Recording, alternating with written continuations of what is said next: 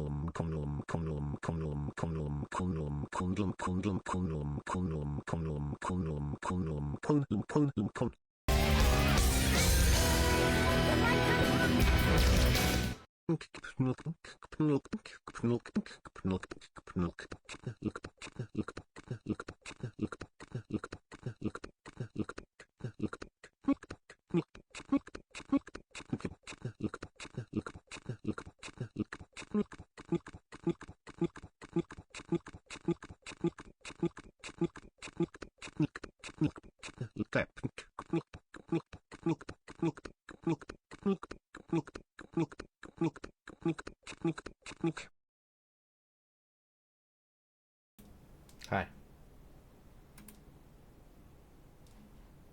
How's it going?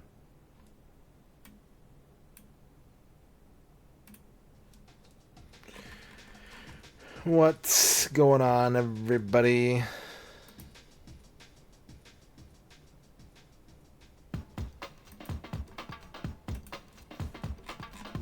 John Matrix, thank you for the 150 bits. And Trachea, thank you for the tier 2 sub. 6 months in advance. I haven't been calling that out because it's like Twitch doesn't do a great job of making that clear. The wording on my end is really strange. But I've been seeing people doing 6 month sub in advance, and I get it. You get that discount. It's like the regular price, pre-price hike. But I appreciate it very much. And if I don't call out your like super subscribe in advance, I apologize. But I appreciate the alerts. That's my favorite part. Honestly, my favorite part is when people click share alert. If you don't want to do that because you don't want to draw attention to yourself, no worries, no stress. It's all gravy, baby. But thank you regardless. Congratulations, Kydrian, on your first. Arc Nova, congratulations on your first. Dan Highland, congratulations on your first. Awesome-o, congratulations on your first. Coming back around again. How y'all doing? Happy Friday. I need to shave. I gotta add that to my list of things to do. I've been kind of out of sorts today because, as I mentioned at the end of last night's stream, I blew up my daily productivity plan, which I do every few months, because my favorite part, the motivating part for me, is coming up with the plan, and then enacting it is just sort of like proof of concept and trying to hold myself accountable. And so every few months, I just say, all right, blow it up, start over. And that's where I'm at right now. It's usually because I need to get something done, and my current plan is making it too easy to avoid it. So I'm trying to come up with a new system right now, something that'll keep me engaged and motivated. And we'll see how it goes, but Yeah.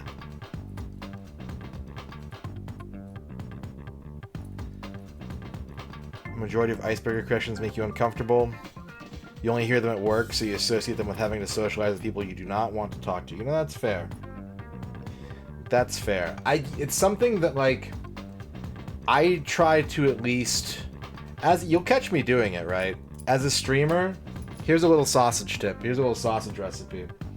As a streamer, when, like, chat's getting a little quiet, if I can, like, quickly come up with something that is relevant to what I'm doing, I will try and, like, ask chat a question. And I'm not looking so much for, like, the direct answer as I am, like, well, maybe this will get people talking. And not just with me, but with each other.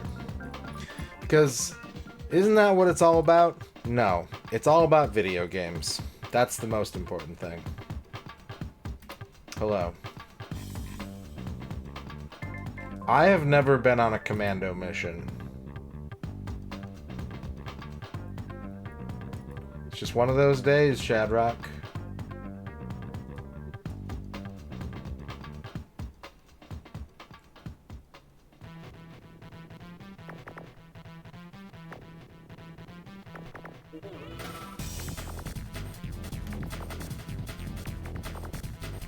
I think it's something that, like, you can have fun with, but, like, the problem with doing it in a work environment, right, is, like, answering a question in a fashion that is, like, not attention seeking, but, like, attention getting, being a little off kilter, being a little wacky, is a great way to, like, learn what makes a person tick, but in a work environment, it's also a great way to get, like, a flag on your personnel file that's like, this person's a little weird.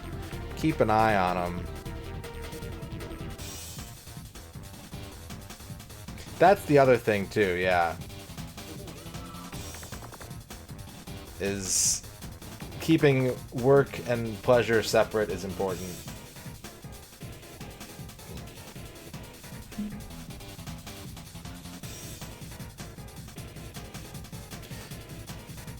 Well, no, yeah, because any opportunity you can to infringe upon a person's personal life for profit is good, according to the business. Anyone here ever embezzle before? Kind of. Yeah. Almost. Almost, Schemo. Actually, yeah, almost.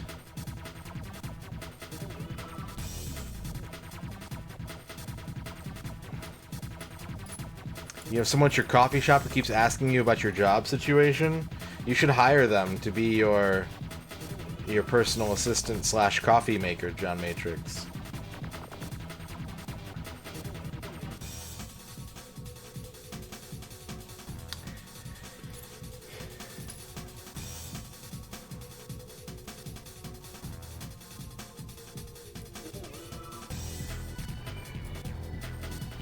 I want a personal assistant, but, like, I can't afford to pay someone what that kind of work is worth.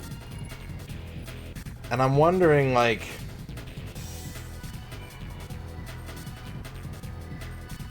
I wish that you could hire people for scale. You know what I mean? Like, I don't have an editor or, like, someone to, like, do visual work on the stream or anything like that. But I wish that I had someone who I could be like, hey, I got like $30 this month. Can you do $30 worth of work for me? Like, whatever you get done, you get done. I'm just looking for $30 worth of work. And I'm sure there are people out there who would accept that, but, like, it feels a little scummy. And it feels like a lot of people wouldn't accept that. You know what I mean?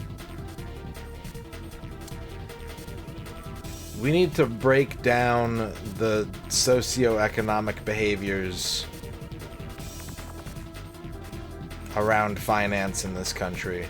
Like how people in other countries are just like, how much do you make? Oh, I make this much. Oh, very interesting. And in America, asking someone how much they make at their job is like asking them where they keep the money and like what the password is to their email. It's kind of fucked. I mean, as a streamer, Unfortunately, I am prohibited from having a lot of those conversations, at least on stream. A lot of the contract paperwork that I sign for sponsorships and Twitch partnership agreements and things like that prohibit me from having those discussions here on stream. Because otherwise I would. But it's going pretty good, Gibby. How are you?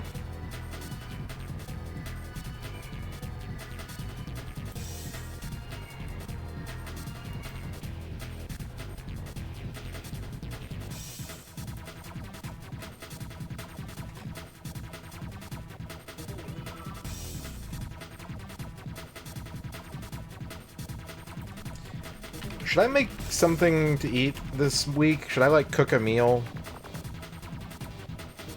I feel like I should cook a meal, but I don't know what to cook. It's got to be something easy. I don't have a lot of, like, energy, and it's hot. It's gonna be really hot this week. So, like, Ern's gonna make some chicken salad. So I don't know what I can make that's, like, easy and not too heat generating.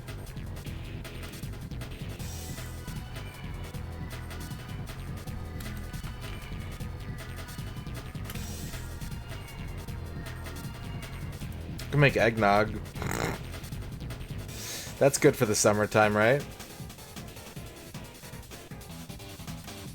Just have watermelon. I don't like watermelon, but I did see a YouTube video of someone making a sandwich using watermelon as bread, and that looked pretty interesting. Cold bisque. No. No. No.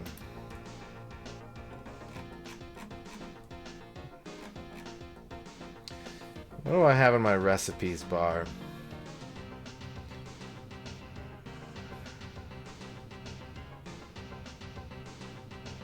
Ooh, I should make tachos. I should make tachos. That's what I'm gonna do. Give me a second. I need to add some things to our shopping cart. John Matrix. Where are all my dogs at? Did anyone here watch the Mystic Knights of Tir Na Nog last Saturday? Rick, our Spider Facts band? Dear Strong Bad, where do you cut your hair? It's so cool. Did you know that groundhogs are called land beavers in Canada? Oh Betsy, are you eating canned peaches for your 4 PM treat time still? Boy, did anyone else forget to pack 2 pairs of underwear for this heat dome we're under? So, who would win a fight to the death in this office? Are those your icebreakers, John Matrix? Thank you for the 50 icebreakers. Thank you. Which one of those would you like me to answer?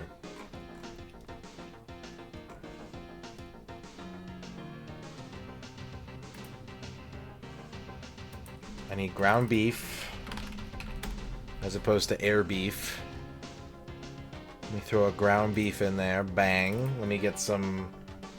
I don't know if we have taco seasoning. I might need some black olives. Streamer orders food live on Twitch. The latest new content craze. Why do all these black olives look weird? Let's add those. Let's add sour creme. Just a little bit. It's a little guy. We've got taco sauce. Let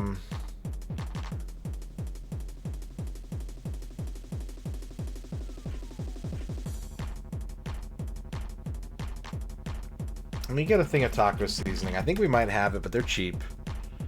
Let me just get a little thing of taco seasoning. Bang, bang. Do I want to get shredded cheddar for these? And should I add anything else? Ooh, you know what might be good? Ooh, hang on. I'm cooking. Hang on. Streamer's cooking. we're gonna need the queso. We're gonna sub out the shredded cheddar for liquid queso. Yes. Queso, queso, queso, queso.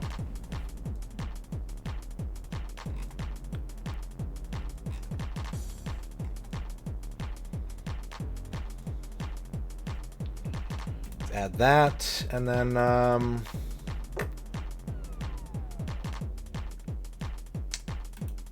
little homemade salsa. Ern and I aren't big salsa heads, but it's a good idea. If you were making this meal, I would recommend it, Bear Mountain. It would go great with it. I got the olives, I got the cheese, I got the seasoning, I got the beef.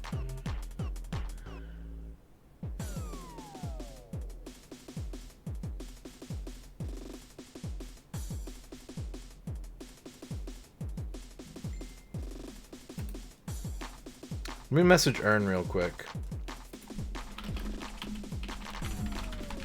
I got sour cream.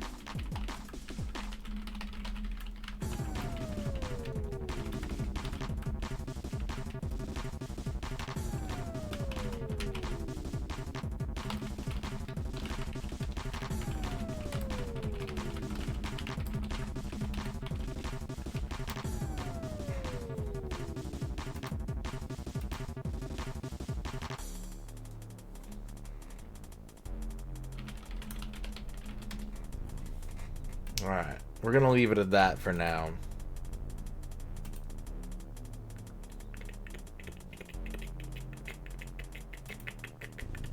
Okay.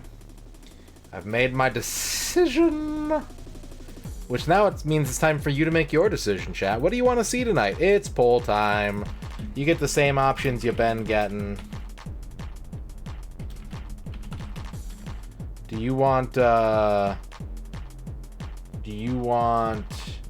Micro Machines 64 Turbo? Do you want Jack and Daxter?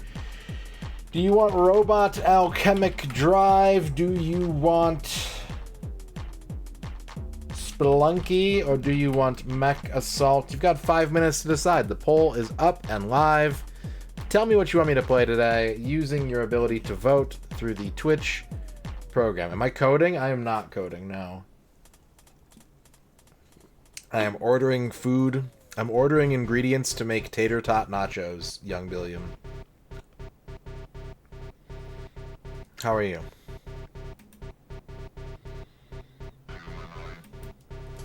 Tater tachos, that's what they're called. They are called tachos.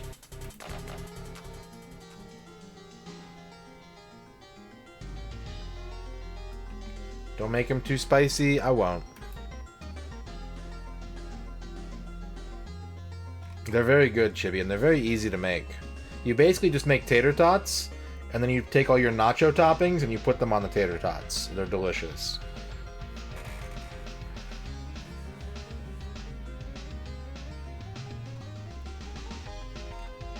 So like I got black olives, I got taco sauce, I got ground beef, I got shredded cheddar, or I'm gonna use a queso dip this time. Just kind of pour it on. Gonna get maybe some chopped onion in there. You can do like a shredded lettuce.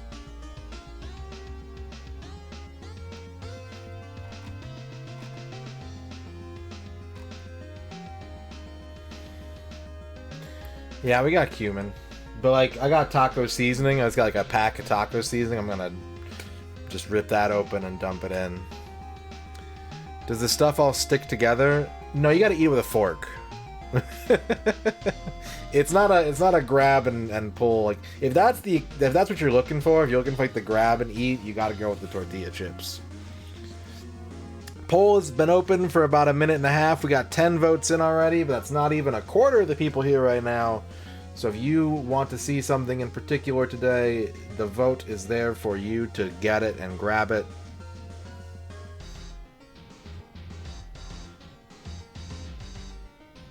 I believe that to be true. Let me look at my recipe bar again, because I actually write down like where the recipe I got is from.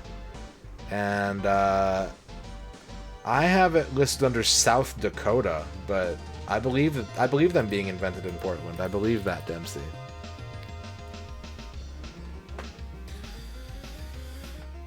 Poll's halfway done. We got 14 votes in.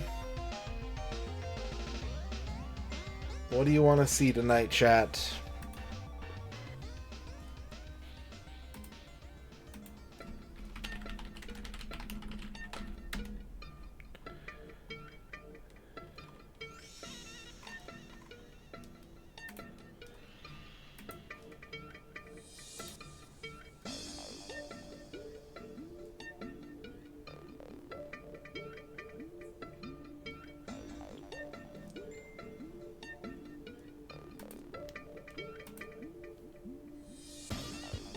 What's up, Synth Sauce? We got about 2 minutes left on the poll. We are up to 17 votes. That's got us, we're getting close to 50% participation on that poll. Thank you, everybody, for voting.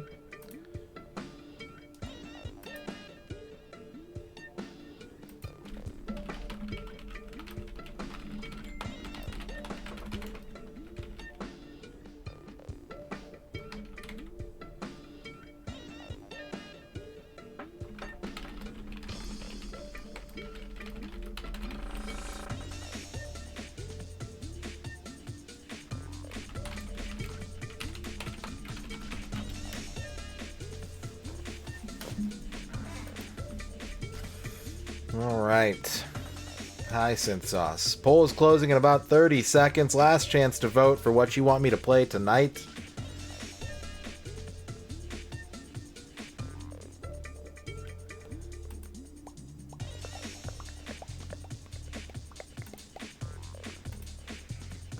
I'm just gonna finish ordering these groceries.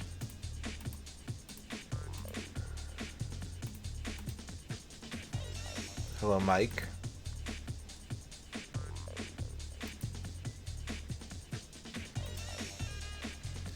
Last call for votes. Final chance for voting. And it's a blowout tonight, folks. 71% say Micro Machines 64 Turbo. I'm curious.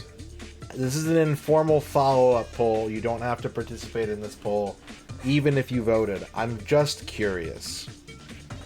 To the people that are voting for Micro Machines, are you doing it because you want to see Micro Machines, or are you doing it so that I can finish Micro Machines and start another N64 game?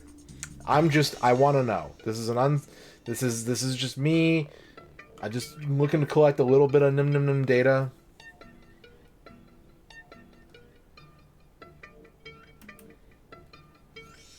Most people are answering both. Okay. Alright. Good to know. Just wondering. Car Lover, thank you for the first. Let's get the description back. Let's get the blue box back.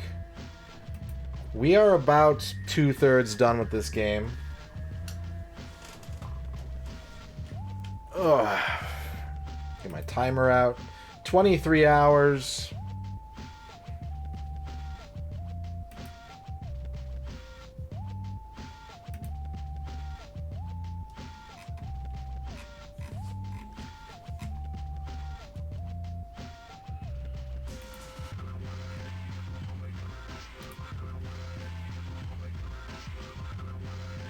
You know, that's fair.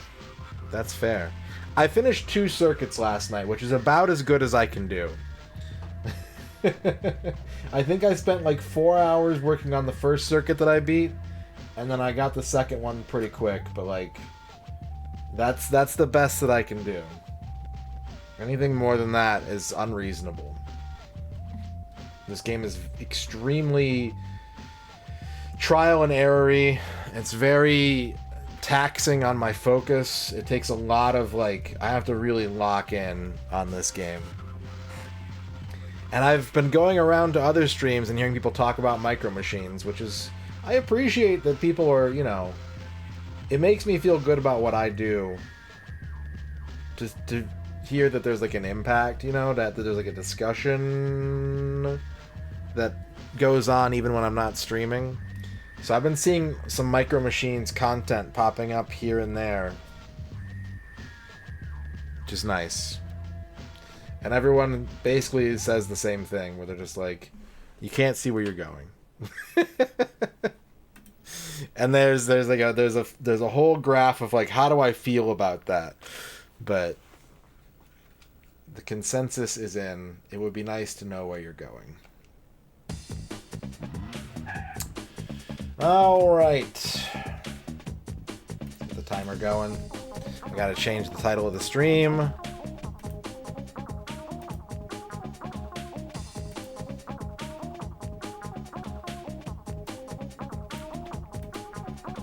Doot, doot, doot, doot, doot, doot, doot.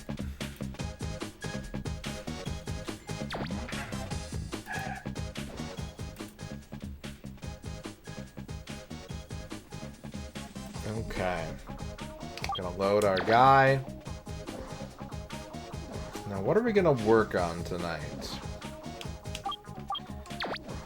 What's gonna be the focus tonight? Should we try and actually finish head-to-head mode? What's up, Raikin-sama? How's it going? Should we take a look at the Rock Hard circuit? I'm feeling a little spicy.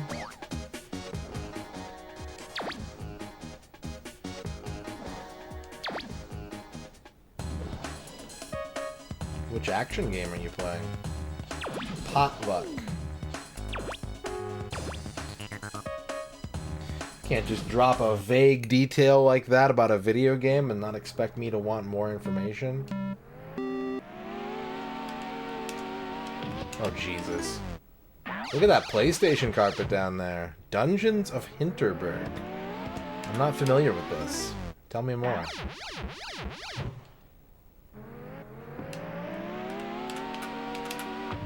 Dice? Why are you keeping dice on the side of your pool table?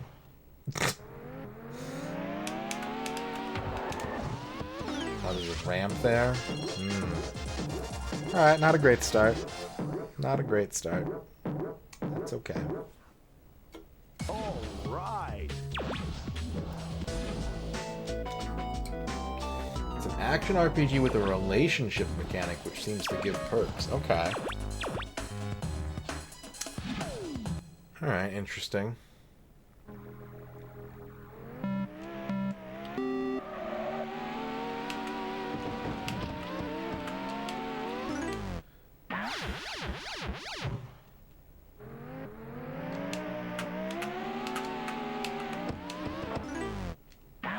Hey, I scored my first point.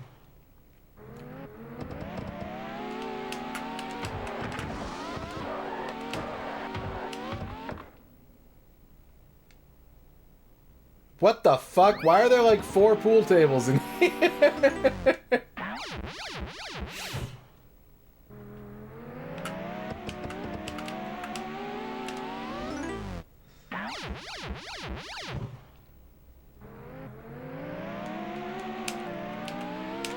Fuck.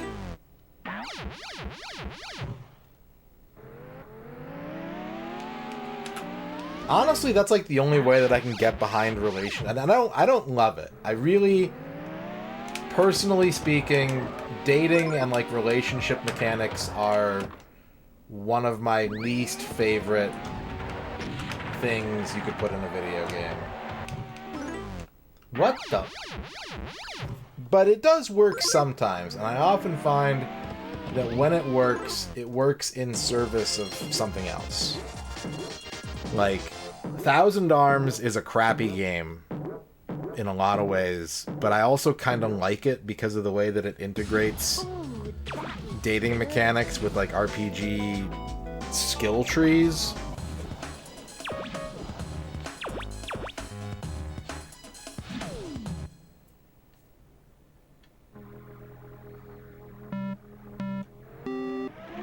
I think a lot of people like them. Like, it's very clearly something that is tasteful to some people. It's something that they seek out. There's a whole genre like built upon it, right?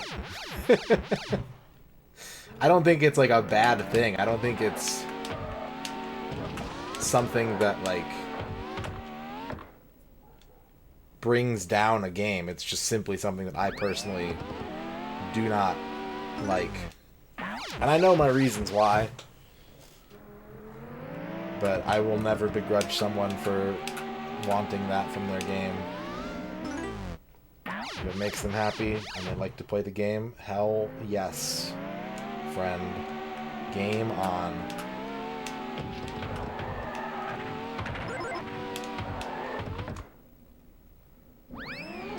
Well, I had a good run.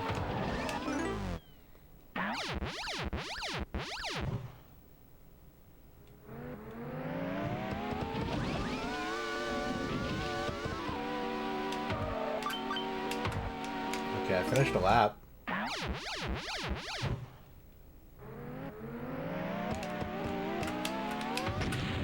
Into the hole.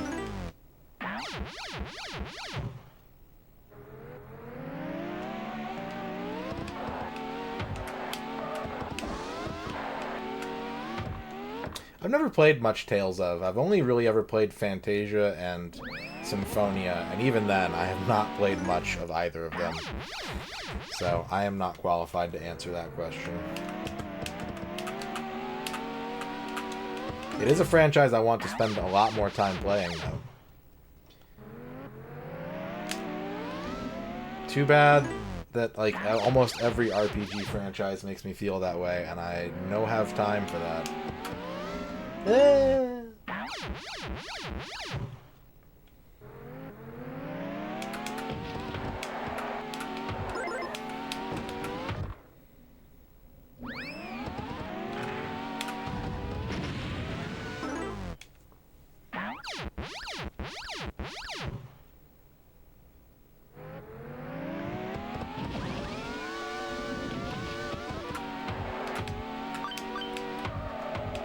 The chalk.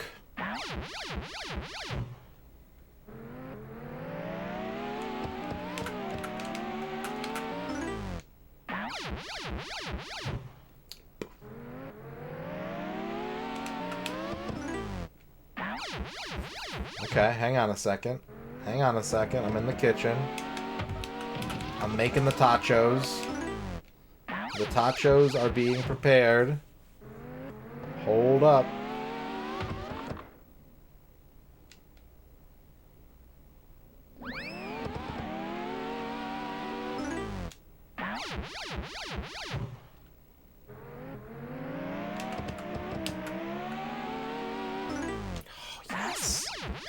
This might be a win. This might be a big W. Big capital W. Ah, I got greedy. I should have just... I didn't need to do that.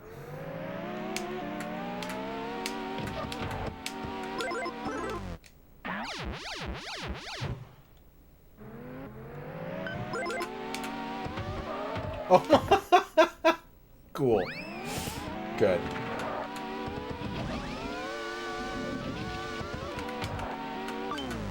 Hell yeah.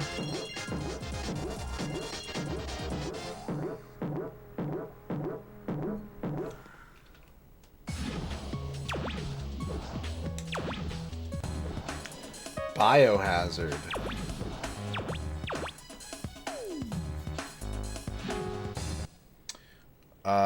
Is that the first message you've sent today, Super Ninja Des? Like, what the fuck?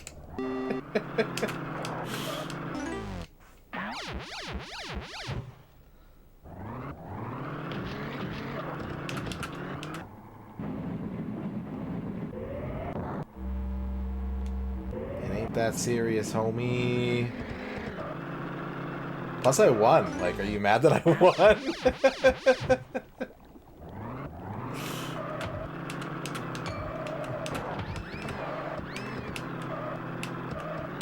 Fuck.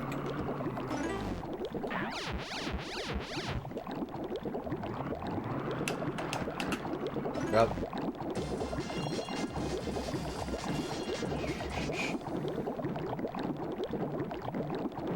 I think that's game over. Okay, I'm number 1.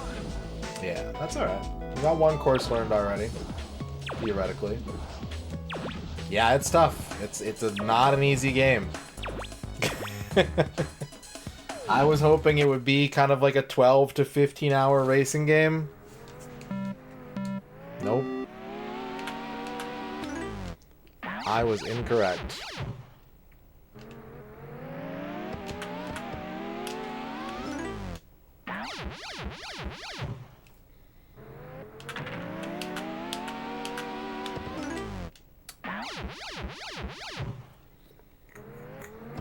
It was a pretty blowout vote tonight, Shamar.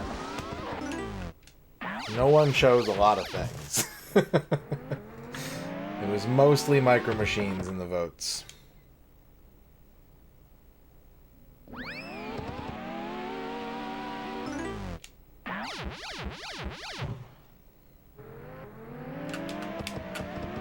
But hey, you know, one way you could get Jak and Daxter on stream is either sponsor me to play it, or tell all your Jak and Daxter loving friends to show up for the poll, and I'll vote, and watch me play Jak and Daxter.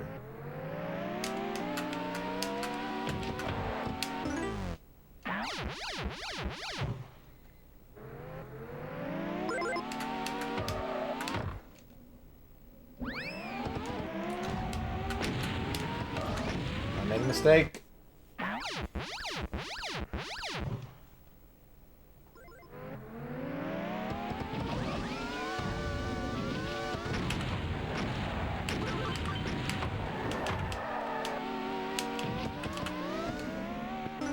Okay, gotta calm down a little bit here.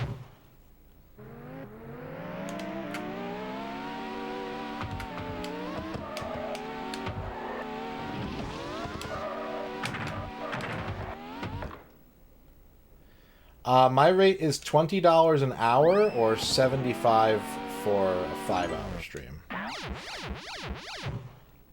So you get 30% off if you... Is that right? I guess it's like 25% off. Yeah. 25% off if you do a whole stream.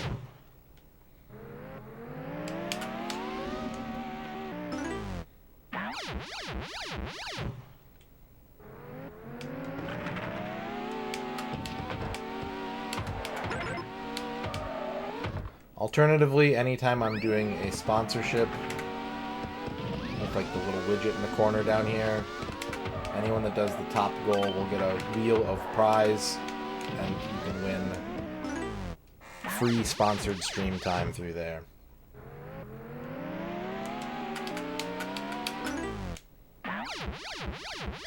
Yeah. It's something you absolutely want to watch me play. I'll leave the door open for that. If you want to see me play through an entire game, it's, you know, it's kind of pricey depending on the game you want to see, but...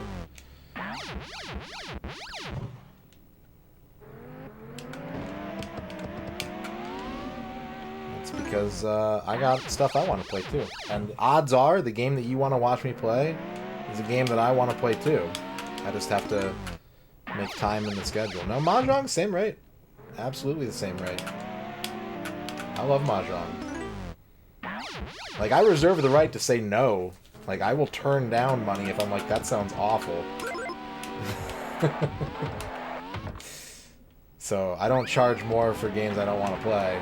I just might be like, nah.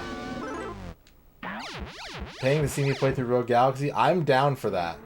Because A, I want to play through that game, and B, that's probably going to be like 100 hours of stream time. Like, that's good. Absolutely.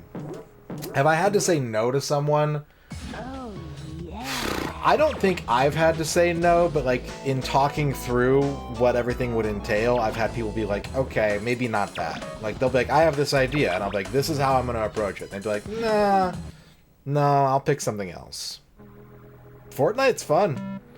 Give me an excuse to play Fortnite and I'll take it. What's up, Kappa Cow?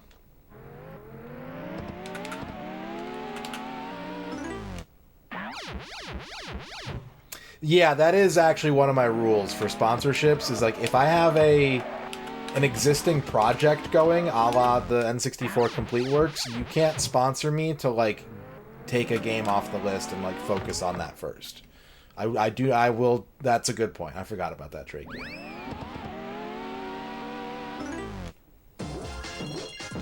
So I would say no to any N64 games I haven't done yet. I would say no to any 32X games I haven't done yet. If it's like something that's on my backlog, I'd be like, hey, I've already committed to play this. If you want to wait, like, I will be getting to it. Yeah, no Ogre Battle 64.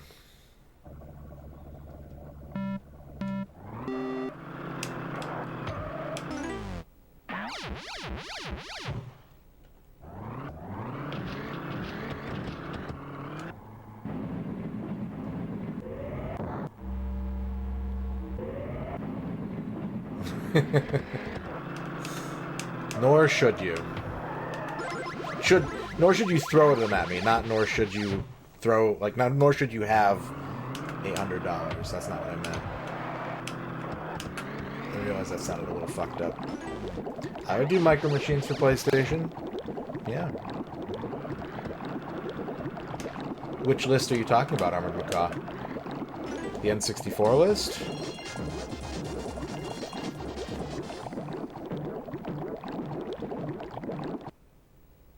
Okay, I'm number 1. Sure thing. I got you. Just remember, the ones in the middle column are the ones that are done. The ones in the left column are the ones that are not done. And you don't really need to worry about the ones in the right column.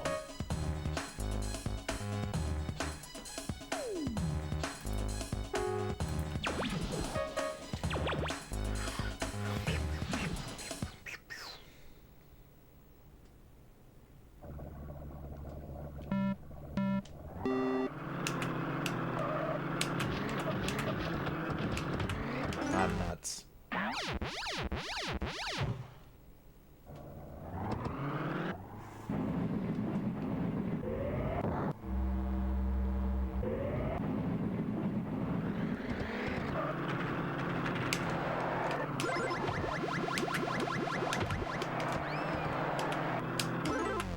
Okay, that's our first point scored. That's good. Means we're kind of starting to learn the shape of the track. If not, like, the actual turns, we're kind of getting a feel for the shape. Oh, damn, I was hoping that was going to be a cheat point. Oh, well. I really wanted to scam him there.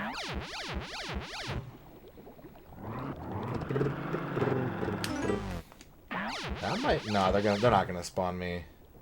Oh, they are! Oh, shit, this might be it. Nope. It's because I made the turn. I wonder if I could have just kept going forward, but I didn't feel like it was gonna work. The distance felt wrong. Oh, I don't want to be invisible. And I have an itchy nose. Oh, no. I'm so bad at these ID card jumps. And yeah, of course. Of course there's a third one. Why wouldn't there be? What was bad about Wetrix? Have you ever played Wetrix before, Zen4? Do you know... I'm not saying, like, that's what's bad about it, but are you familiar with the game of Wetrix? Let's start there. So in order to 100% that game, you have to get 1 billion points. Is it 1 billion or is it 100 billion? It's like a really big number. And even for people who are like speedrunners and like masters of the game, you basically have to have a flawless game for like hours. 1 billion. Yeah.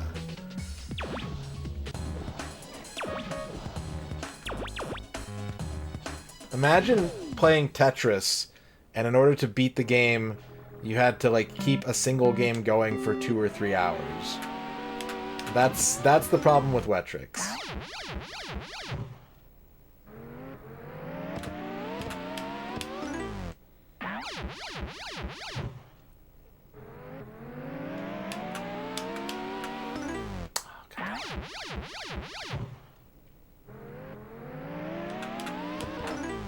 No.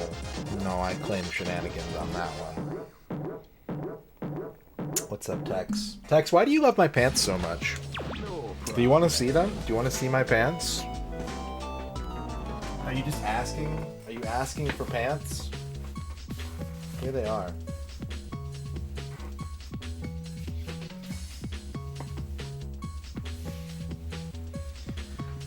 That's true, but the new Tetris is a cumulative goal. Like, you can just keep losing in the new Tetris and reach that goal. So there's no pressure there. That's just a time commitment. That's relaxing. If it was like you had to get 100,000 lines in one play, it would be like something I need to talk to my therapist about.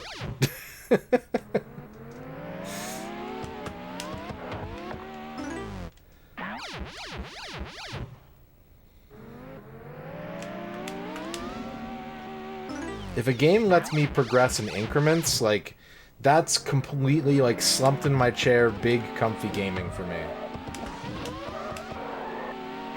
Which I suspect a lot of people feel that way, and that's why, like, the roguelite genre is as popular as it is right now. Because you can just play the game and sort of gradually get better without having to, like, actually acquire skill. Or that sounds like I'm being dismissive, but I genuinely like that about, like, a game where you can fuck up and next time you'll be better just because you put the time into it. That's appealing to me.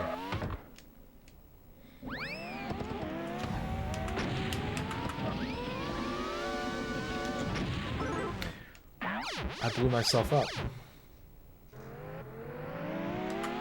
What a silly goose.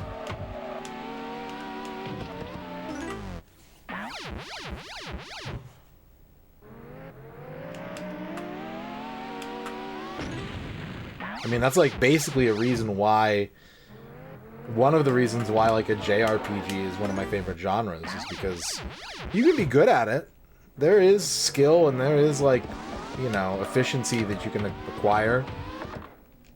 Or you can just put time in and get through it. That almost always works in that genre. And I kind of like that about them.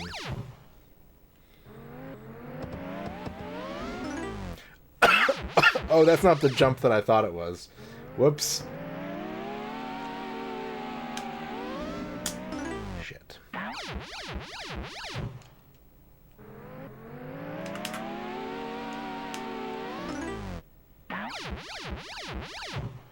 Yeah, I do too. Like, especially, you know what that's really great for is when a game has unlock conditions. I love that. If it's like, you can do this thing, you can do this, like, achievement, basically. This very specific sort of challenge. Or, if you play the game for 10 hours, it unlocks automatically. Hell yeah! That rules. All right.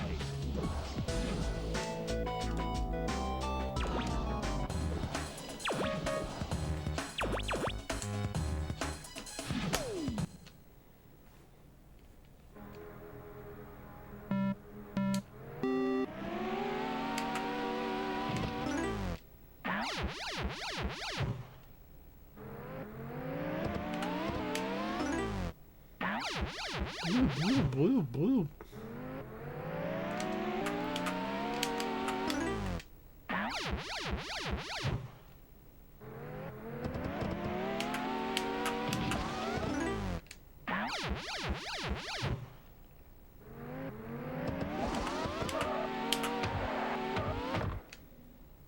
Hit the bridge.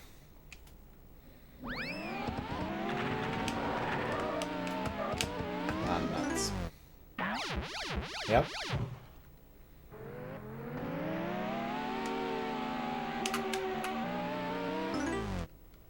Just like that.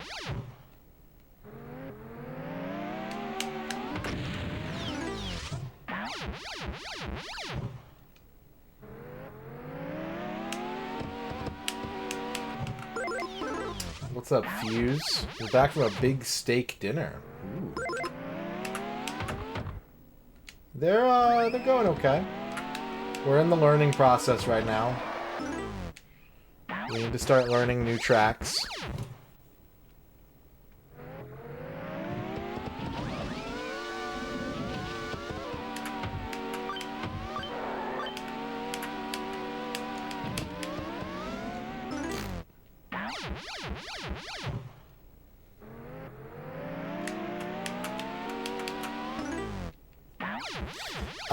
There are 29 unique track layouts.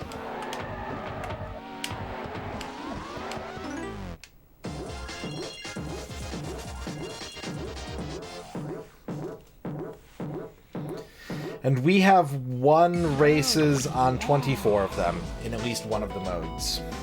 So as far as head-to-head mode is concerned, I've gotten to the second track. So there's 4 more tracks that I need to learn, and I need to tighten up these as I go as well. And after that, we'll have seen all the tracks. It's just a matter of getting used to the different camera angles and executing on that.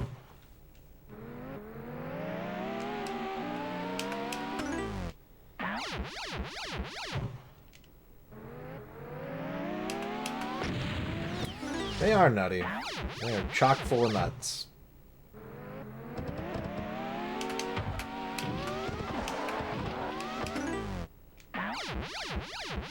What kind of steak did you have for dinner?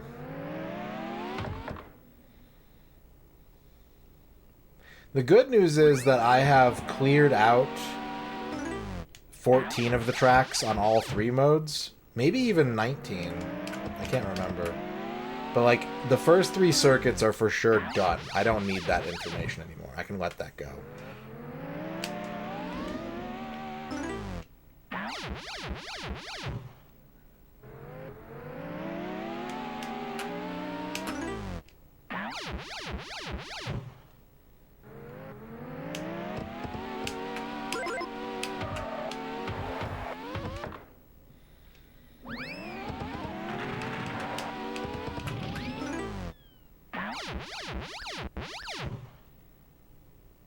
High quality center cut filet mignon, Wagyu meatballs and good tomato sauce, cheese and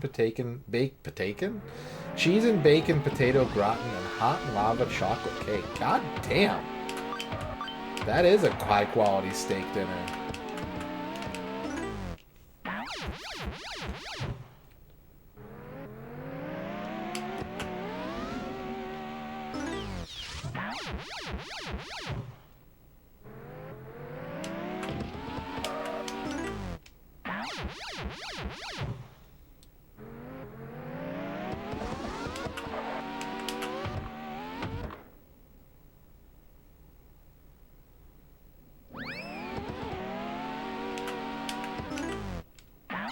Learning routes in your 2 favorite shmup games so far. Nice. That was dumb.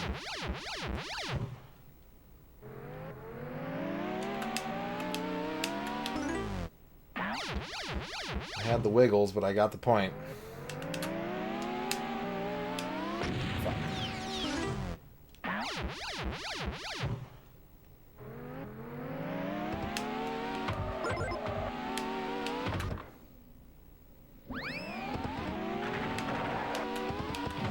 That jump is my weakest part of this whole... I mean, all these ramps so far in this circuit are going to be a challenge for me. You have to hit them all straight. You have to hit them, first and foremost, and then you have to hit them at the right angle so you don't just go flying off into space.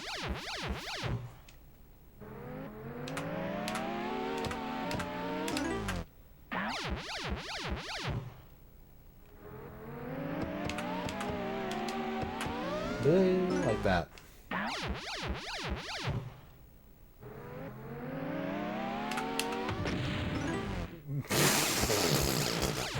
Alright.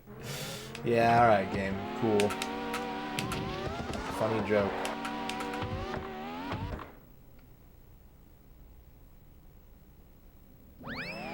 Super players 7 years to be able to 1cc it. Oh my god.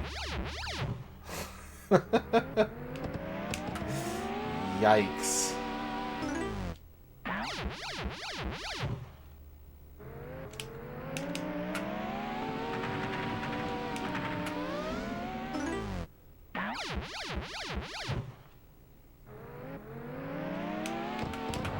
What's up, Don Kale?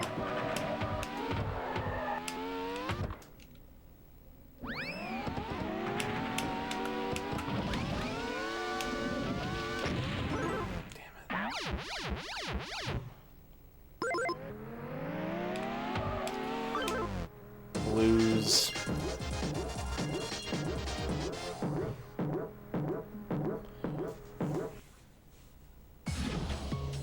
It's an interesting question to ask, like, is there a video game that you would spend 7 years learning? I have done that. There's a lot of the games that I spend the most time playing are the kind of game that you could spend 7 years learning and improving in.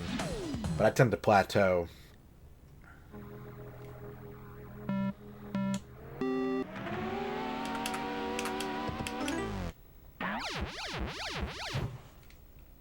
Dota. I've actually been thinking about, like, I spend so much time playing games that are either competitive or self-competitive, and I don't spend a lot of time labbing anymore, and I've been kind of feeling like I should try to lab again and, like, grind and actually do skill acquisition. But I don't know. I'm not sure.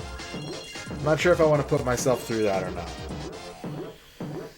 Like, it's tempting. I just mainly... It's not because I, like, want to be better or, like, want to go pro or anything. It's just, like... I've been feeling like wanting to, like, push myself, you know?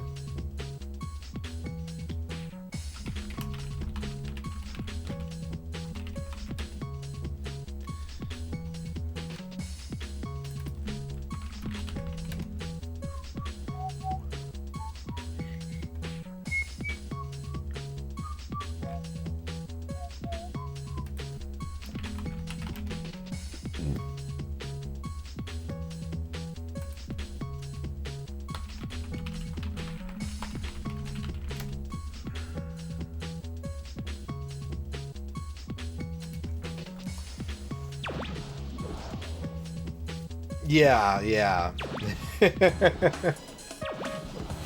And that's the biggest thing, like, the reason why I could never be, like, top level, I think, at any game, is because I don't want to, you know, you look at any, like, master of their profession, any pro athlete, anyone who's, like, super successful at their one thing, and, like, it takes a level, it's not just dedication, like, you have to shut out other things from your life.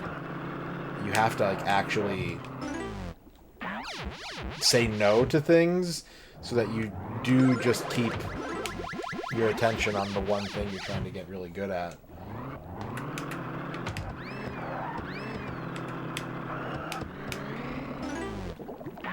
Well, with rhythm games, I can be like that. I definitely can be like that. But, like, I have not gotten... I got a little bit better at rhythm games than at my peak, like, a couple years ago. I was really pushing a couple things and, like, started to actually gain new skills and, like, push myself forward. But I have a really hard time... I think that my ceiling, or my floor, is very high when it comes to rhythm games, but I feel like there's not a lot of gap between my ceiling and my floor. There's a lot of things that I just can't seem to get the hang of doing.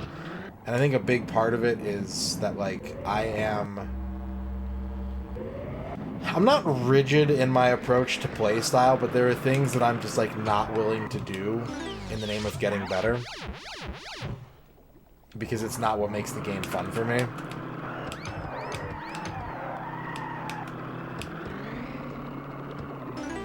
The fact that, like, everyone who plays rhythm games kind of tends to adopt the same modifiers and, like, you know, tells me that there's a reason for doing so, but it's, like, it's not something that I look for. Like, I was playing Beatmania for a little bit before the stream today. and I was playing a song that had a bunch of jackhammers in it. And, like, people use SRandom to eliminate jackhammers in charts because they're difficult to do. They're harder to time. They're very hard to time. But, like, I want to be able to beat the chart because it has jackhammers in it. I don't want to use a workaround to get rid of them. Like, to me, I get really hung up on, like, why things are the way they are, you know? And I'm like, someone made this chart and difficulty rated it because of the way that it's set up and the elements that it contains. And I could beat it by, like, you know, mitigating some of the challenge, but, like, I'd rather finish it on my terms.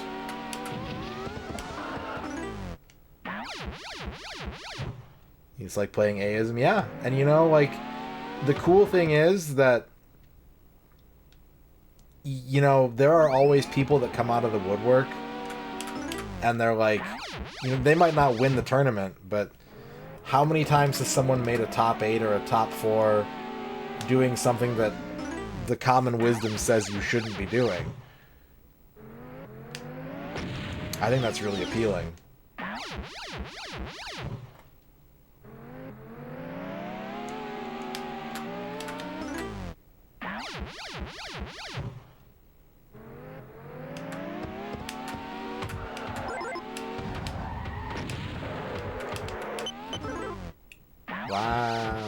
Wow. Okay, game. Wow.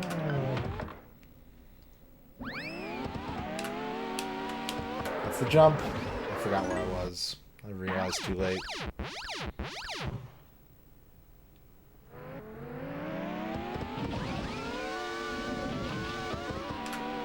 Yeah, it's a different beast if you're, you know, if someone is paying you for results.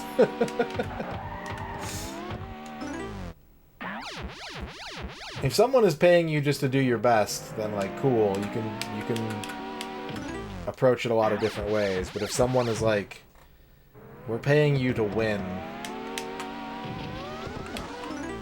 then you've got to really metagame it.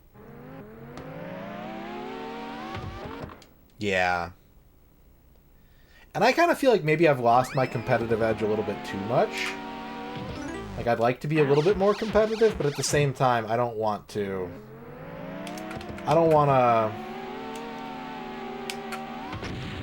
let go... Again, like, I don't want to let go of other things in my life to focus on something that completely. And I don't want to... Did the camera just go somewhere? No, okay.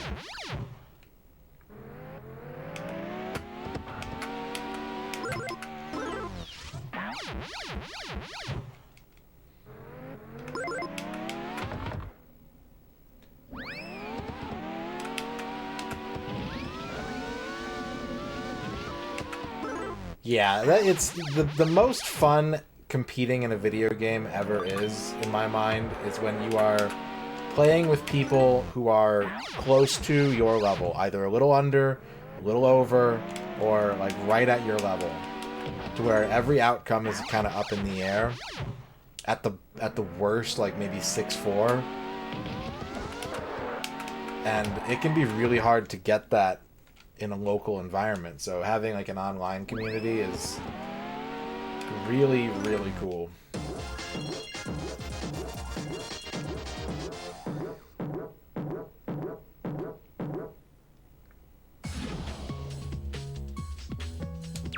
Yep.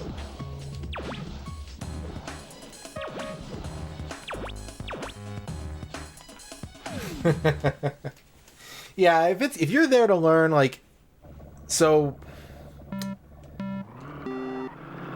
it's hard for me. I'm just gonna say that. I haven't talked about this on stream yet, but I've been thinking about it for weeks because it's kind of been forefront in my mind. I got a diagnosis in therapy a couple weeks ago. I have something called rejection-sensitive dysphoria, which basically means that if I feel like I've done something wrong or am being excluded or anything like that. Like, obviously those aren't fun feelings. No one is like, cool, I love being rejected. But, like, the way that my brain is wired, I experience them very kind of, like, viscerally, and it's like a sudden on of, like, full emotion, and then a sudden off after, like, a couple hours. So it's really hard for me to be... I have to be in a headspace to want to lose to learn, or to get advice to learn. And I'm not often in that headspace. And even if I get there once, it doesn't mean I'm going to get there a second time. So, like, I still remember playing Tekken Tag 2 on Twitch back in, like, 2014. Like, not long after the game had come out. And I was just randomly streaming Tekken Tag 2. And the fact that I remember this anecdote should tell you everything about how my brain works. Some dude came into the chat who was actually, like, I think a pro player. Like, a pro came into my chat out of the blue when my stream was super fucking tiny, and was like, why are you using that move? You should be optimizing your combo this way. You should follow this up with that. And my response to effectively having a pro tell me how to get better at Tekken was like, fuck off, dude, I don't care. Like, to get defensive about it. Instead of learning, like, really valuable information from someone who is extremely good at the thing that I was trying to do, was to be like, bullshit, get out of here. And I need to work on that because it holds me back in so many parts of my life. It's the reason why, if you've been watching this channel for a long time and you've seen me do this, the reason I learned this now that I've been diagnosed with this, but, like, if someone tells me my microphone is too high, or, like, game audio is too loud, or, you know, any of those, like, little things that, like, it's good for me to know so I can address it and fix it, I can't help myself from, like, taking it as feeling like I've failed. Like, that's the first thing my brain does, is go, ooh, you're in trouble, you fucked up. And, like, and that's why I get defensive. That's why I get in, like, a shitty headspace and, like, bark at people. Is because I don't know any other way to respond to that kind of feedback. But, like, taking that feedback in and learning from it is the only way I'm gonna get fucking good at shit. So, that's my struggle right now. I've got to learn how to manage this. Now that I know that it's, like, actually a brain thing, it's not just, like, me being, like, petulant, I've got to learn how to, like, take a beat and be like, ooh, okay. It's not pride. It has nothing to do with pride. This is, like, an actual... It has to do with brain chemistry and, like, the way that things are wired up here. Rejection-sensitive dysphoria. Right. RSD. It's comorbid a lot with autism and ADHD. People who have either of those often also have RSD. But yeah, it's... And, like, it's hard to, like, explain to people because... you're like, oh, so basically when I feel stupid, I feel it really bad. And everyone's like, well, yeah, why wouldn't you, right? But, like, the biggest parallel my therapist was telling me is, like, the best way to understand it, I don't think it's mood swings. There's, like, a thing that's similar to mood swings, but where it's, like, over the course of weeks. Does anyone know what I'm talking about? Where, like, you'll go into a low for a couple weeks, and you'll come out and you'll be like... It's kind of like bipolar, but it's not bipolar. It's called something else. But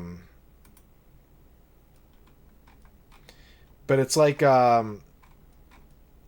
you'll just, like, you'll just fall into a funk and you'll be there for a couple weeks and then you'll come out of it and you'll be, like, super kind of like manic depressive. I don't think I'm describing it the way I'm supposed to be describing it, but basically the difference between that and RSD is that those the longer term things are usually not externally motivated, and they take a very long period of time.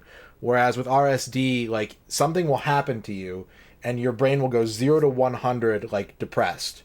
This happened to me a couple weeks ago. I sent someone a video and I was like, ah, shit, I don't think they're gonna like this video. Like, I fucked up. I shouldn't have sent this to them. Like, I was just like, uh-oh. Like, I thought it would be cool. I don't think they're gonna like it. And they messaged me back and they're like, I don't like this. And I was like, well, I'm having a bad day now. And I spent like 4 hours just being full depressed, just being like, oh, why did I do that? Like, I feel like shit. Nobody likes me. And then after like 4 or 5 hours, I was just like, all right, well, life goes on. But like, it's that kind of like on, off, like really hard. That's how it feels. And so it's, I've got to learn. I think that might be part of the reason why I want to like learn, like a fighting game or a rhythm game or something right now, is like, I want to test myself. Now that I know this, I want to test myself of being like, I need to do something where I invite and have to process feedback, as opposed to just being like, I'm gonna go on ranked. If I win, I win. If I lose, I lose. Which I have a lot of fun doing because I don't have an investment in it. But like, is that just me protecting myself? Or do I genuinely not want an investment in it? I don't know. I gotta figure that out.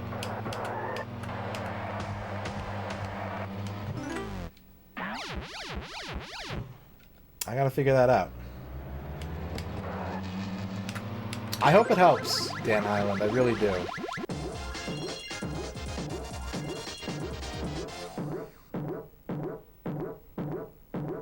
And if anyone else is like, ah, that sounds really familiar, like, talk to a mental health. But if you have a therapist, talk to them about it. If you don't have a therapist, I will tell you that there is not a lot. My therapist is like, there really isn't anything you can do about it. You can just use your coping skills once you've identified that it's a thing. There's not like a treatment plan or anything for it. So, but it's good to know. It's always good to be able to identify your feelings and where they come from, and how to better live with them is always a good thing, in my opinion.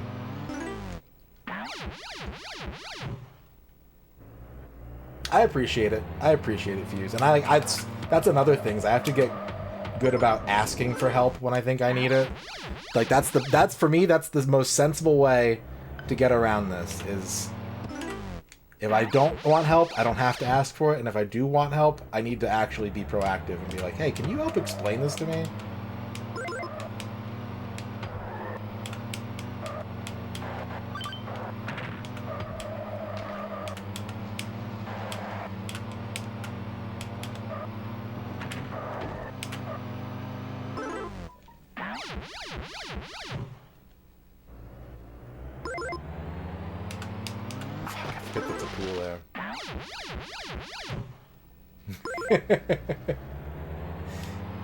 Yeah, there's definitely a time and a place for just like honesty, right?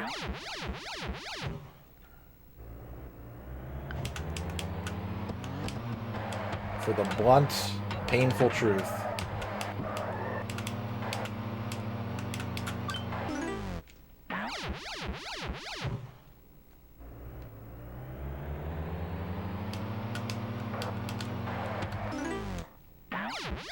Vort, congratulations on your first.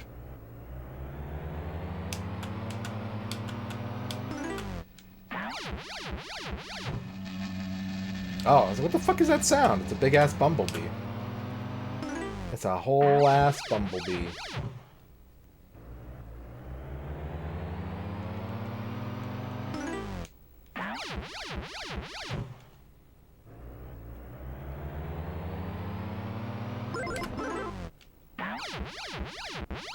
Yeah.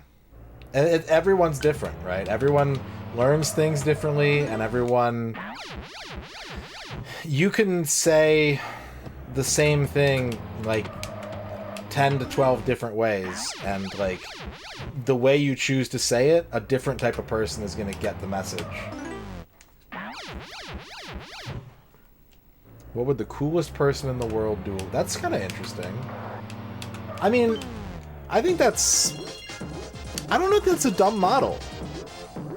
Because A, having someone to look up to and use as like a guidepost, as long as you're not like idolizing that person and like, and sort of sanctifying their bad behaviors, is an extremely helpful thing. But also, you know how like millions of people take like what would Jesus do to heart? That's the same thing.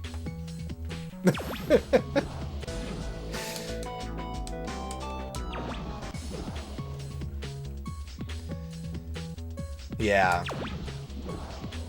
Yeah, I looked him up after that happened and I was like, holy fuck, like this dude plays Tekken for a living. And I was just like, get fuck out of here. I don't give a fuck. I'm not about optimal combos.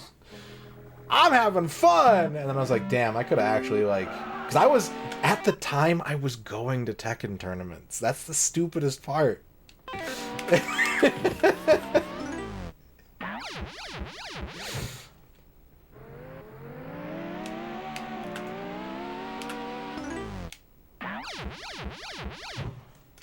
So, the no hints, no backseats, like that's definitely part of it. Knowing that about my own brain, it's definitely part of it. The biggest thing about no hints, no backseats though is that like the most fun I have, I spent a decade of my life, if I was like, I want to play this game, I would turn the game on, and then on my computer next to the TV, I would load up a walkthrough, and I would just follow the walkthrough like I was making a cake. I was just following the recipe. And I had fun doing that, and I learned some cool tricks about games doing that. But especially once I started streaming, I was like, for me, the show is the struggle. That's the content. That's what makes this compelling, is beating my head against something for dozens of hours until it clicks. So having someone just tell you what to do takes that away from me, and it takes it away from everybody else too. So like, not only are you making the game less fun for me by stripping me of the problem solving element, but anyone who's here because they want to see that process in action, you're depriving them of that. You're ruining the show for them. It's like, it's the same thing as telling someone how a movie ends.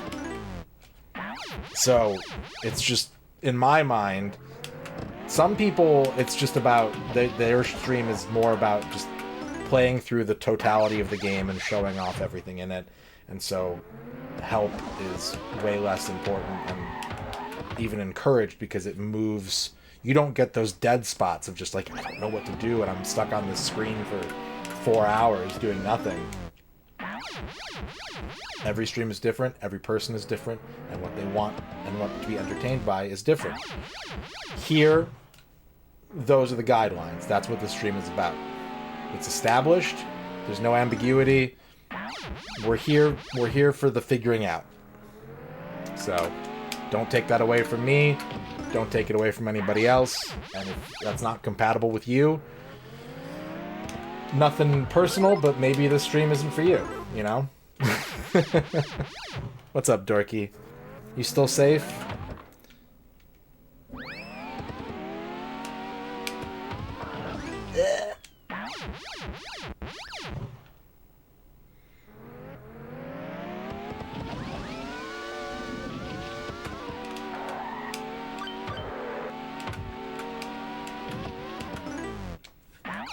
You hear people tell you not to do something in the game, but don't give you a follow-up on what to do? Yeah. Yeah. That can be very frustrating. Because even if you're receptive to the help, it's like, you're not guiding me. You're just shutting a door. You're on the Shinkansen right now. Ah. That's exciting.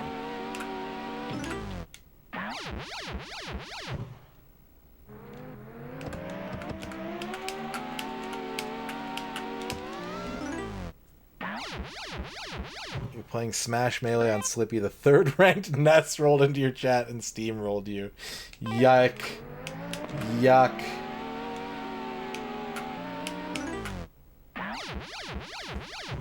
Thank you. I work on that, you know? And, like, I know it's not for everybody. I know that me as a person and what I'm about, and, like, it's not going to be for everybody.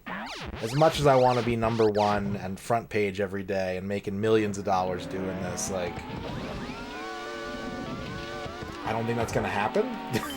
And if it is going to happen, it's not going to happen because I'm trying to fit that mold. If I ever get there, it's going to be because people find out that they like what I do. It's not going to be because I'm trying to do what people like. Again, that's not out of some kind of like pride or stubbornness or whatever. I think I could honestly make a compelling stream case out of like, hey, I'm going to, every week, I'm going to do my best to copycat a different like top 100 streamer. I'm going to stream what the games that they play or the content that they do, and I'm going to make my layout look like theirs, and I'm just going to follow their recipe and see what happens. I think that would be interesting to see someone do that. But it wouldn't fill up my, like, energy reserves. It wouldn't... Like, even when I'm playing a game that's pissing me off, just the act of playing a game is what keeps me going. It is what kind of nourishes my spirit. So it's very easy for me to be a little more open-minded about what I do play, because the odds of me being put in a bad mood because of it, like, it's not a dirty thing to be like, these are the 3 games I stream. I play this, this, and this. I play Warzone, I play Kaizo, I play VR chat. If that's the 3 things you do, because those are the 3 things that consistently have you in a good enough headspace to be performative and engaging, keep eating the good food. Like, give yourself that. I can be a little bit more broad in what I do, because the odds of me playing something and then ending stream and being like, man, fuck that game, is much lower. So it's less of a risk for me.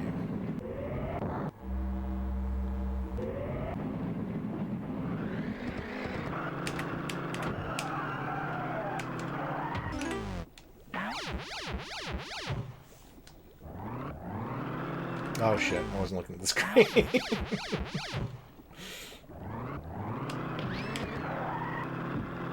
You know, I bet I know what happened there, Dorky. I can put myself in that, like, how does a person get to that place, right? And the answer is, they probably were in a channel, they backseated, they got clapped for backseating, and then they were like, alright, you know what?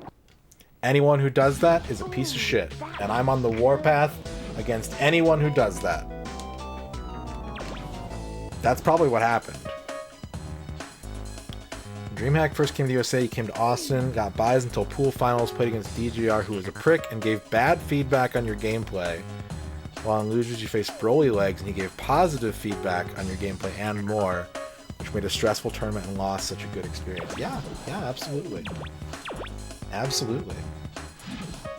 Like, some people are bad teachers.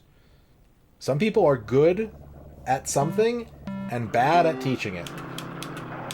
And that person might be around people of a similar mindset who are like, you know, if you fuck up, the best way for you to learn is to be made to feel dumb about it. And for some people, if it works, right? But it's not going to work for everyone.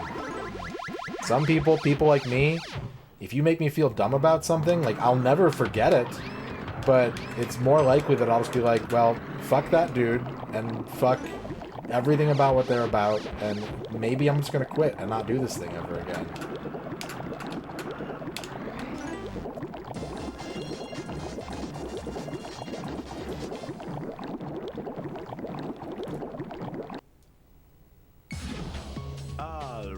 Yeah, that's fucked. That's not even feedback. That's just shit talking. And that's not constructive. That is rude. That is a rude thing to tell someone. I get that shit, dude. I hear that at least. You know where I hear it the most, and I hate this.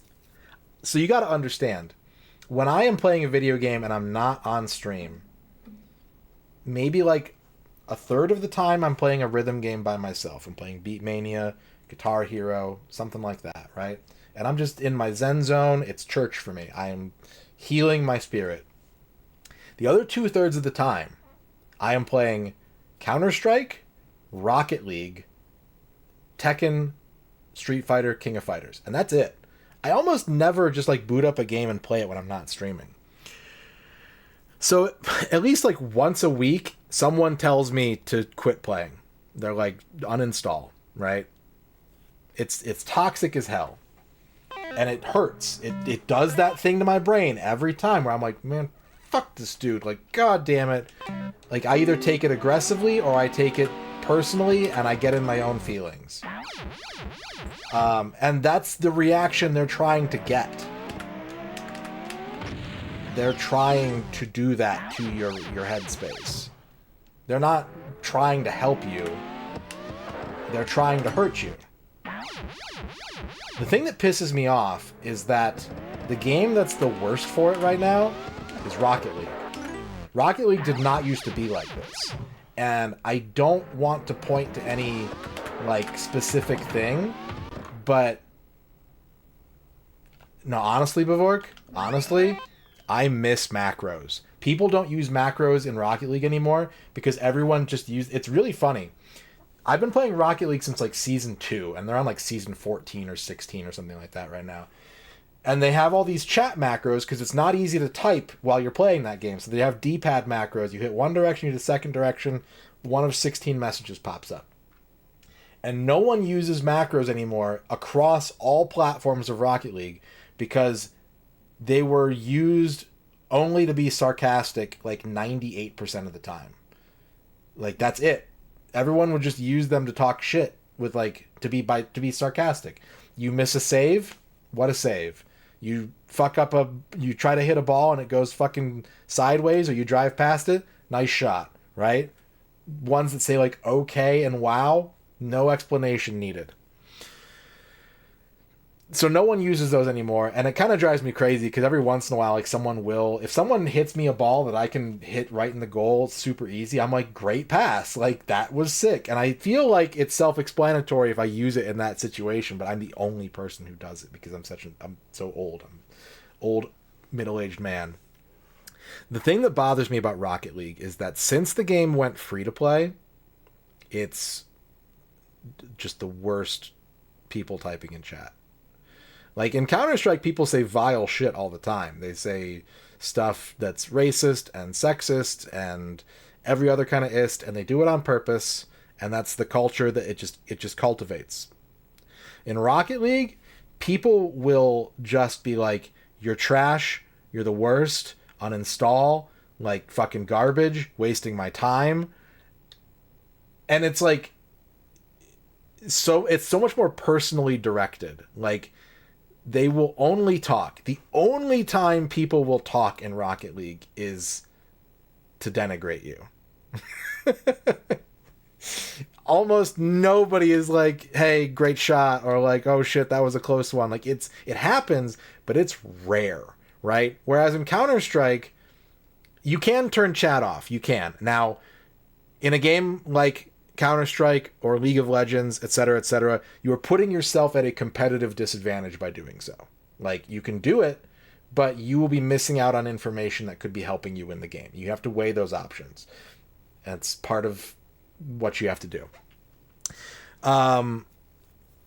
But with Counter-Strike, people say shit that I'm just like, I disagree with. Like, this is stupid, and like, I know why you're saying this, and it's so childish, and da-da-da-da-da.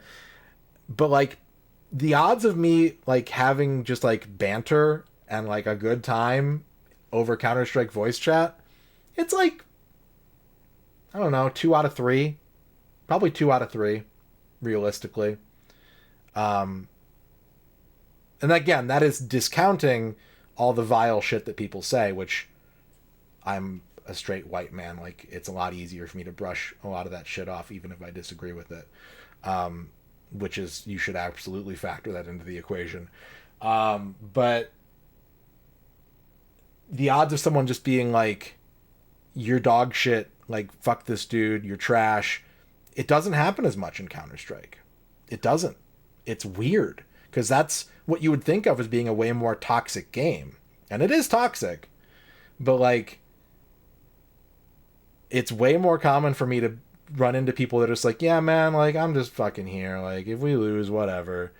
In Rocket League, you miss one play, and, dude, people are just like, forfeit, dog shit, get out of here. It's nuts. It's absolutely nuts. And I miss old Rocket League. Basehole, thank you for the 37-month sub.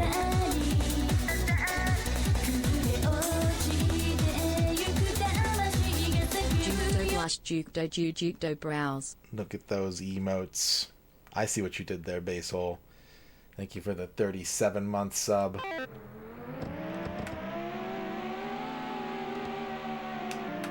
Right, yeah.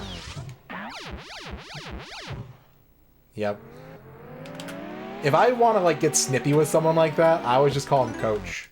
They're like, hey, man, you fucking missed that shot, you're trash. I'm like, sorry, Coach, won't happen again, Coach.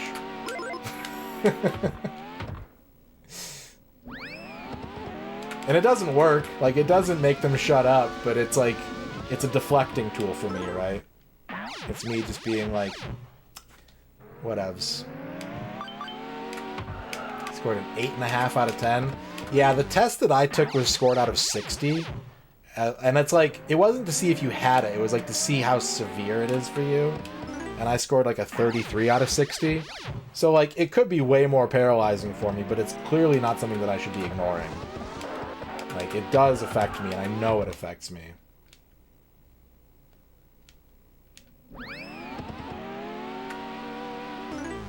Counter-Strike does have a bigger problem now. Ever since Counter-Strike 2 came out, people are way more likely to just drop from the game when they get pissed off.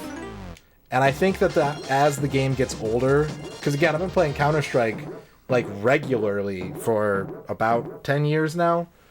And when CSGO was like mad old and people were switching to Valorant and they were switching to Overwatch and there were like other options that were a little shinier and more appealing, the Counter-Strike community, and you can actually see this on individual maps in Counter-Strike, which is wild, but like, as the community gets filtered out more and more, and the people that are there to do the thing that they're there to do, behavior tends to get better.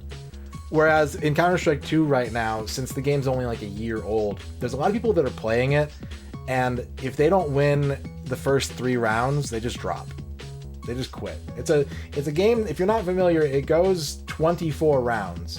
And there are people that are like, if they don't win round 1, 2, or 3, they just leave. They don't say shit. They just go.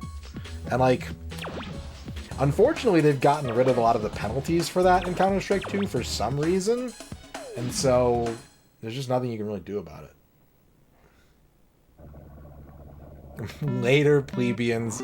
I'm gonna go lift weights. Wow.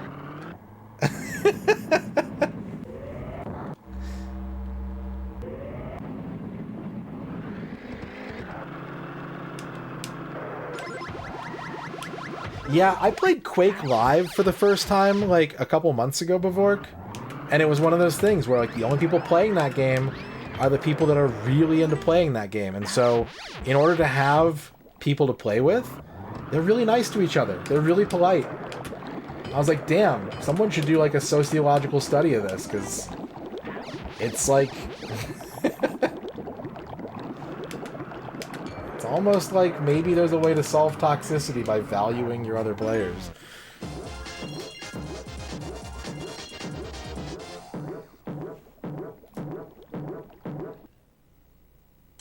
Ooh, that was good.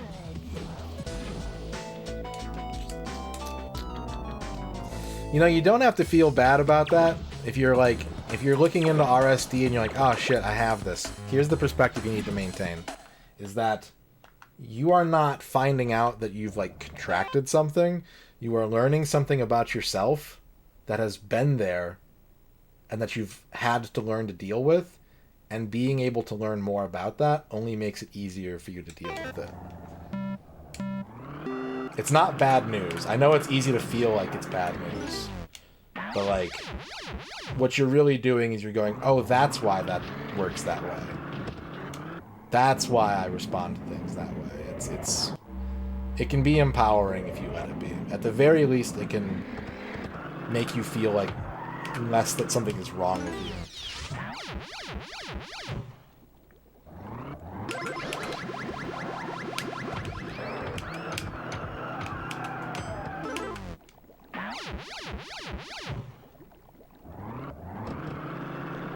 That's cool.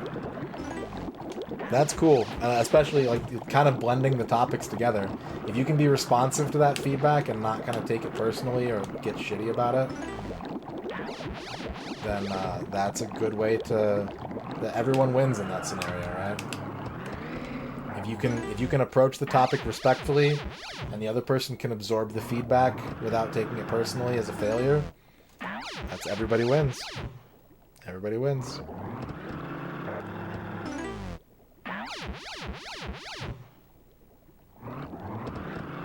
Making a Dragon Ball MOBA. Interesting.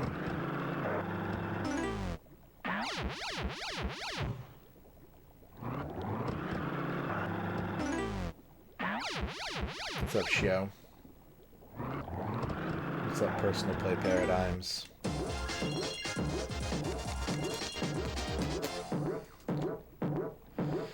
Okay, so I know how to beat the first 2 tracks. I've been kind of distracted, but I got the first 2 tracks down enough that I feel like I can beat them. Especially because that one has a cheat. That one's got a cheat scenario. This one is the one I've got to crack next.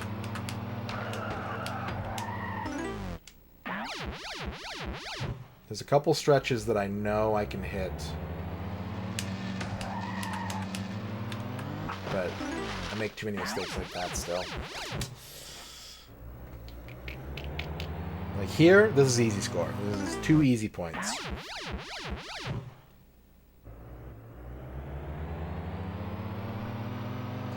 I'm glad to hear that. And if you do want to talk about it, this is a safe place to talk about it. If you don't want to get into it, you don't have to get into it. There's no obligation to do that.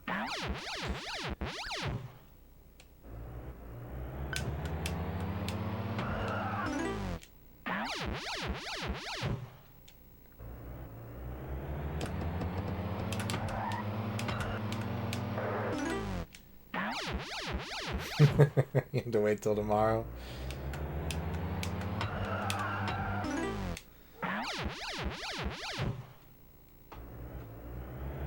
Stuck on a potted plant.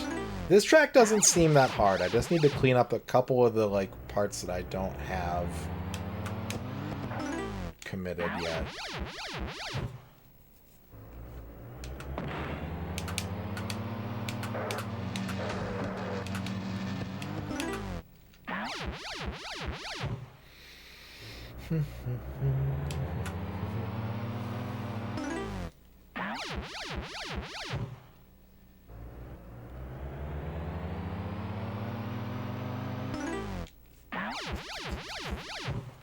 So, like, for me, on that subject, I have this memory that I need to work on with my therapist next week. But, like, it's one of these things that I've held on to for, like, no reason, right? Where I was bowling with my dad. I was, like, 11 years old.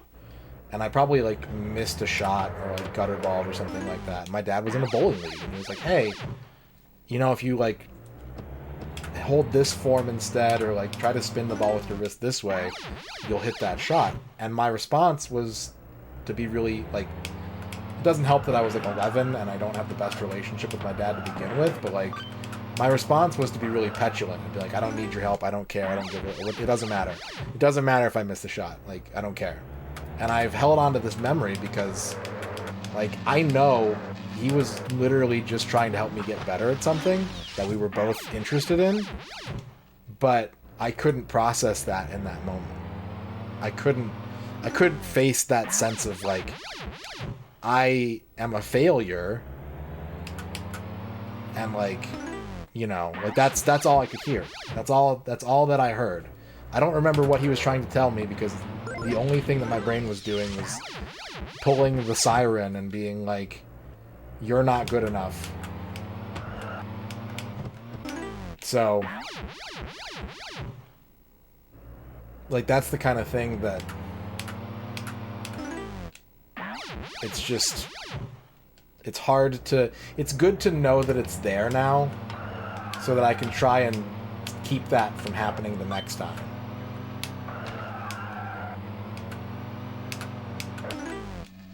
Puntaro!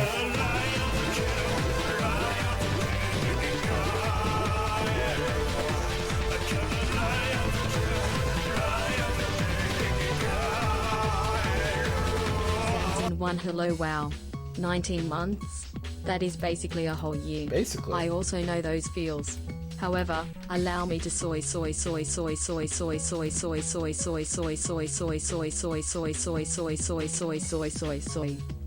you, Puntaro, for the 19-month sub. You've also unlocked tonight's streamer beverage, which I'm looking forward to because I've got a lot of high-quality shit in the house right now, thanks to Trachea.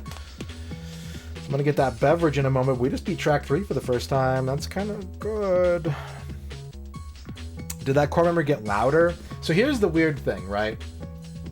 Is it hasn't gotten louder because RSD, I think, is the reason why I haven't let it go in the first place, right? Like, the feeling of failure was so powerful in that extremely innocuous moment that I haven't forgotten it. And it wasn't because anything happened other than I internalized something poorly. It's been on my mind more because of those conversations and because we are going to be targeting it. I'm doing EMDR in therapy, so it's a lot of reprocessing and a lot of... It's very interesting stuff. It's not a magic wand or anything, but it is interesting how it helps you kind of work through a memory. But yeah.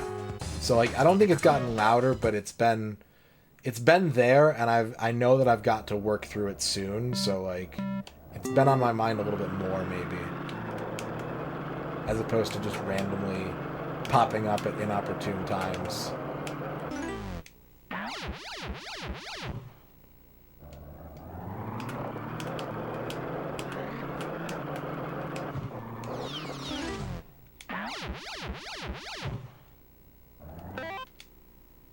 When you get the "where do you see yourself in 5 years" question with someone close, your response is always happy, which is difficult for them to understand, which is tough after being through so much trauma, which I also focus so much on positivity and happiness. Man, I feel that. I feel that very, very closely. Because on some level, you're sending out a signal, right? You're letting the person know that you want things to get better, but they might not be that now. And it's, especially when you're close to somebody, like you're in a relationship with somebody, it can be difficult for them to not be like, well, why can't I, not in like a selfish way, but like, when Ern and I talk about our depression or whatever we're going through at that time, there's a part of you that's like, well, damn, like, I'm not helping with that. Like, it's not like I'm not good enough, but you want your partner to be happy. And if you can't make them happy, then you're worried about them on top of not sure how to help them, right? But I get that. Whew, I get that. And I think it's difficult for people too, because what you're doing is you're signaling your pain, right? You're making yourself vulnerable and telling someone, that you see a light at the end of the tunnel, but you are in the tunnel. And that, when someone doesn't respond to that the way you hope they respond to that, for me personally anyways, it's really tough to swallow whatever they give back to you on that. For me.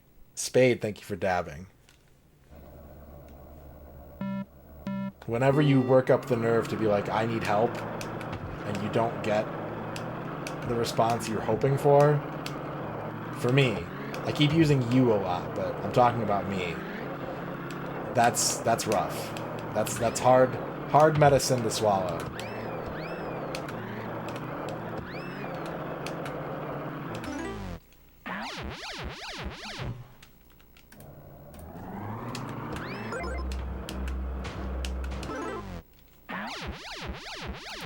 At the risk of making this way too down of a topic, but this is very relevant, and I'm not afraid to go there and be honest about this.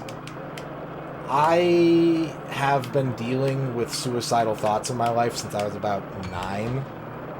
And I'm not in that headspace anymore. Like, I don't want to kill myself. I don't have suicidal ideation. It creeps in from time to time when I'm, like, in a really bad spot. My brain will just be like, hey, here's something to think about. But I don't ever want to act on it, right? But what I learned about it, and where it comes from, and when it comes up, is wanting people to know just how hard a situation is for me. That's when my brain throws that information out there, and it's not helpful, and it's not healthy, and it's not the answer. But, like, when my brain goes to that place, it's because I'm having a hard time going through something, and I just want someone to know that I'm struggling. And so being able to be vulnerable enough to signal that to someone, whether directly or indirectly, is a very healthy and admirable thing. For you to tell someone that where you want to be is happy is extremely good progress. It is extremely healthy and honest. And it sucks when you're kind of hoping that, like, maybe you say something like that and someone's gonna just lift you up and pull you out of that swamp by themselves.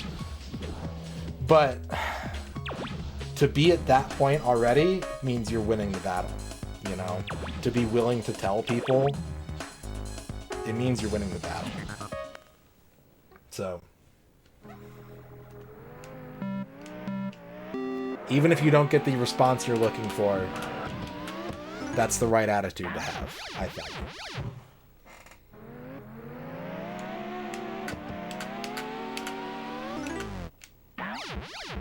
So I apologize if anyone's like, this is getting deep, but I've been very close to that same kind of mindset, and I couldn't just not comment on that, given my own experiences.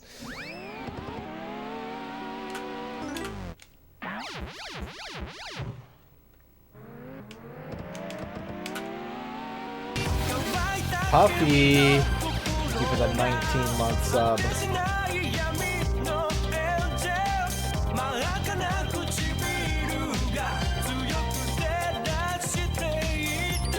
100 brother. I'm trying, Puffy. Thank you for the 19 months.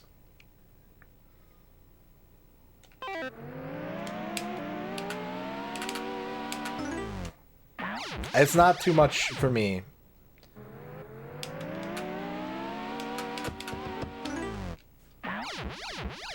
And I'd rather that people have an outlet somewhere, somehow, than to just bottle it up. No. You should never feel bad for being lighthearted. You know? Whether it's because that's your general disposition or because that's your coping mechanism. Those are two good things. Those are two very good things. And especially if you can inspire that same kind of mentality in other people. If it helps to dissuade people from being locked down in their negative thinking about something, then that's good. You know?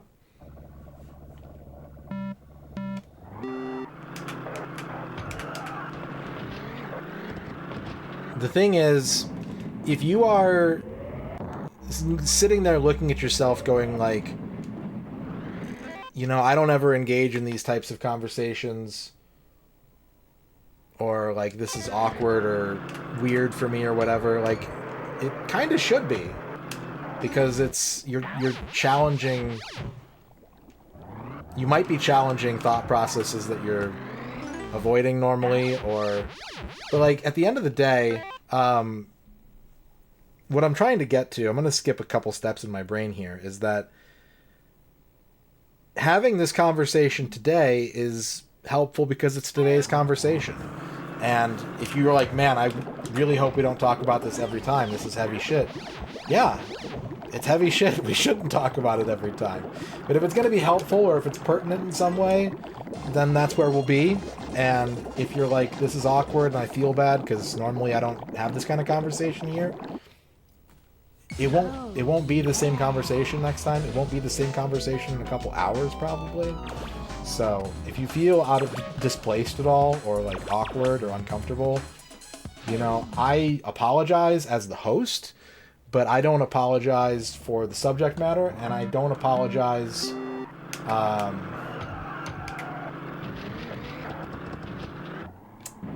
in the sense that, you know, that doesn't sound good. I need to rethink that.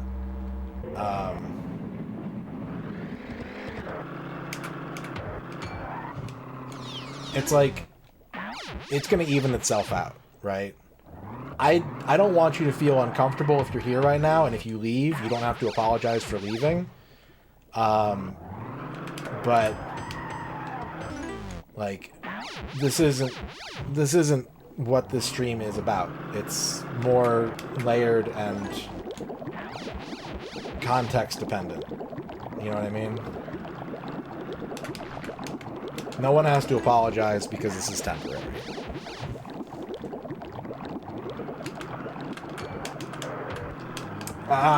Yeah, I needed one more life for that.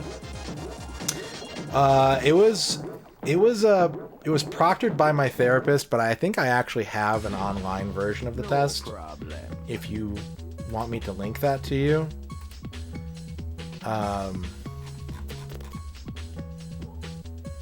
Actually, I'm not sure. Hang on a sec. And I will send that privately. I don't necessarily want to just post that in public chat so that everyone can take it like it's a BuzzFeed quiz. Not that there's anything wrong with like wanting to take the quiz, but like, you know what I mean? I don't want people to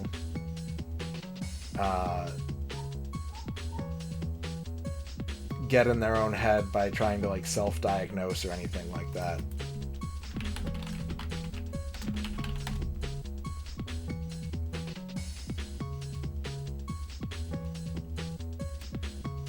So let me find this real quick.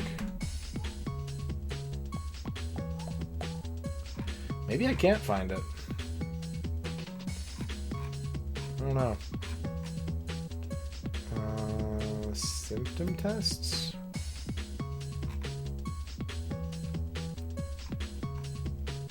I think it might be this one. Yeah. Yeah, I found it.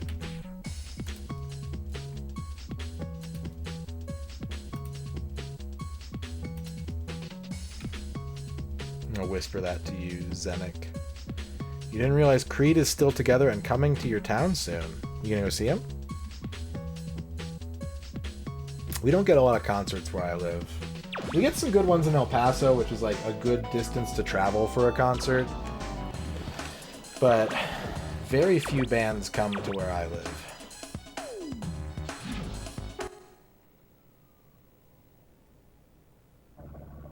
Yeah, you don't. There's no obligation to share or anything. If you're not comfortable with it, you don't have to volunteer anything. You'd welcome them with arms wide open. Ah.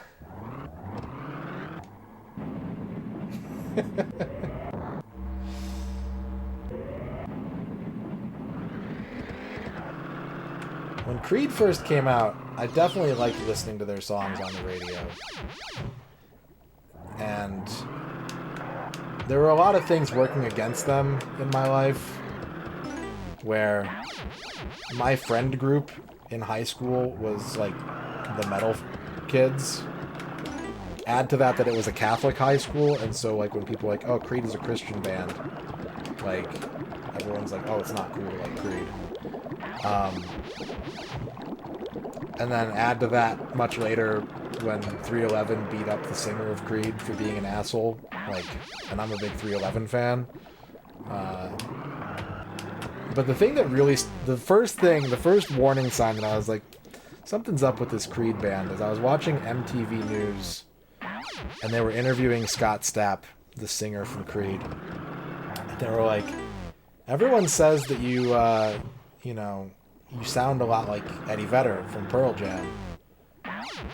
And he was like, I don't know who that is. He was like, I'm not familiar. And I'm like, bro, your whole, like, you sound exactly like Eddie Vedder. What do you mean? And so that was my first step of being like, I'm not sure about this Creed band.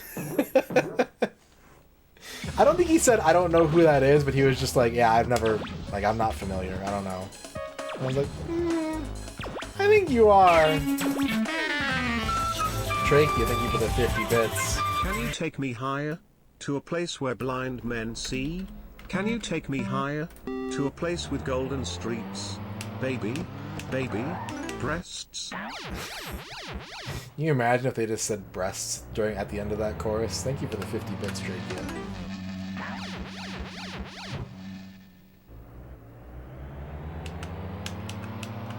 If it'll make you feel better, Super Ninja Des. You don't have to if you don't want to. You don't have to if it's like, you know, there's no obligation. But if you think it'll help you feel better, you are welcome to.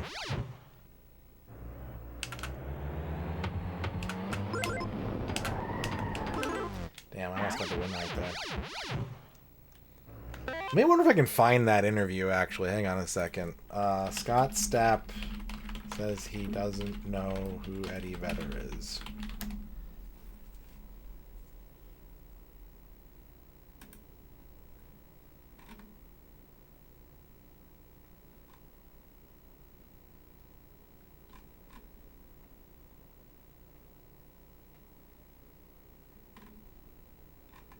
That's from, like, this year, where he's being a lot more diplomatic about it.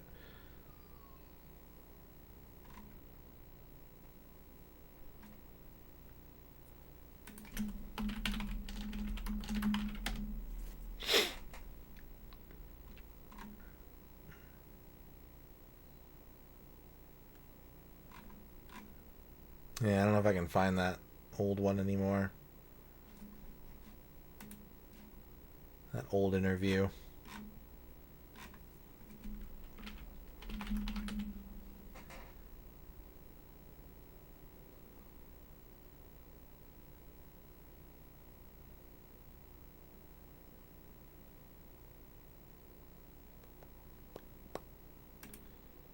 Yeah, if I ever find it, I will.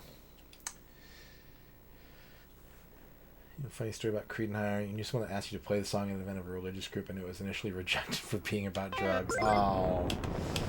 Yeah. Yeah.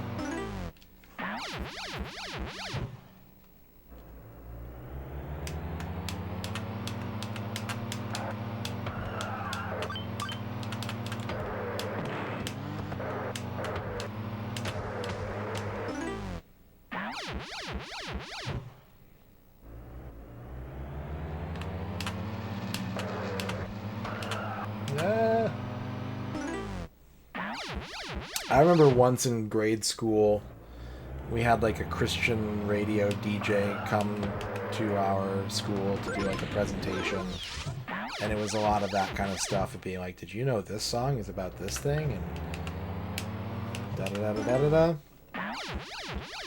Trying to encourage us into more value-driven media. Which, speaking of Fuse, I don't know if have you ever played Dance Praise or Guitar Praise? I really want to stream those games. But, like, I don't know that I could do it in a sensitive way.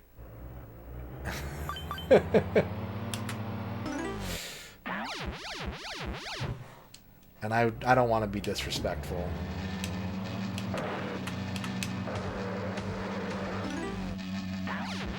Yeah. The guitar one has its own proprietary controller, which I've never seen, but I'm very curious about.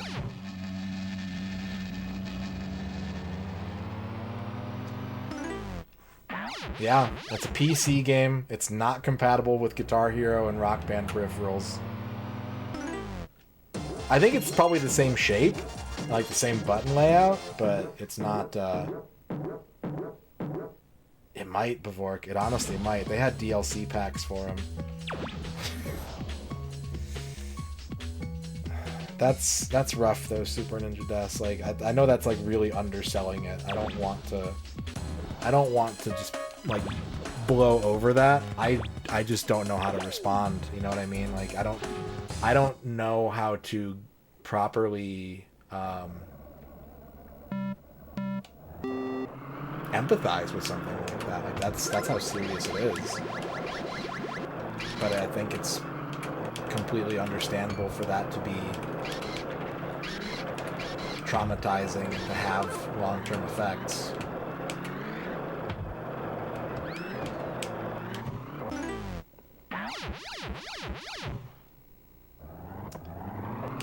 That's the circuit we're on, Game Tapes.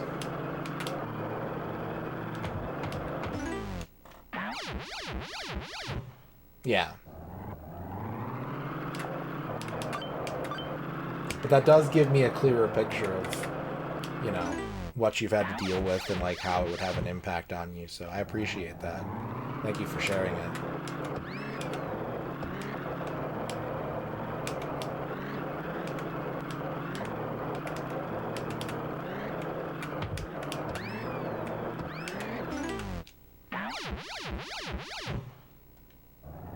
Turgidity is set to maximum.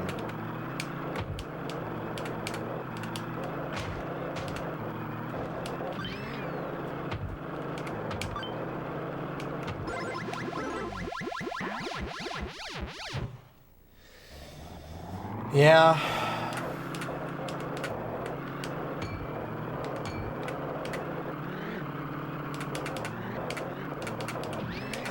I know what that's like. I know what that's like. I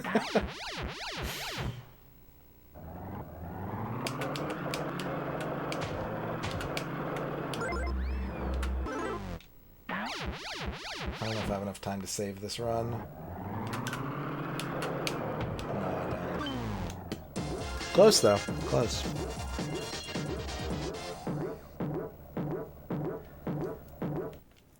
But yeah, that I know all about. Some people are their own whatever they've got going on kind of prevents them from engaging in repeat behaviors that are really hard to cope with long term. The first time I came across the word turgid, it was a biology exam question and it was why does celery become turgid, and I threw my good grade right in the dumpster, for I could not comprehend a word I had never heard before. Now I'm just thinking about the similarities between celery and human turgidity. John Matrix, thank you for the 50 bits.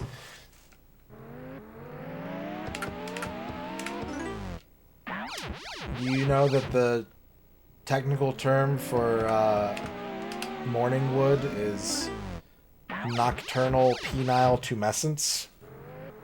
I think that's right. Juffo Wup fills my fibers and I grow turgid.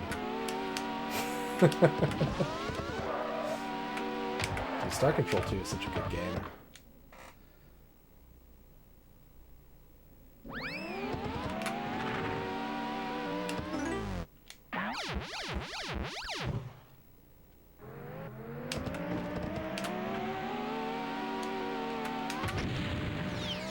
You know, it's okay to be frustrated in that situation and to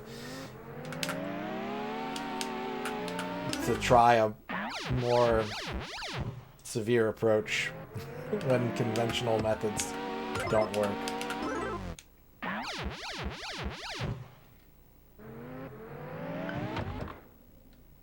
What about peanut butter? I eat so much peanut butter. Hey, wait, I need to, like, I bet I would lose weight if I just stopped eating peanut butter.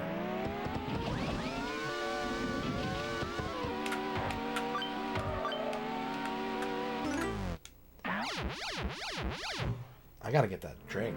I gotta get that beverage.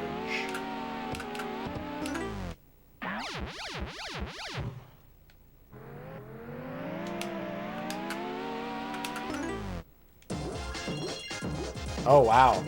She addressed it directly? And you're like, oh, no, it's just a good story.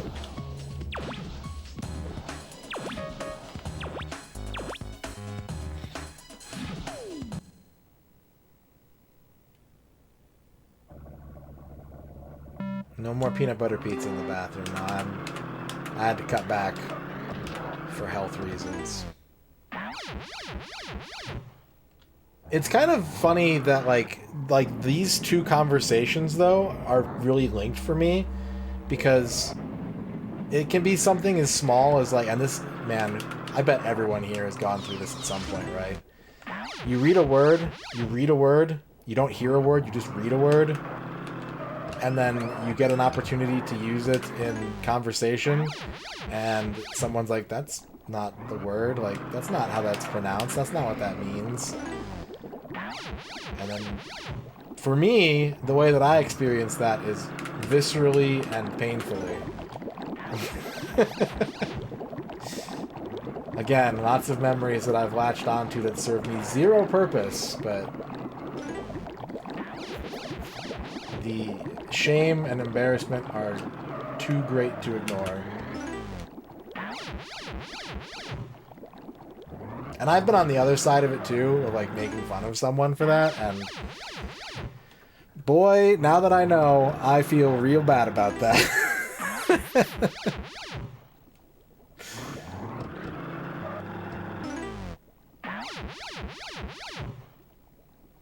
That's I mean, it's a great excuse show. Powerful excuse. Macabre. What's up, Ern? I remember thinking that it was pronounced N-U-I instead of ennui.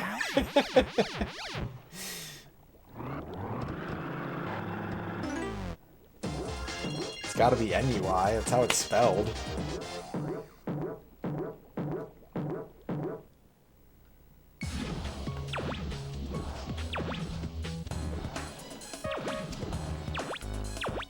This course, this circuit, hasn't been... I know I've been playing for less than 2 hours, but this is not too bad so far.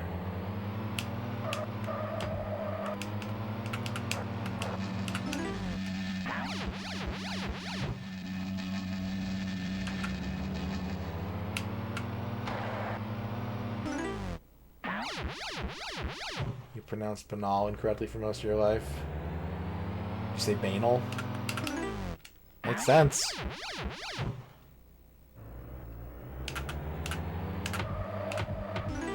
Like, a lot of those kinds of harmless errors are typically driven by, like, logic.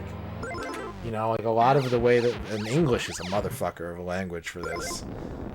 Where the way you kind of figure out how to pronounce things, and the way you're even taught to figure out how to pronounce things, is to compare words that you already know with similar spellings. And then English is just like, nah, fuck all that. You want to see some shit?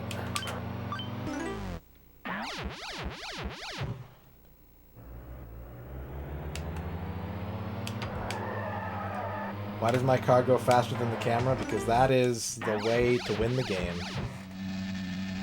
That's the whole point.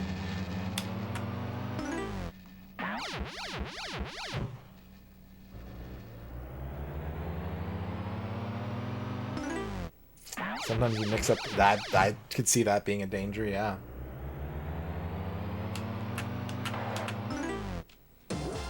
The more you know, the more you can gotta Because it's the same parts of your brain, right?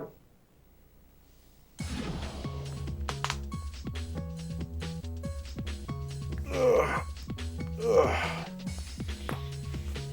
And the language processing centers aren't different for different languages. It all comes from the same place. So getting those wires crossed, yeah, that's gonna happen.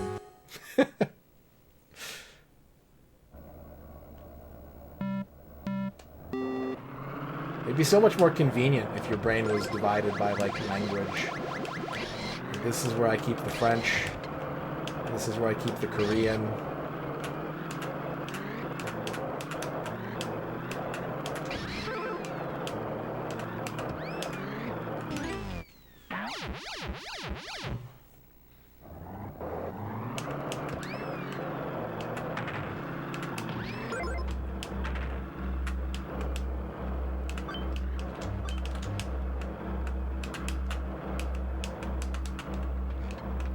Shit, I got stuck on the beach chair.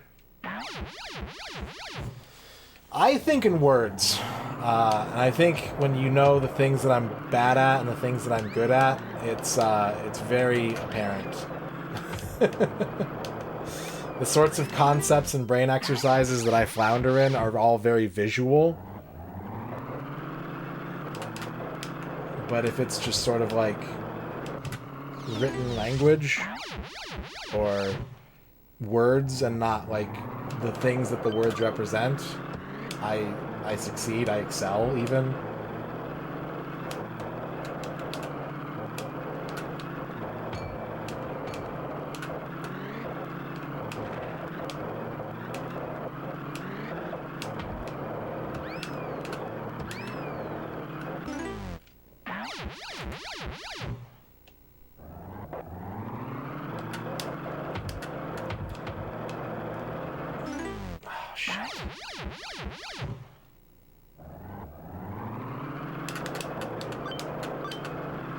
Just a little bit further. We can win this. Yes! Woo! The discontinued snacks lobe. That's in there. It's all in there. It doesn't help. People think it's interesting, but I'm like, I can't get a job knowing about Squeeze-Its. And which personality Squeeze-It goes with which color. But it's in there. Ugh. English is the perfect language. I mean, no. What it's fucked up that, like, geopolitically it's the one that gets you the most, like, reach in a lot of ways, just like in terms of total global geography, because it's a fucked up language, man. What's up, Dino?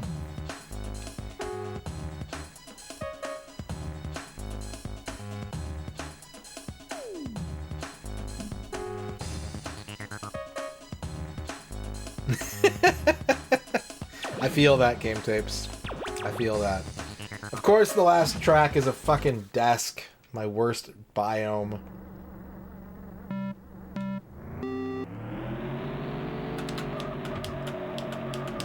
The hell is that?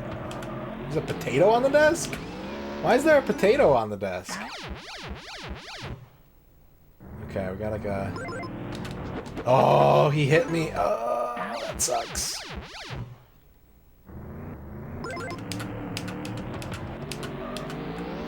Oh my god.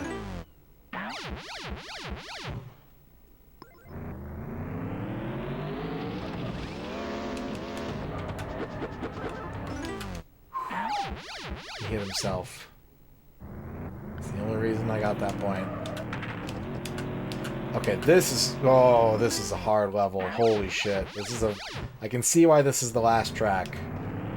This is going to be a challenge to learn.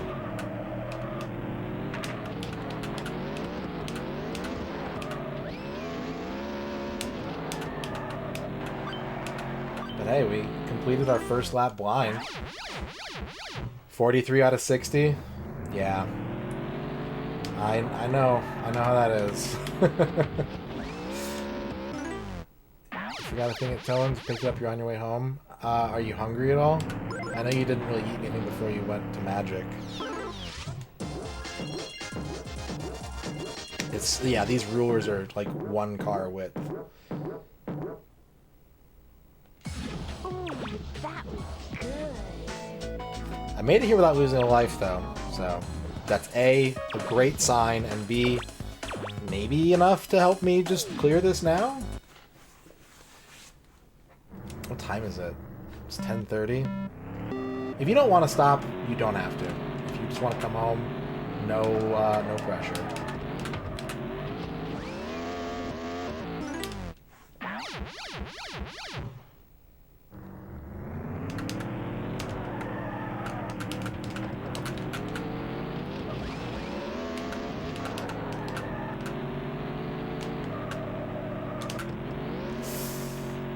You got some Sonic.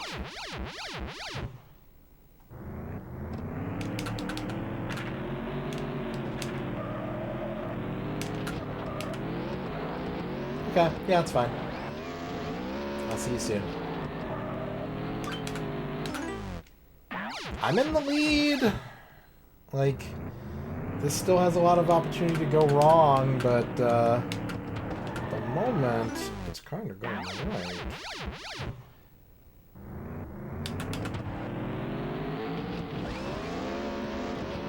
Ah, fuck.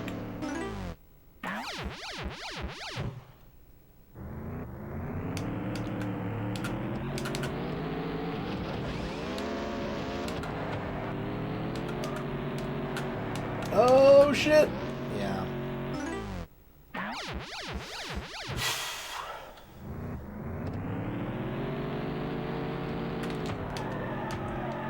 Serving someone tea after they've been there for a while. If they show up and you serve them tea, you're being a good host. If they've been there for a while and you serve them tea, you're sending a subtle message.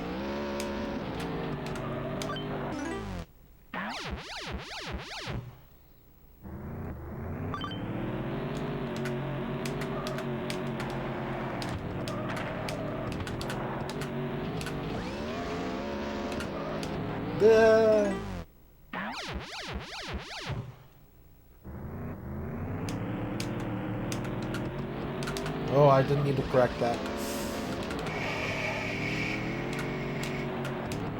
Ah! Yeah, I feel that, Super Ninja Des. I feel that. All right. I try not to go... I do occasionally say, like, X sucks. I don't mean, like, the algebraic X, right? And I try not to do that. Because I don't ever want people to feel bad for liking something.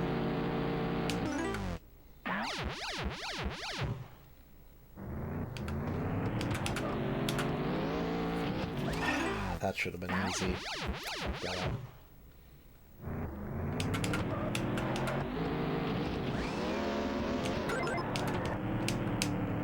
Oh, that's a nice little shortcut.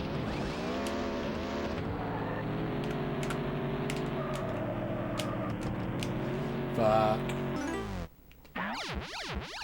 I'm actually not using Twitter.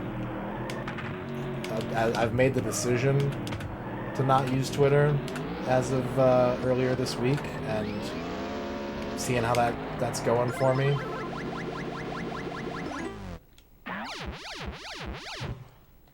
That says Sickly Chris. That's a good graphic, actually. I need that as an emote. I need Sickly Chris from Micro Machines as an emote.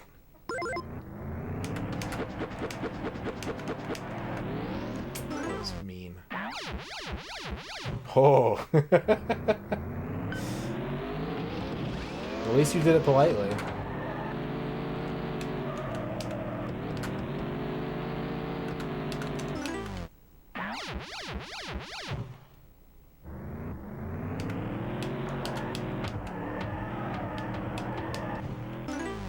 I definitely don't tell people, like, not to like something. Like, I don't make people feel bad or, like, that they're wrong for liking something. But I do think that you can be more, like I always say, like your word choice means a lot, and you can always be like a little more clear in your speech. It's not this is bad, it's this isn't for me, or I didn't like it.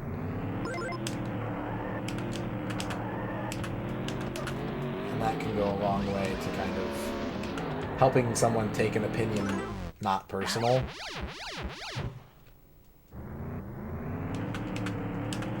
Yeah, I can still work on that, I think. I do think that, like, what I know I've got down is not telling someone that they're wrong for liking something. That I can... Oh, so close to winning that one.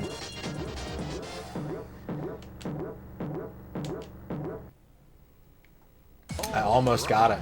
We're, like, right here to finishing this mode. Okay. I'm gonna go get that beverage before I forget. I'm gonna take a break since we're at 25 hours.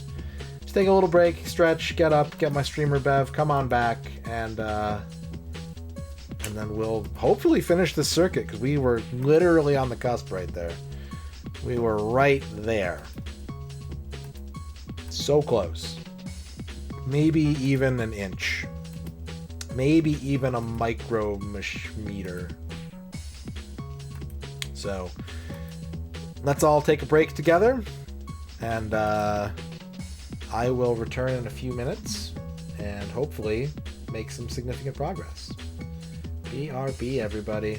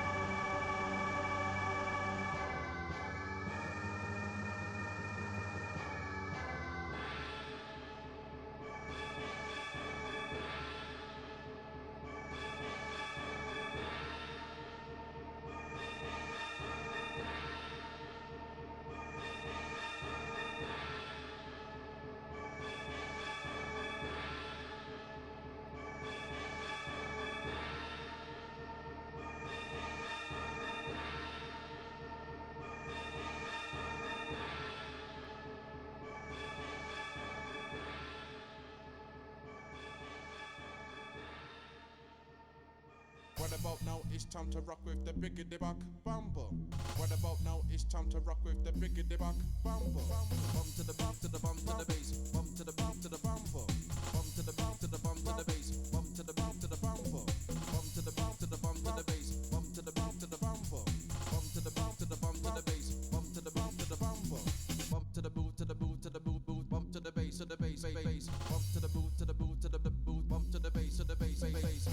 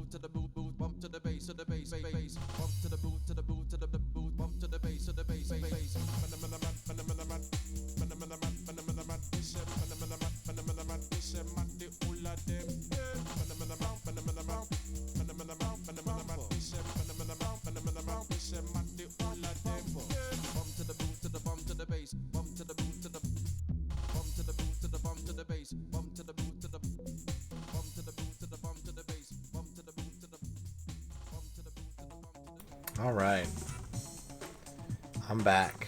I hope you guys enjoyed the Buck Bumble theme song.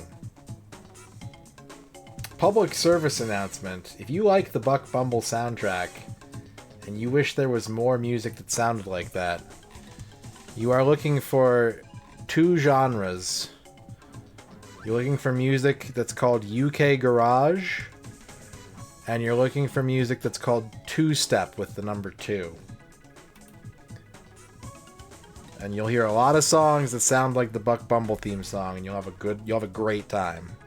Even not just the theme song, the whole game is UK Garage and two-step music, which weirdly, despite being a somewhat popular genre of music at that time frame, I don't think it really got used in video games very much. Yeah, exactly that, Al Pennington. Yep. Alright. I have my streamer beverage. It is the second of our delicious Faygo Rock and Rye. My favorite Faygo. Yeah, Math Rock. Do I know about Hit 'em? It sounds familiar. Tell me about Hit 'em. Oh, baby. Thank you for this blessing that I'm about to receive.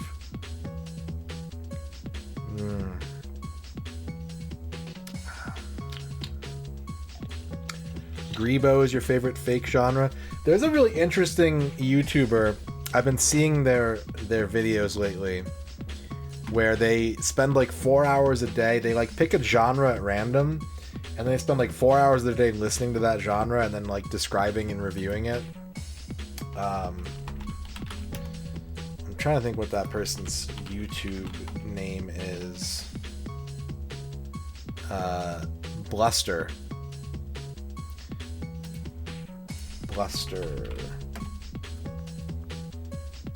Oh yeah, no, I saw that show, yeah. Yep, Rock and Rye. Faygo Rock and Rye. Number 1 Faygo in the world. So delicious. What's up, Twy Chow?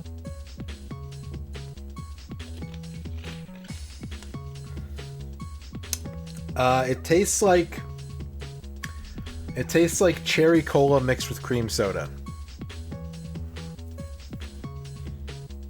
Love Honk. I don't remember that one too. It's pretty common in the Midwest in general. It was very easy to find in Ohio when I lived there. I think it's available pretty handily in like Illinois and Wisconsin and such. I don't know if it tastes like the cocktail, but that's why it's named that way. It's named after the cocktail. Faygo is not easy to find where I live. There are a couple stores that sell it, but they sell a very small fraction of the flavor range.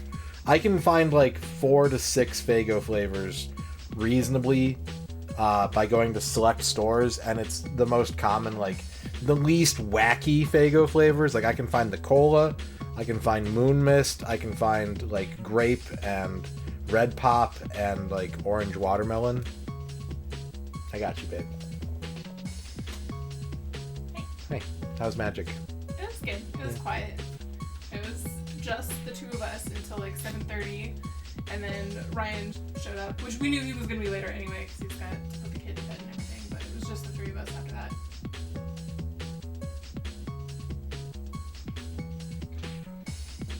Yeah, it was good. Yeah.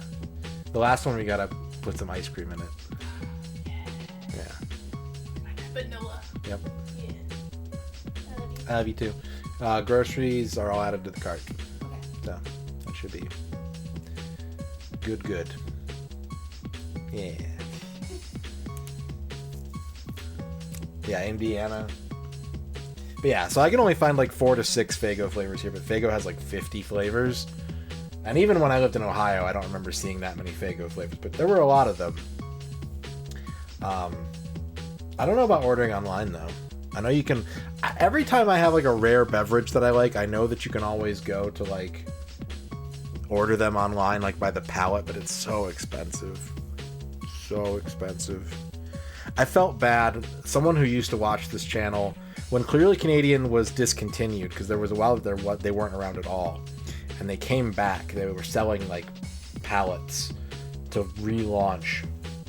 Someone who used to watch this channel donated a shitload of money for me to order a pallet of Clearly Canadian, and I never got it because I needed to use that money to pay bills. Which I shouldn't feel bad about, but like, you know, like they gave me the money for this purpose, and I was like, yeah, drinks, rent. You can have drinks if you live in an apartment. Alright, let's get the timer back up and running.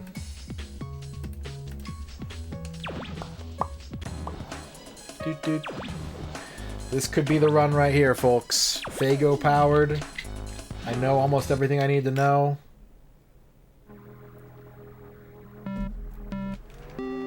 This could be it.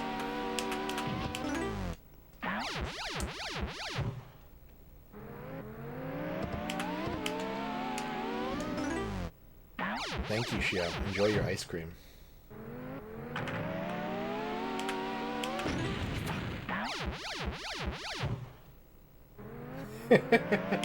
Sounds like it's going to be on Memorial Day, Al.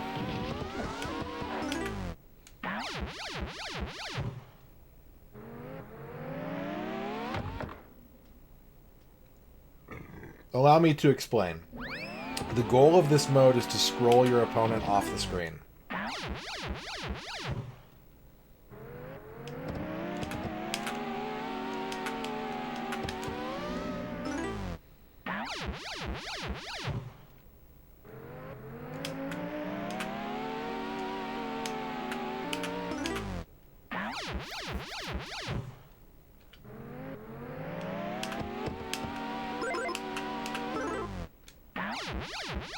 Every time you scroll them off the screen, you take one of their HP on the left there, and you add it to your own total.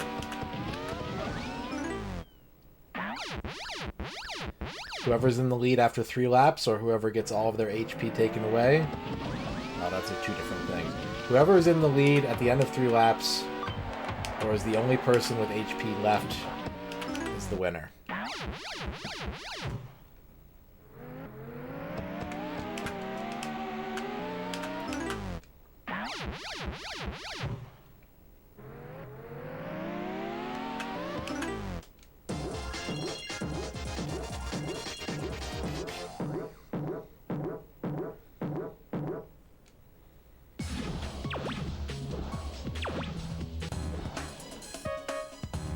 Yeah, if you're in the lead at the end of 3 laps, but you have less than 4 HP, you lose. There's a fun link in Discord.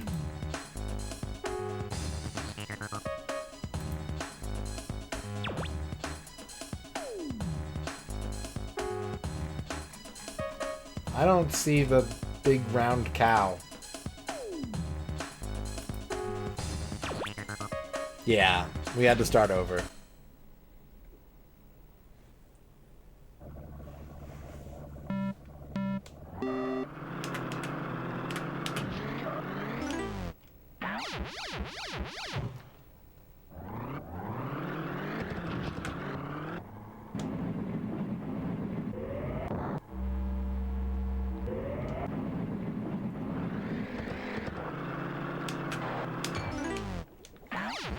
All we gotta do is get to the ruler bridge with 2 HP.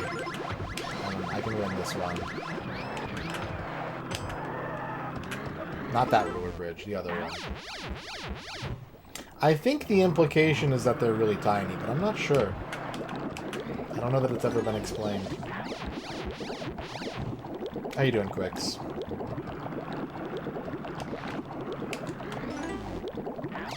Yeah, we're in dangerous territory now. Might lose a life here if I'm not careful. Ooh! Future Garage and Speed Garage are good. But they're not as Buck Bumble sounding. I'm doing pretty good. I got Fago. I got video games. Life is, you know, it's acceptable.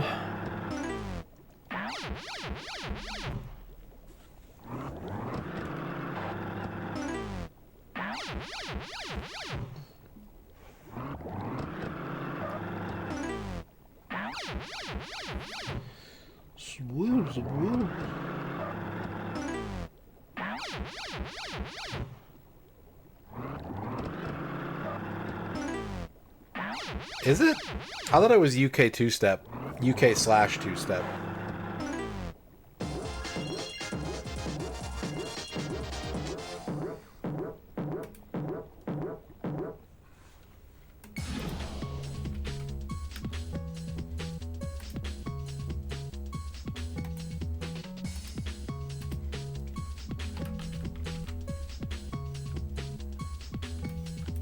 There's a couple levels that have those, and I'm always so excited when I find them.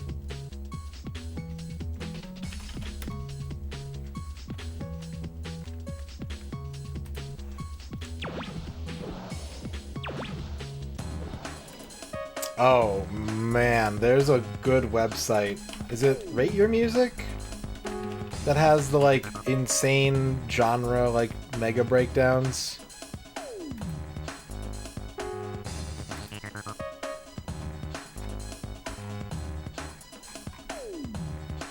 Yeah, if you ever want to see the nitty-gritty of genre, music genre. Oh man, my brother had an Art of Noise tape that I listened to a lot growing up. I don't think about the Art of Noise very often, but yeah, I listened to a lot of Art of Noise as a kid.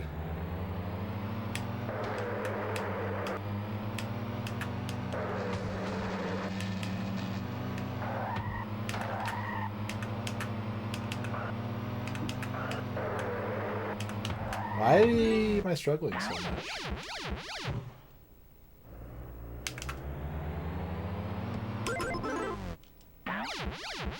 Crash test dummies, nice. I remember when a crash test dummy, because I listened to Canadian radio a lot growing up, because my favorite radio station was based in Canada. So I got to listen to a lot of acts that were not popular in America. But I remember that they like debuted a Crash Test Dummies song, and this was like, obviously had gotten a lot of traction in the U.S. But then like someone was like, oh, it's the new Crash Test Dummies song. I was like, what, really? And it was so weird to me. Like, it was catchy. But, like, I remember being in the car with like my dad, and we were just like laughing over how weird the song was. In a good way, but I was not expecting it.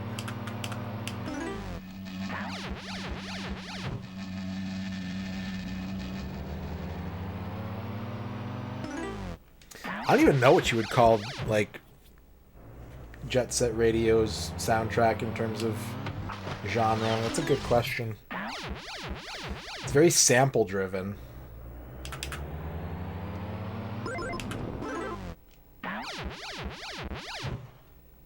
KLF?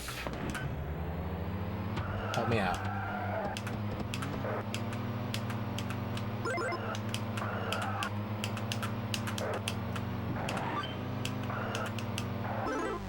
That should not have been a point. That was lucky.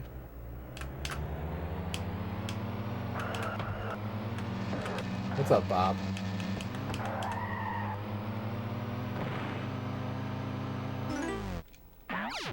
I have no idea what you're talking about, actually.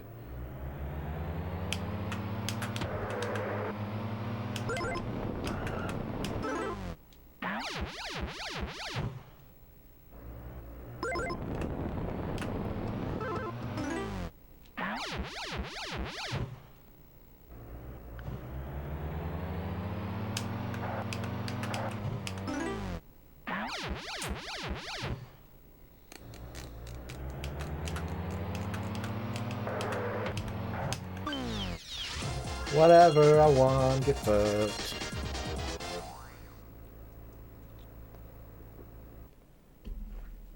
Genre wank, like, so the thing about genre is that it is useful to convey a very macro level piece of information.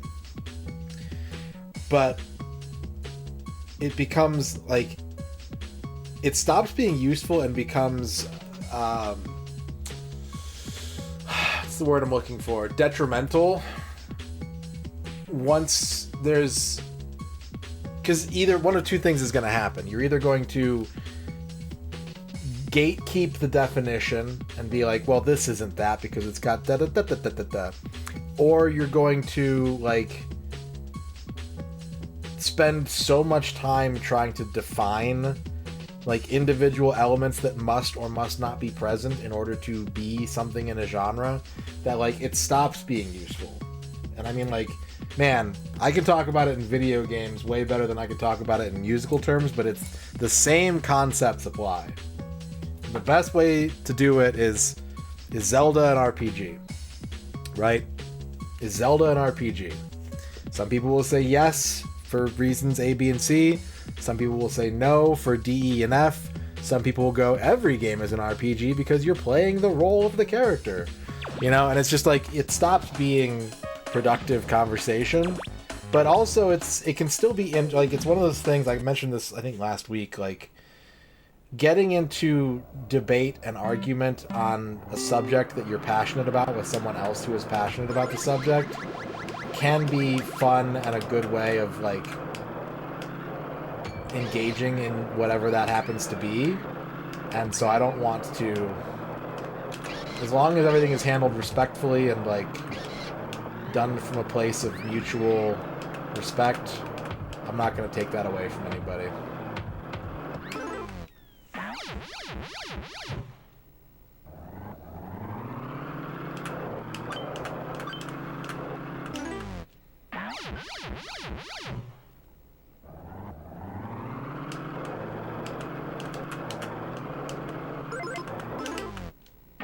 It does. It makes my brain very cubic.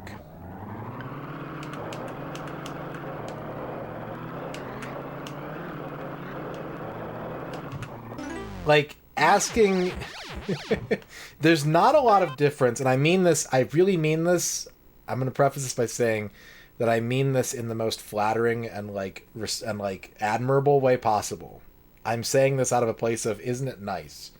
There is no difference between asking if Yakuza is a beat-em-up or not, or an RPG or not, and trying to figure out if Wolverine could beat Darkseid in a fight.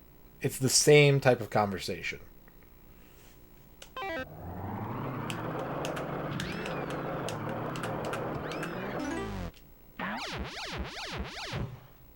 Big beat, break beat, instrumental hip hop. I could see that.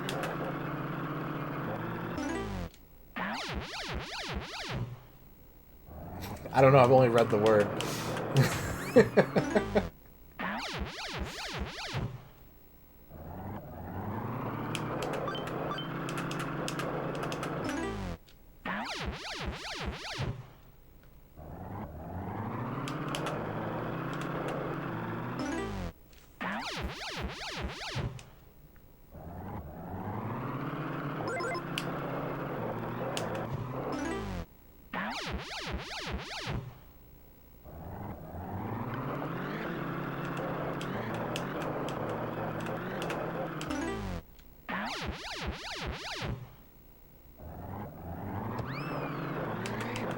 Well, if it's Darkseid, then I'm going to do my best to practice not taking that mistake personally and feeling viscerally upset about it.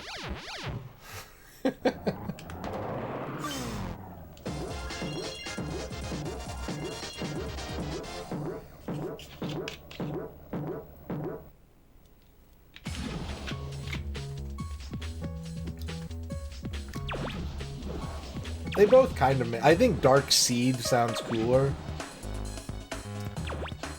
But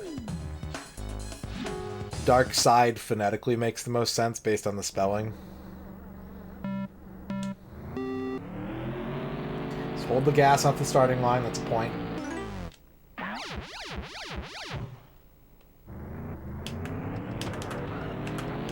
fuck.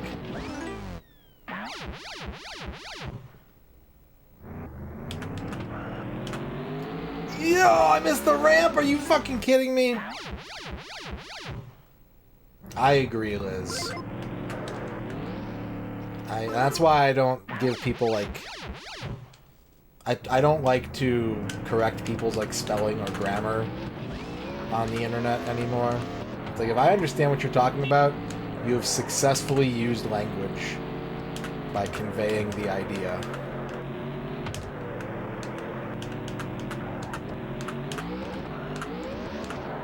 And if I don't understand, I try to ask for clarification.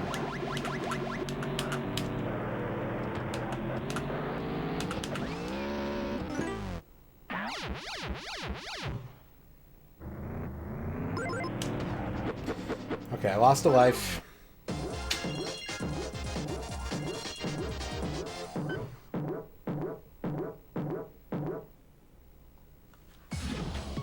No problem. No, I know.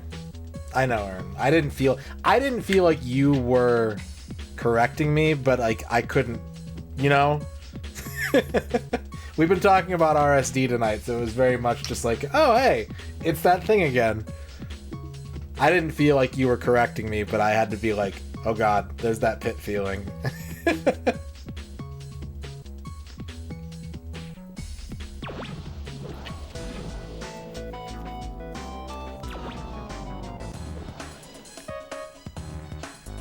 I don't think I've seen that video, Quicks. Was it a KLF video?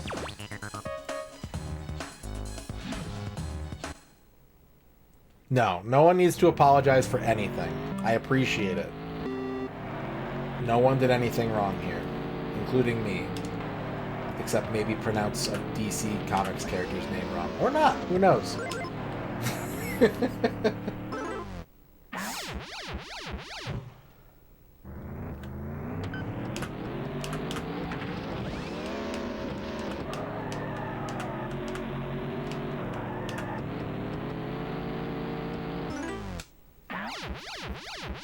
the story I remember is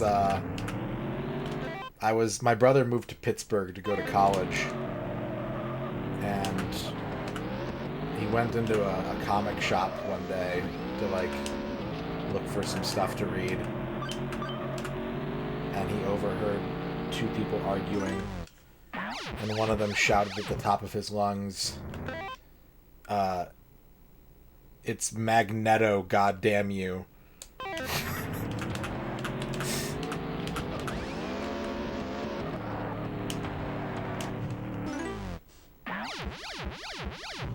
What's up, Saber Viper? I'm sorry, Ern. I didn't mean to make you feel that way.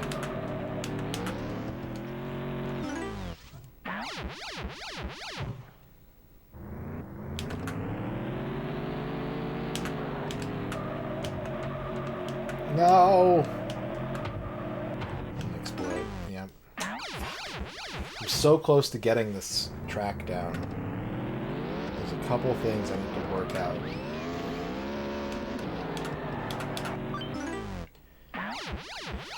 We might have enough room here. Yeah, we should have enough room to just push the point.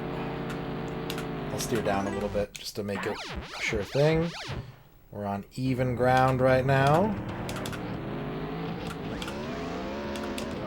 Do not go over the side of the desk.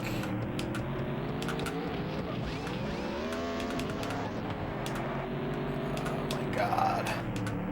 No! Fuck. Am I gonna have enough time to score one more point? If I can... No! I couldn't straighten out. I tried. I tried to swing it back, but my counter steering did not work. Alright. That's a life lost.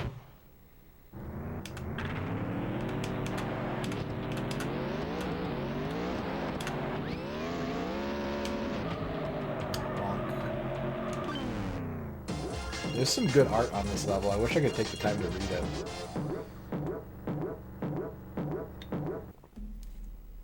Alright.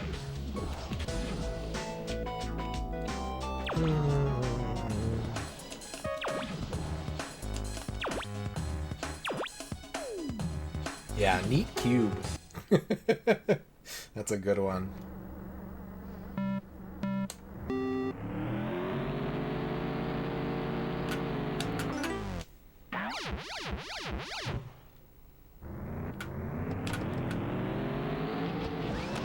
We got a sharp turn up ahead.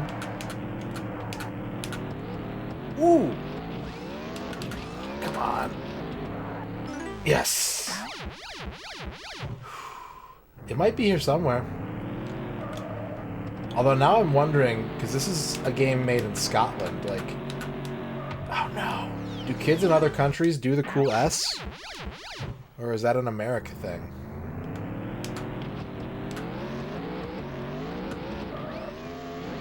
Germany had the cool S? Nice. Canada has the cool S? Good.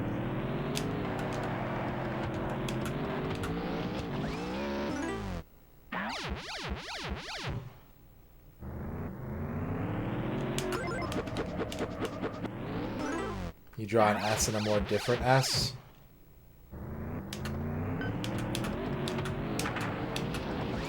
I remember the cool S, but I always thought that it was specific to my high school because the name that we all called the school started with an S. So I just thought that it was like a my school kind of thing.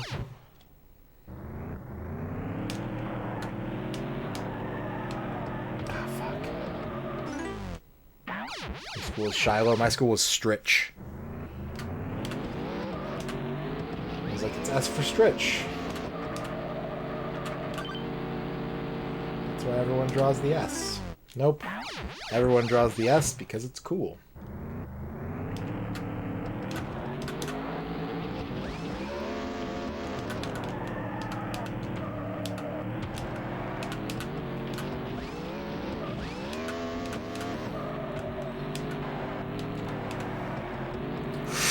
Ooh, that turn was sick. No, not the marker.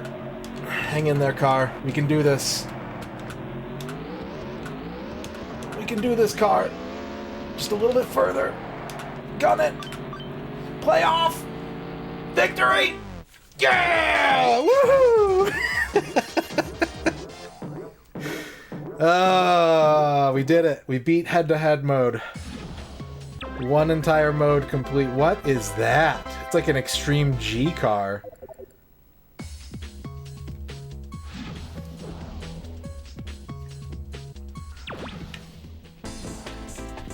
Rock hard completed. Whew. Curved just right.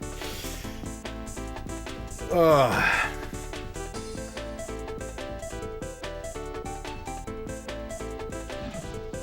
Credits.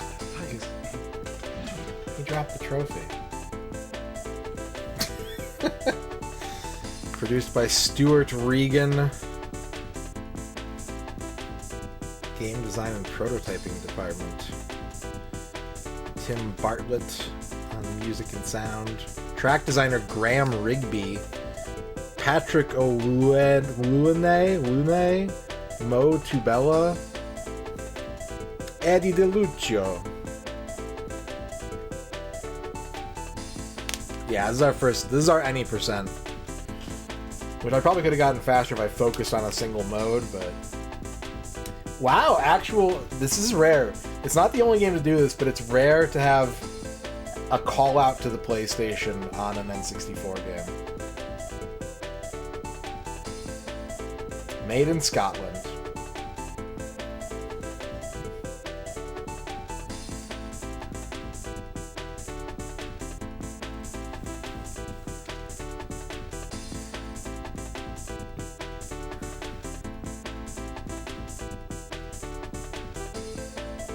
I want to say that's like the third or fourth time we've seen direct reference to the PlayStation in an N64 game.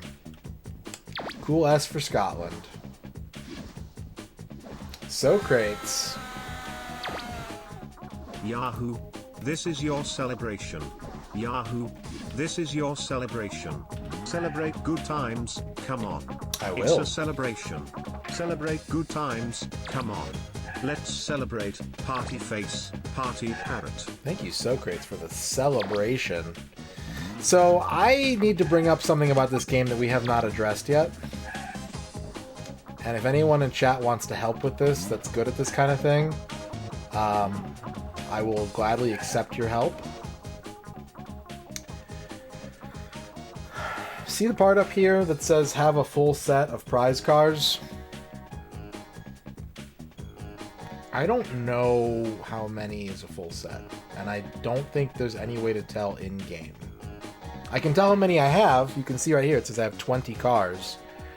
But there is no way, I don't think there's any information in the game that tells you what the maximum number of cars is. So, if anyone wants to help me solve that mystery by data mining or whatever way you can figure it out, I would love to know. But I don't know.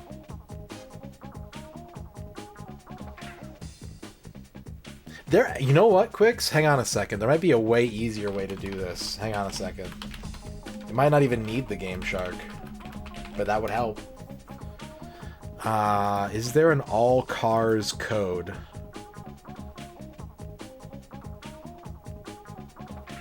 No. There's a 9 lives code. There's a debug code that you can use to auto win races. That doesn't require a Game Shark. There is a stats menu, yeah, and the stats menu looks at the individual cars.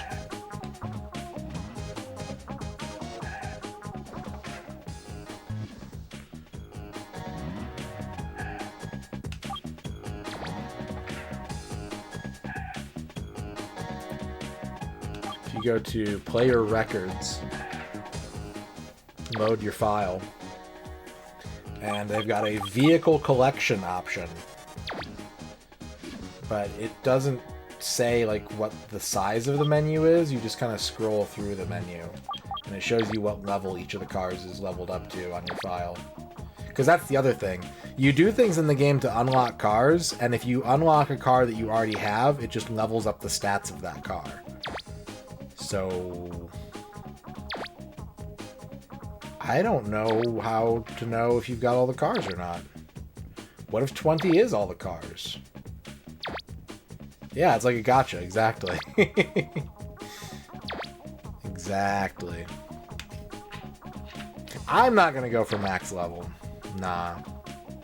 The dumper.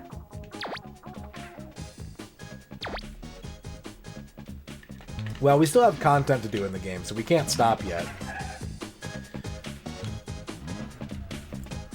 But I would like to know, if anyone can figure it out, how many cars there are. Oh, do you want me to... I can load it back up.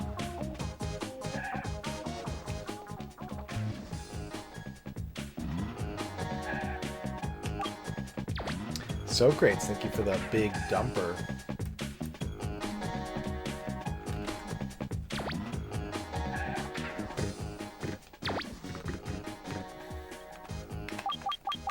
If I had to justify the decision not to go for max level, I think it's very similar to, like, getting all the enemy cards in Kirby, where it would be repetitive action for progress that's kind of outside of the control of the player, which I'm sure I've done in other games. But I can choose to use that definition at my discretion.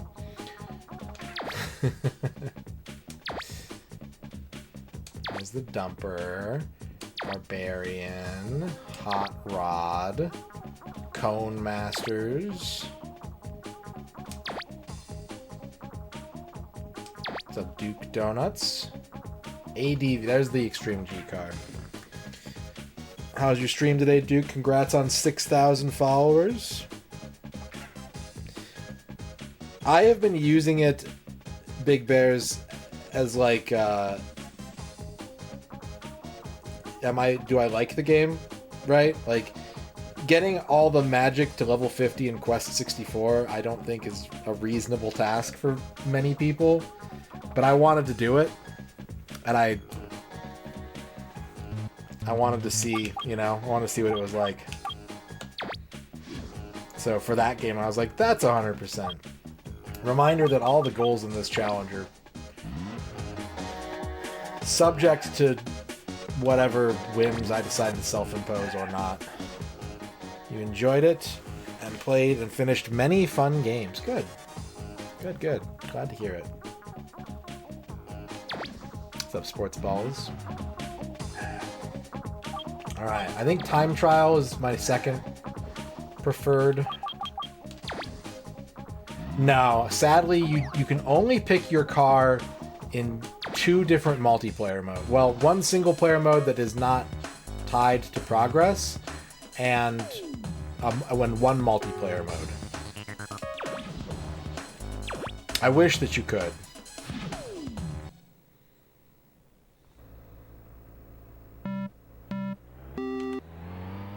All right. Good start. It's the level that I never had to learn because it had the easy cheat point. That turn is fucked up. That is a fucked up turn.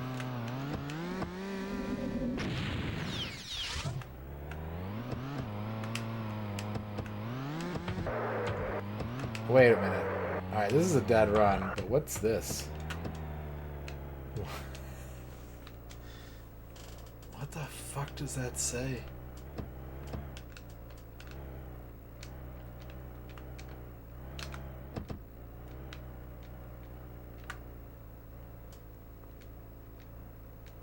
Be a girl magnet. Look like this in only 2 weeks. New improved workout plan. Send SAB to Muscle Maximum East Wessex, Wussyville.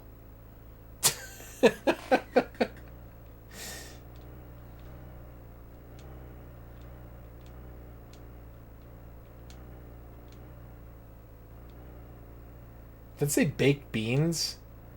Is Microman jumping crotch first into something that says baked beans? This is such a Scottish video game. SAE, got it.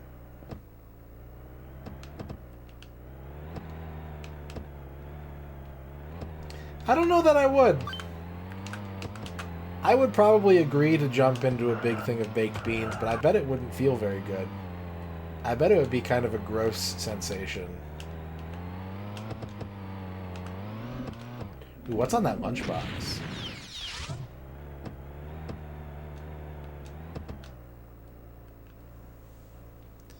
Gadget Boy lunchbox?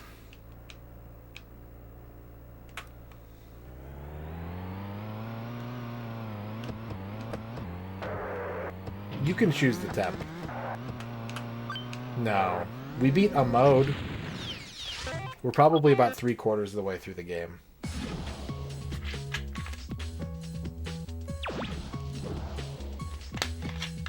Let me rephrase. The game is beaten, but it is not 100% complete. We hate beans and are a germaphobe who hates touching foods. Yeah, that don't go into the bean tub. Avoid the bean tub, Liz.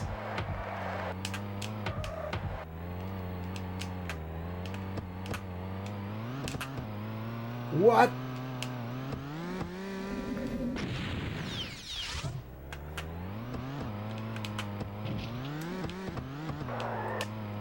That was almost a good lap. What's a tulpa?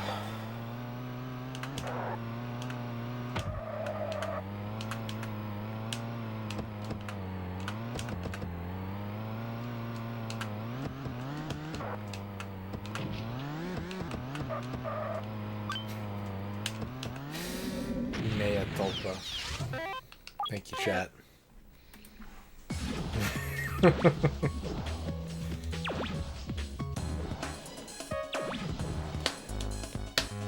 An imaginary entity you dream up? Like an imaginary friend? Like Genie from Aladdin?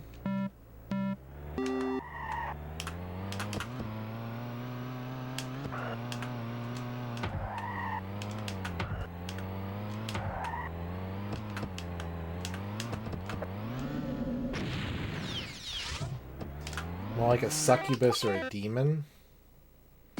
Or a fictional character you want to be real?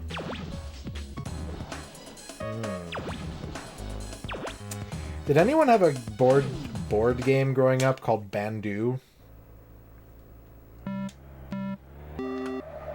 Not to change the subject, but whenever I think of beans, I think of this game I had as a kid called Bandu, which was basically like Jenga, except all the pieces were extremely fucked shapes, and you had to like make a tower without it falling over. You had to like build the Jenga tower. Yeah, Bandu.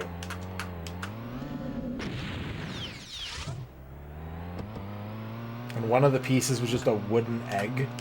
So like it couldn't go anywhere except that there was a piece that was an egg cup with a flat base. Suck my Jenga jam.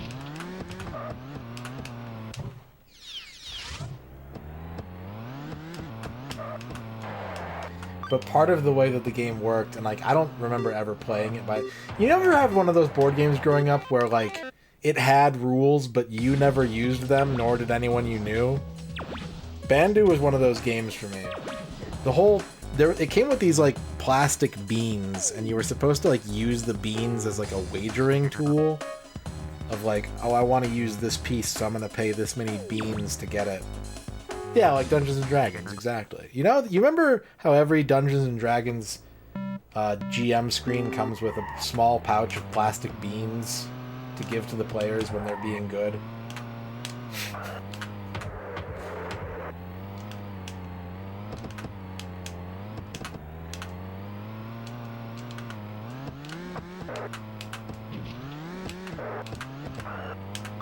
That's a good lap. That's a good lap.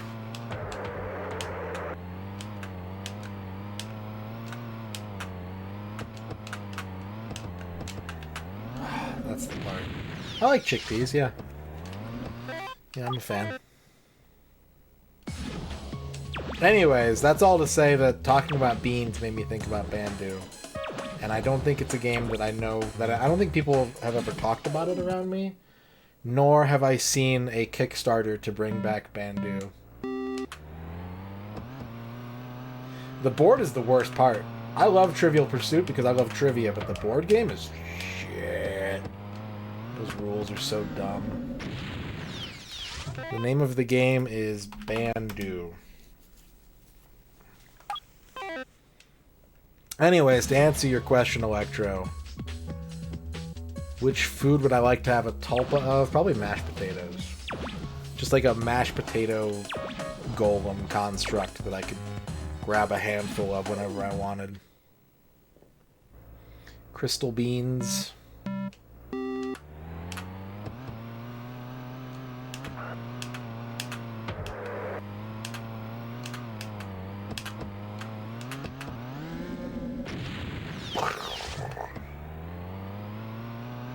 I bet. Wow.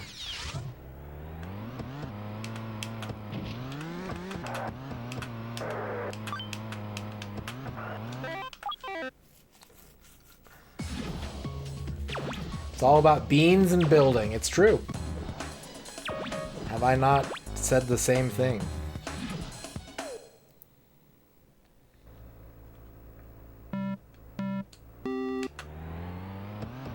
Flygon's here.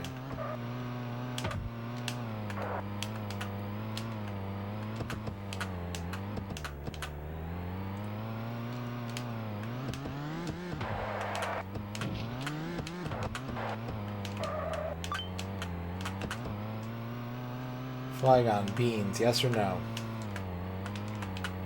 Where do you land on beans? Ah, shit.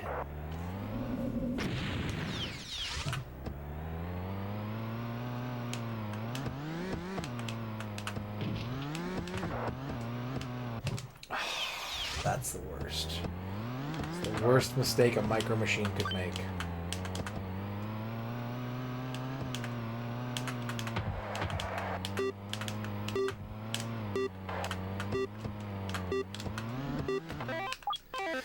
You use beans in your chili con carne, a meal you cook frequently. Yeah? I'd say beans go good in chili con carne. You know, beans are kind of like, if you're talking about baked beans, which I assume you are, because I'm trying to think of other sweet beans besides like jelly beans. I have the same problem I have with baked beans that I have with barbecue sauce, which is to say that, like, I know when it tastes good and I know that I like it, but small changes to the formula can be really upsetting to me, and also I never quite know what taste I'm looking for until I'm either satisfied or disappointed with it. I don't really like red beans, like the sweet red bean paste stuff. I've had it, I don't really enjoy it.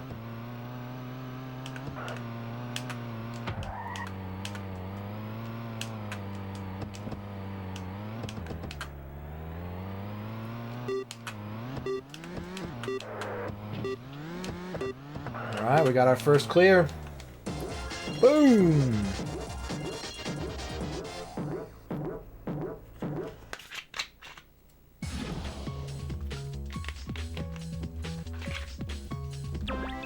And that might be one of the harder levels for me because that's a track that I didn't know. All the other tracks I had to learn how to do. That track I cheated. Exploited.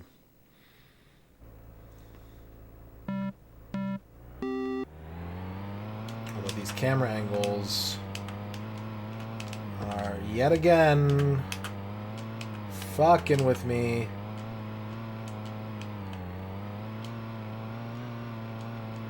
Oh, fuck. Okay, this is the one with the ramp. The card ramp is here. Right? No? Where am I? There it is. Alright, it's the track I was thinking of. I have never played Waka. I'd like to play Waka. But there are no arcades anywhere near me that have new and exciting rhythm games, so my only ways of playing them are either to buy a cabinet, which I did once. I just bought a cabinet for a game I'd never played before. Or just watch people play it on the internet.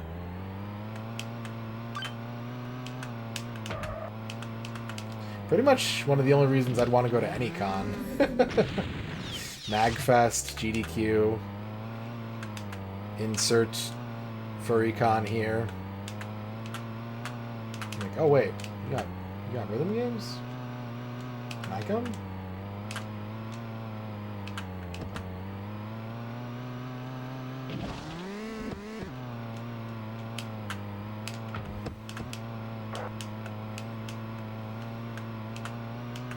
I think another Gnomon has a Waka cab.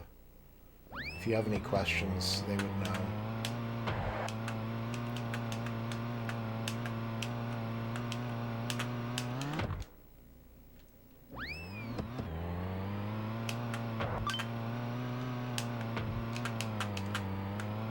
Alpha 2 is cool.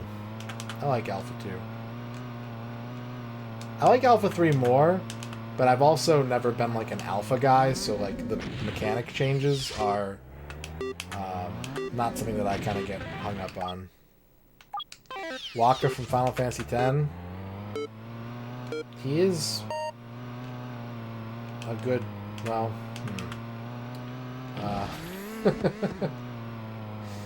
it would sound like John DiMaggio. That's good, right?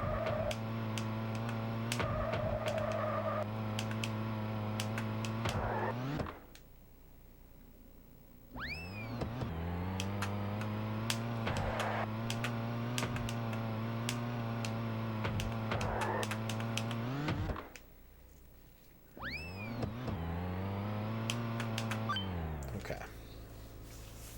Gonna have to de-rust this one.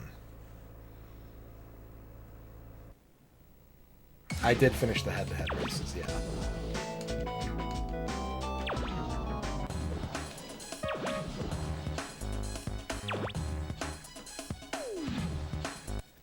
I think Waka is a really neat and good character until you remember about all the racism stuff that he does.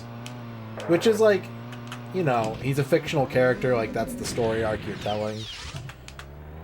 It's not like we need to punish Waka, but like, it's hard to be like, Waka is my favorite.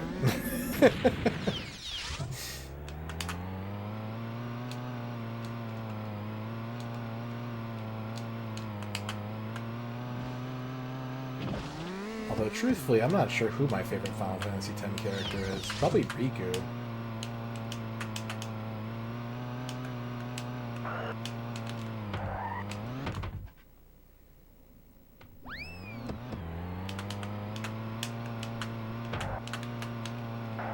Oh yeah, Auron. No, you're right. I forgot about Auron.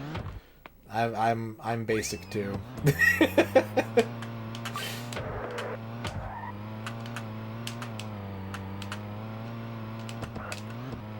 Nah, you're right.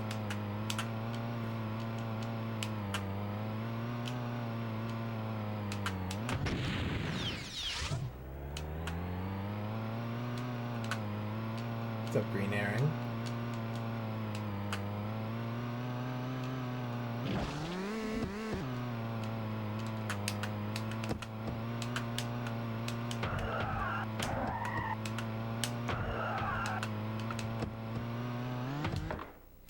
I don't even know... Oh, you mean the song, right? Freedom Dive is a song. I was like, what game is Freedom Dive? Is that like Crossbeats? I think I've heard it once or twice. I don't really have any strong opinions on it. I'm a very old rhythm game player, and I'm out of touch with what's new and cool. So, I'm pretty sure I've heard it. It seemed okay. I know I've heard it, because I was looking at downloading it for Rock Band. But, it seems alright. I don't feel strongly one way or the other.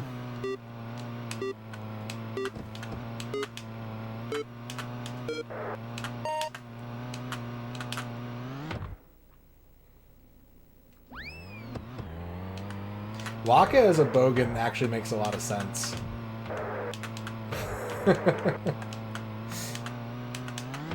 I have not heard anything about it.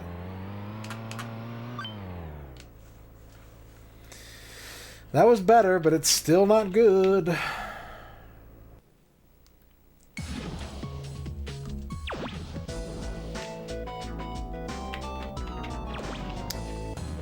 Twychow, are you being snarky to other people in chat? Because I'm not going to tolerate that shit.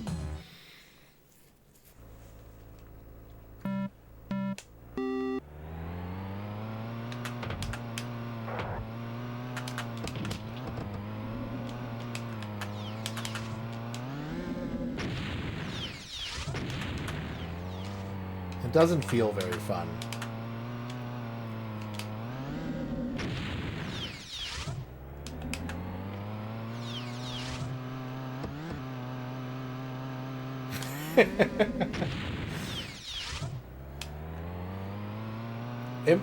You know, it's a reasonable expectation from this game and this company and this console, right, Duke?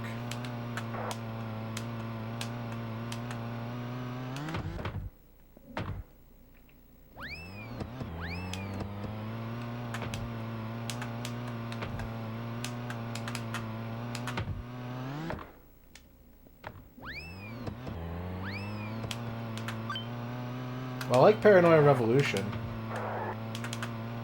Wait, no, I'm thinking of Paranoia Eternal. Just Paranoia Revolution.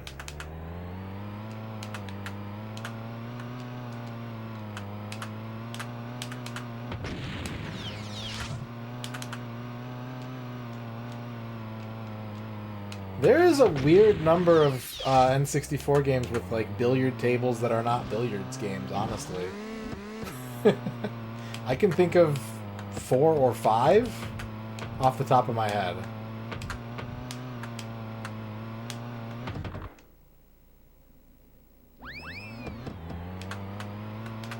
This Blast Core Mystical Ninja has a billiard table. There was one other one that was just in my head and it's gone now.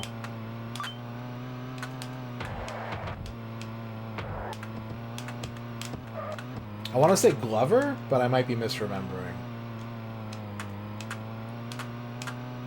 Army Men would be a good fit. I don't remember if there is one or not. Did Gex 3 have a billiards table? Yeah, the exploding micro machines is a very hilarious touch. It's very... I think maybe someone mentioned this when we first started playing this game, but it feels very Aqua Teen Hunger Force.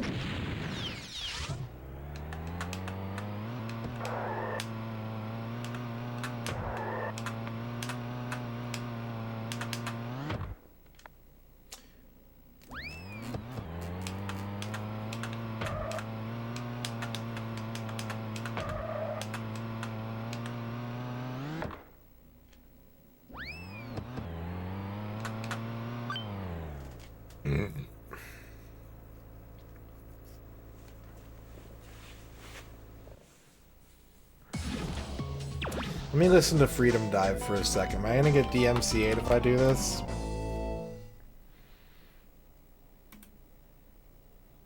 Pizza, pizza. That's not Freedom Dive, that's Little Caesars.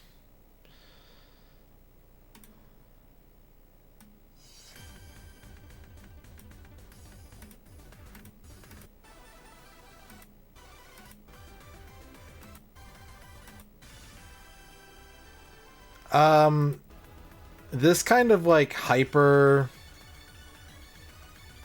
like fast forward sounding music is not my favorite. This is a bit too aggressively hyper for my tastes. I can see why it wound up in every single rhythm game ever for those reasons, but... And I think I might have even played it on the rhythm game before. But not a song that I would enjoy listening to on its own. Happy Hardcore is fine. I can get behind Happy Hardcore, but like there's an upper limit to what sounds good to me.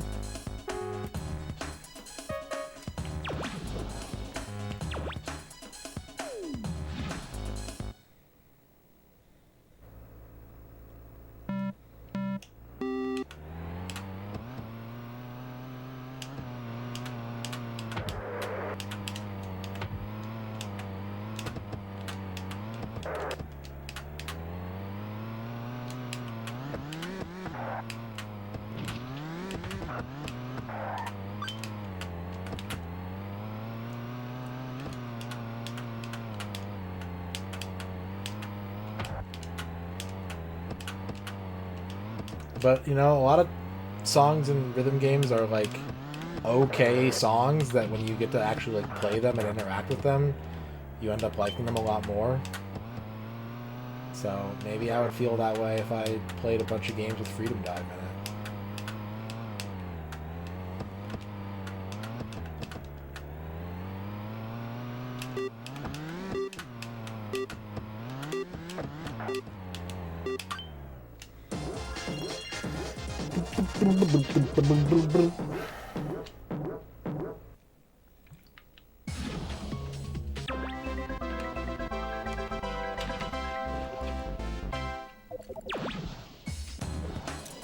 I do like some T-Paz stuff. There is a lot of T-Paz stuff that I like.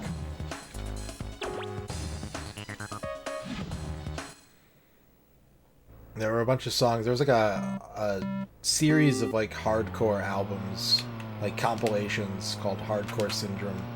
And that's how I got exposed to T-Pazolite. And I liked a lot of those. And of course, Oh My God, It's a Shark is a classic. Classic crazy song.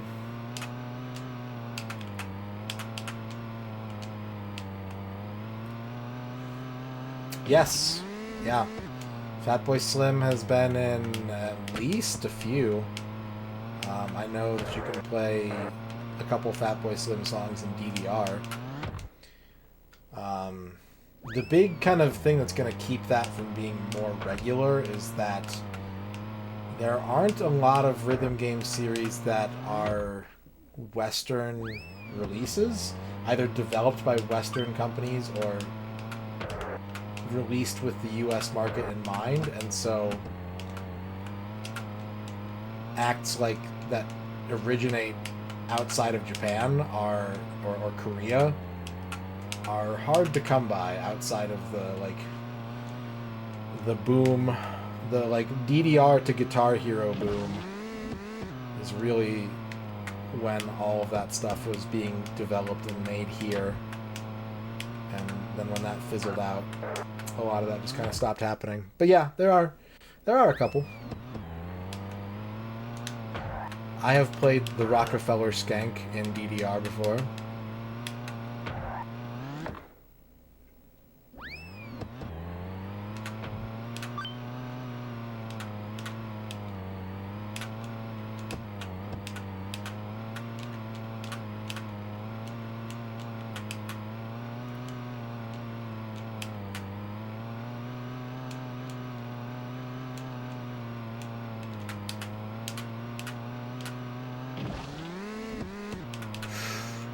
Ah, shit.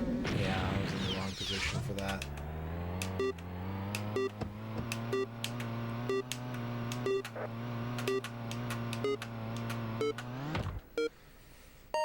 Damn. I'm still a ways off from clearing this. I'm wondering what I need to be doing better. Maybe I should try going faster. And crashing less. It sounds unorthodox, it sounds crazy, but what if? That's all it takes.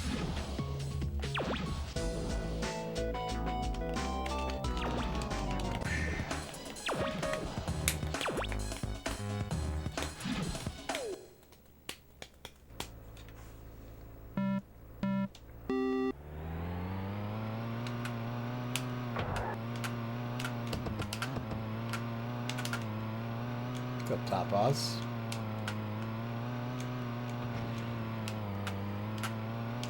It's, at the moment, a little bit of a struggle. But overall for the night, I'd say it's going very well.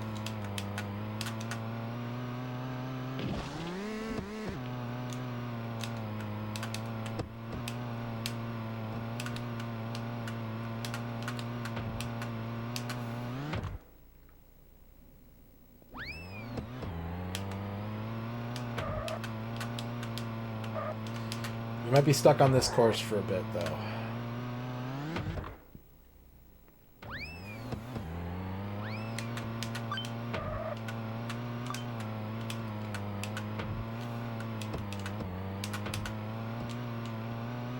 Although I need to do lap math. Chad, who wants to do math? Anyone want to do math for me while I do this race? What's 47 seconds per lap? Thank you, Kydrin. That's what I needed to know.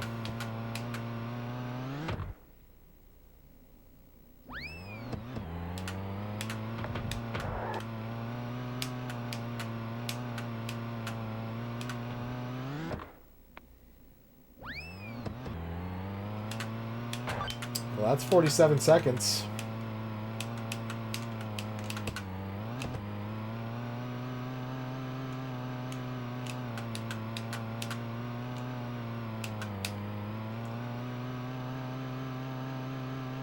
I don't know that story.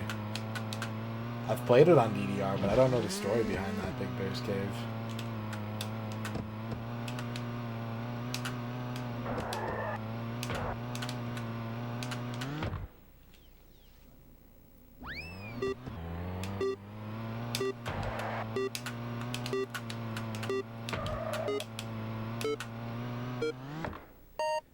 Okay. 4 seconds off. We're getting there.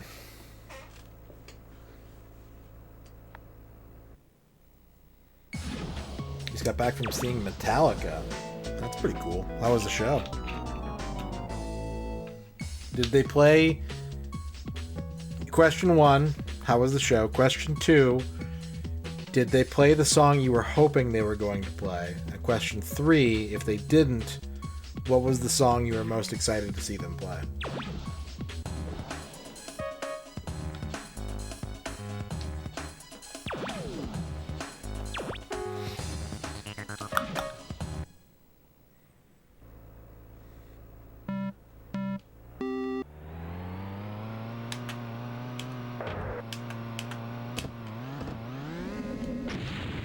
Blackened and Orion. I don't know Orion. I know Blackened. La, la, la, la, la, la.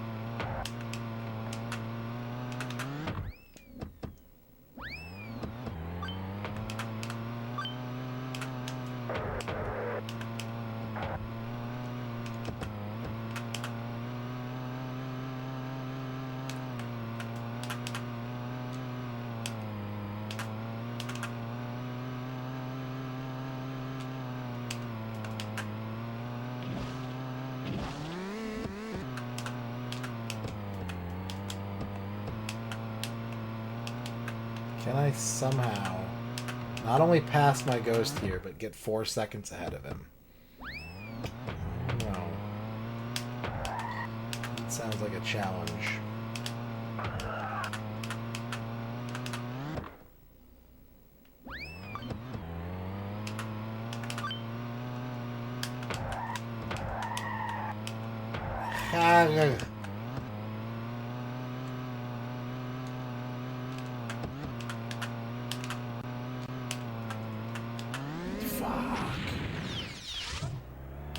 Doing 2 shows this weekend to be back on Sunday. Different set list. Nice. I haven't been to a concert in a very, very long time.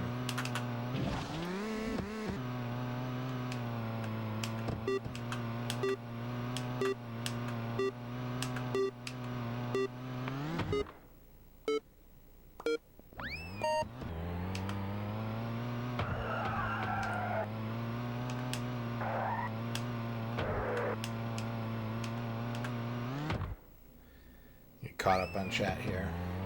Long race. There's a two-parter King of the Hill where the family goes to Japan and Bobby makes friends with a girl at an arcade over DDR. They used Got to Be Real instead of any actual DDR songs. Did that somehow open the door for Konami to license the song? Or is it just like a weird kind of coincidental thing? It seems long buses without local rails. Didn't have fuel gauges. Oh my god. Why didn't they just put a fuel gauge in?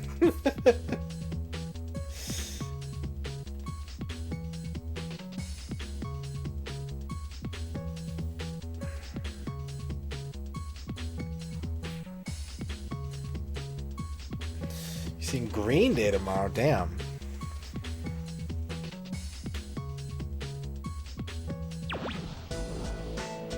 That's pretty cool. I never thought about how a VTuber would sign an autograph, but that's a pretty sensible way of doing it. You gotta work at a convention next week? The Comic-Con of our city is going on this weekend. I will not be attending.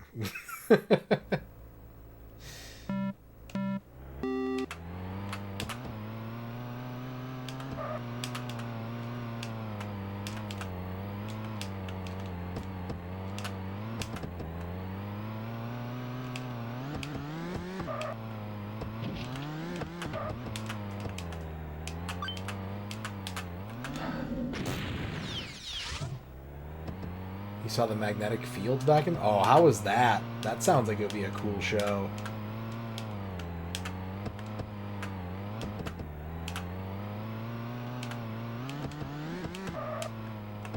That sounds just like a really nice vibe of a show.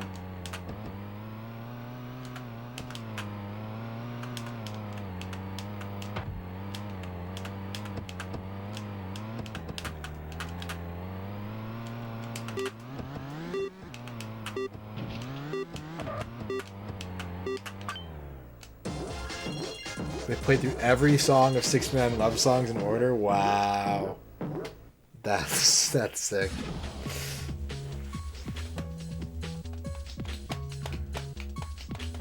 I mean, if they invited me to do a panel as like a famous Twitch streamer in the city, I would probably say yes.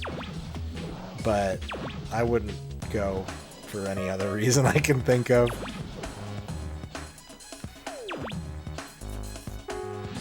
As Ern implies, there is some beef behind that. But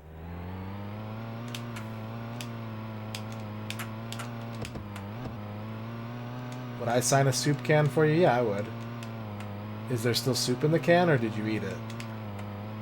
Can I have it?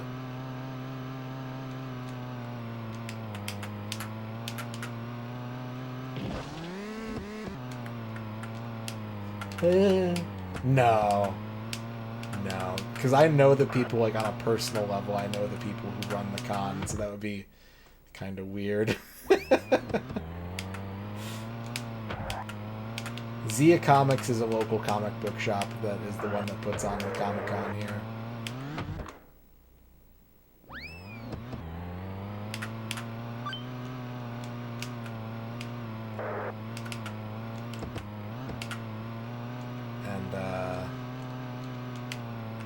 They're an acquired taste. Let's say that.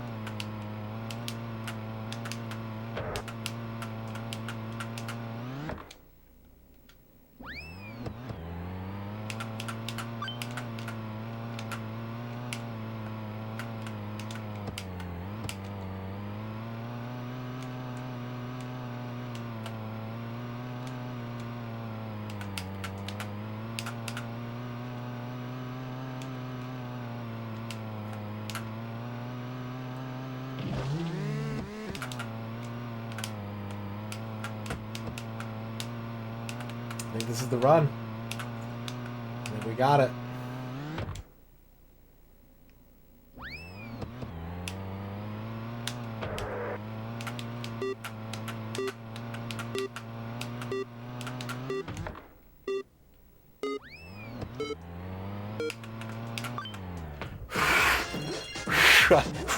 I almost spoke too soon.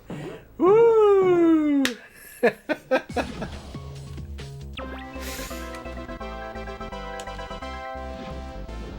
You were close. That I was. That I was. Okay, this is the... It's weird that there's a couple levels in this game that have such unique mechanics that it's super weird that they're the only ones. This is the level where your monster truck turns into a speedboat. Only level in the entire game that has a vehicle transformation.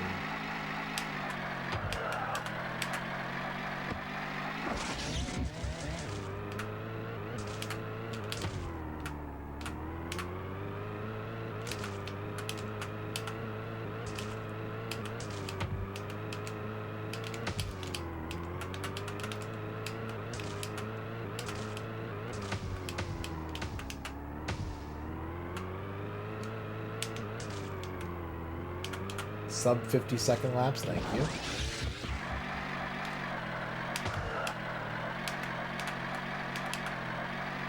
And this is also the one where you have to jump over the snail slime.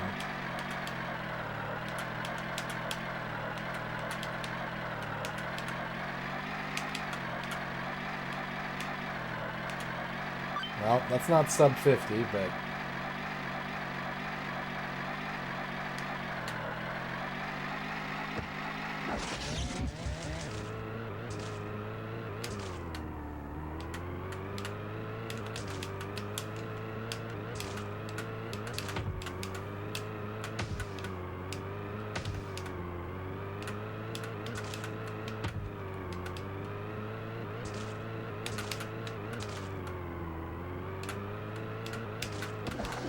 Oh, what the fuck? Oh, I'm screwed. Holy shit, I'm screwed. Okay. That's an L. It's an L for old Radon today.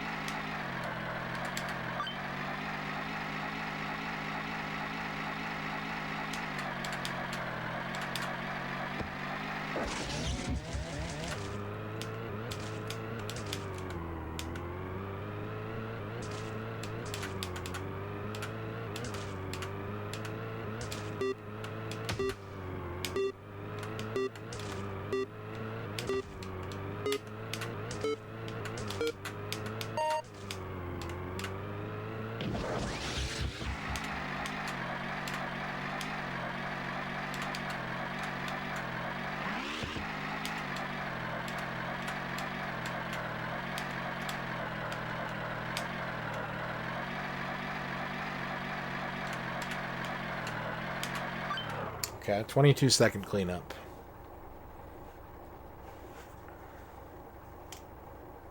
I remember, like,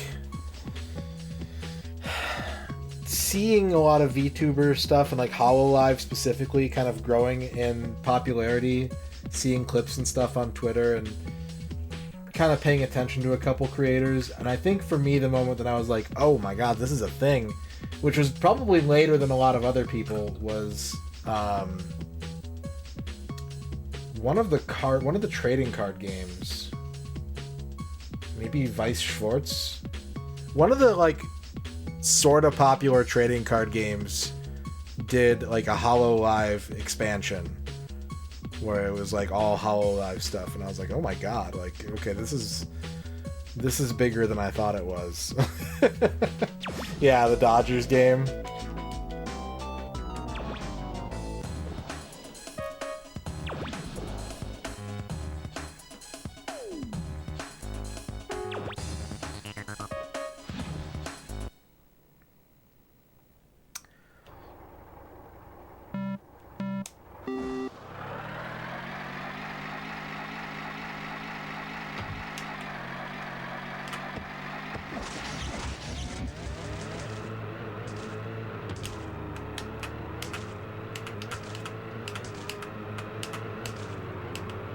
Is everything okay, Flygon?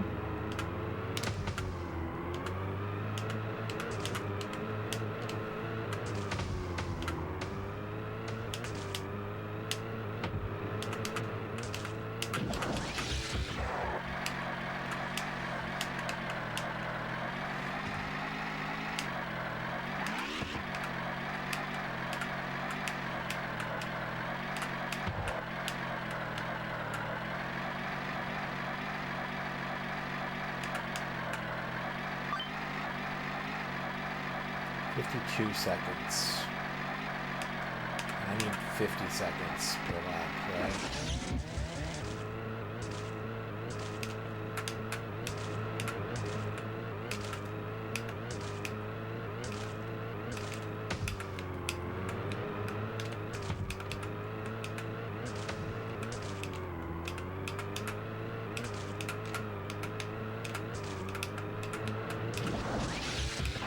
Did it again. Can't hit that ramp straight for some reason.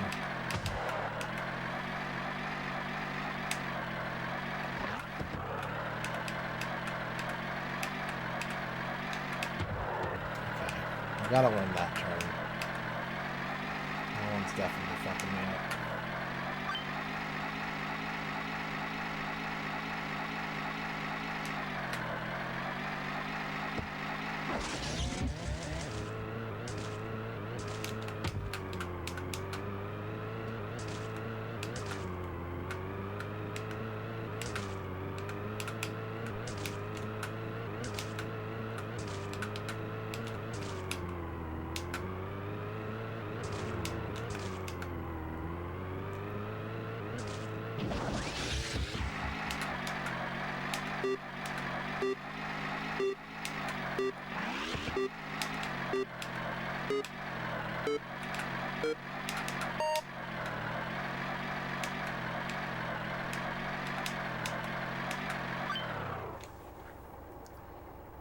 That was close. 6 seconds off.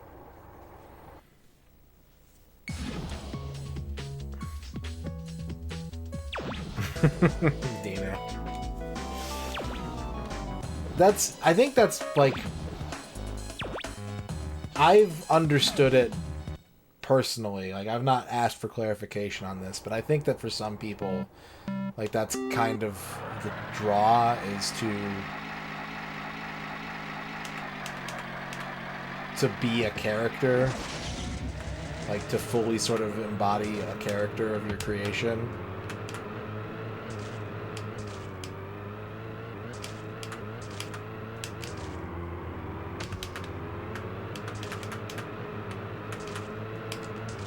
Which would certainly have advantages in some places and would be harder to deal with in others.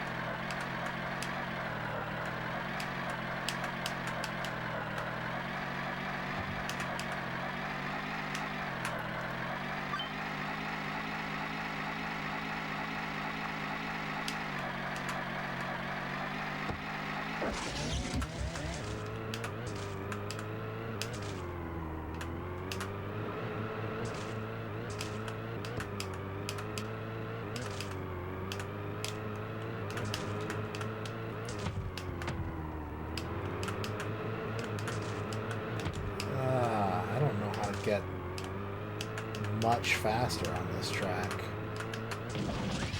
Oh, that's not. Not like that.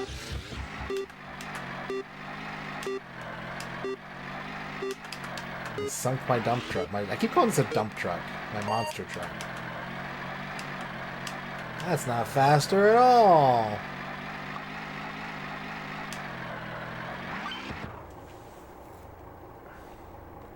Get caught up on chat.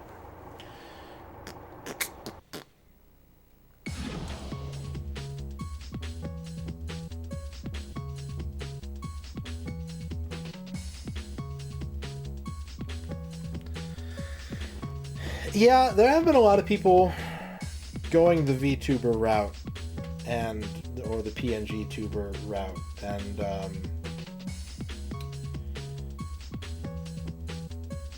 there's a part of me, like, I'll be honest, that there's a voice in my head that's like, oh, I wonder if they're doing that because they think it'll shortcut them to like better success, right?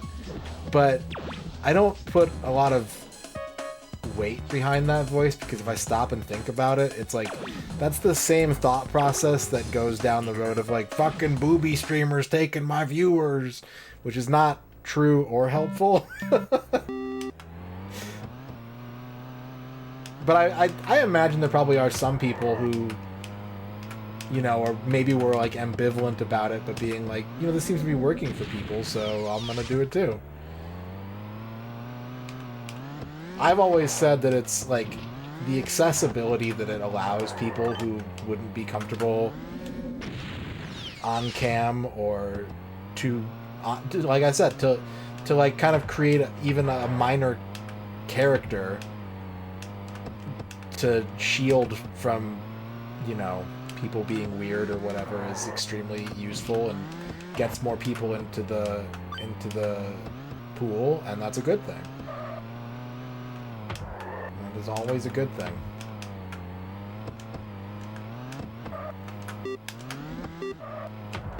The fuck? That counted? That's sick. That's sick.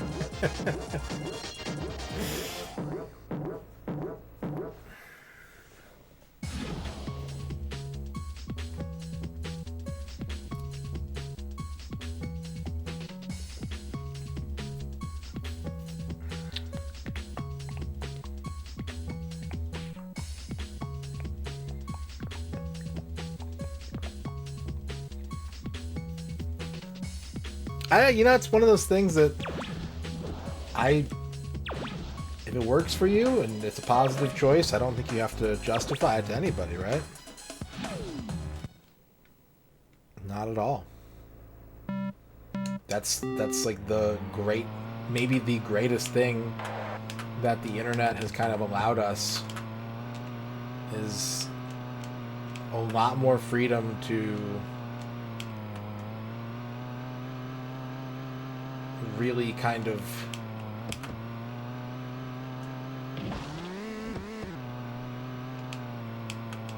dictate one's own identity.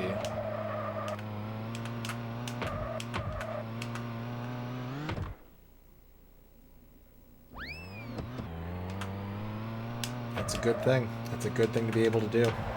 And arguably has made it a lot easier to do so offline for people, which is a good thing.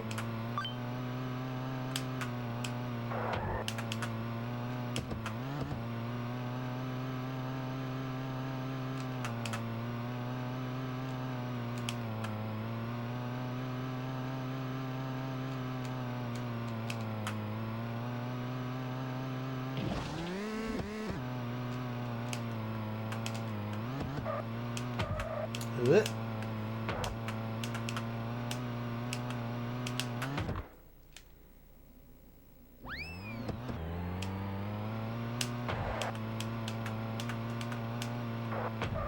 Thank you, Lance.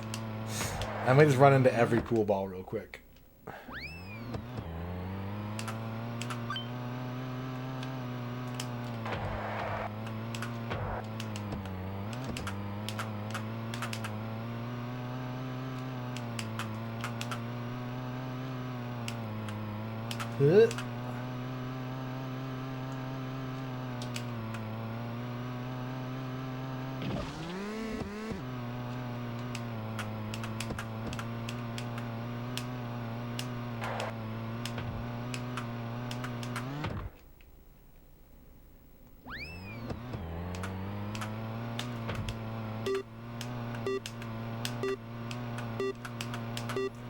close. I'm not so sure about this.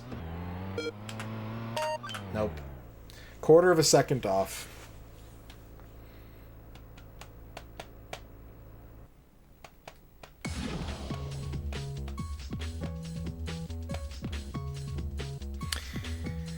Yeah, like, and that's the thing.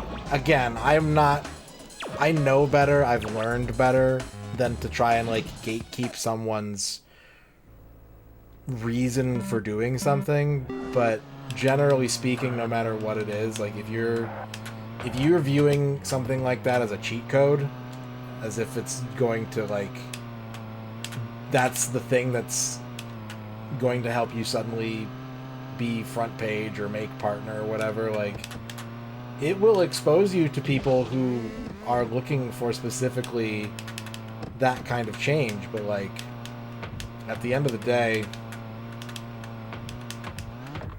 it's not gonna work for a lot of people, and, you know,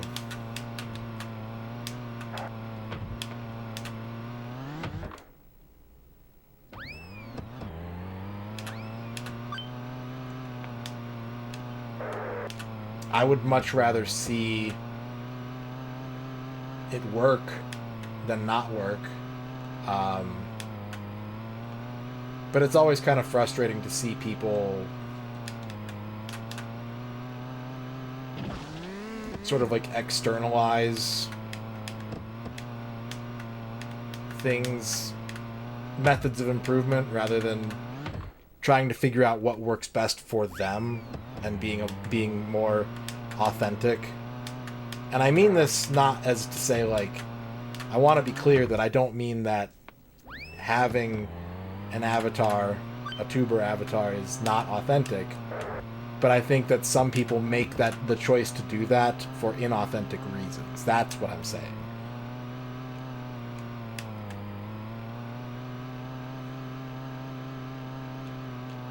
And maybe some people make that choice and they learn something about themselves and it becomes authentic, and that's good. That's a growth opportunity.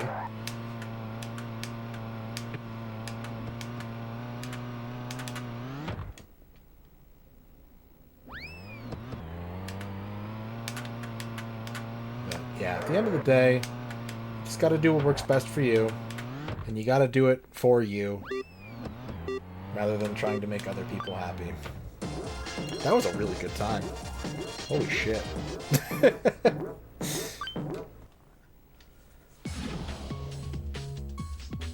There you go, Green Herring. That's all it takes.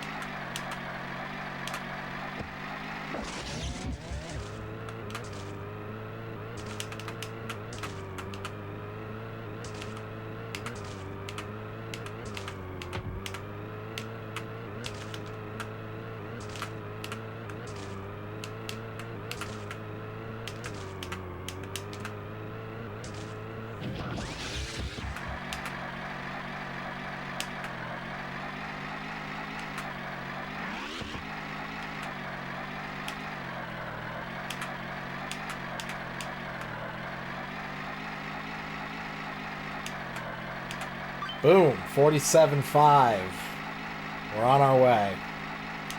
That's the concept lap. Now we just gotta repeat that.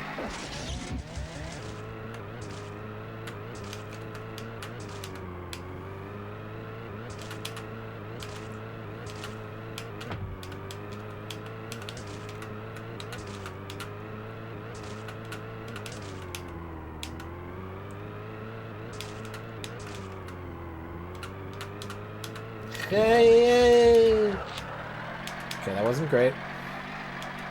For some reason I have a really hard time hitting that ramp straight, even though there's a ton of line up to it.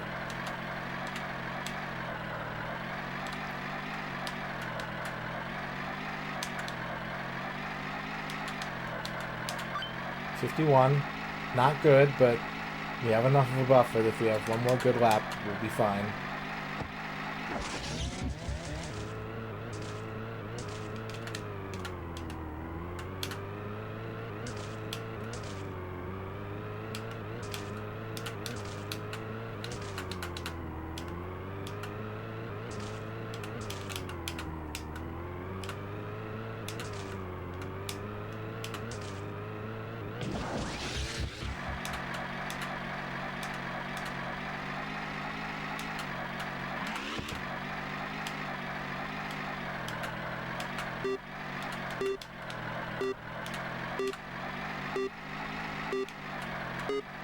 Bing.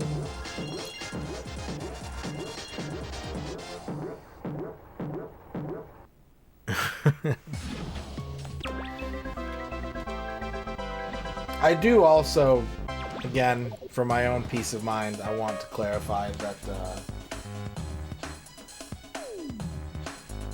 I am not trying... you know, I don't feel super comfortable talking about, like, good practice for VTubers because that's not my lane and I don't want to talk out of turn.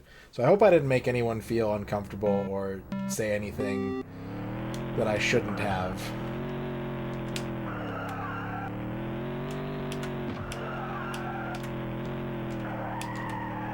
This camera angle's fucked.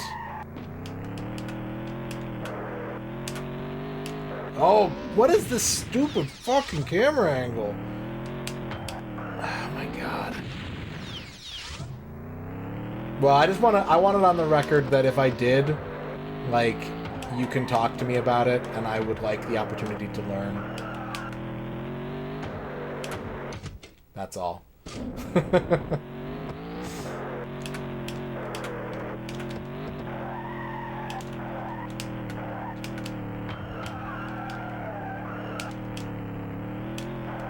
I've done this track, but this camera angle is so different that, like, I just can't. None of the muscle memory is there. I appreciate that a lot, Liz. I just want that on the record. I value that honesty greatly.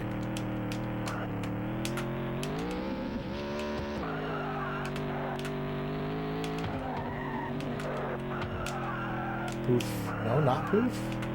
It seems like the time trials are getting a little more lax with where I can drive. My car has not been blowing up very much. Aside from that time that I tried to test the underwater capabilities of my monster truck.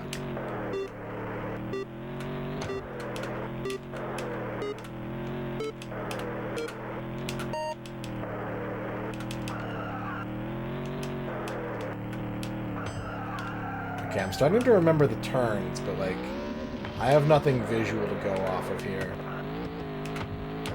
The camera is so different that all my, like, visual cues are not working.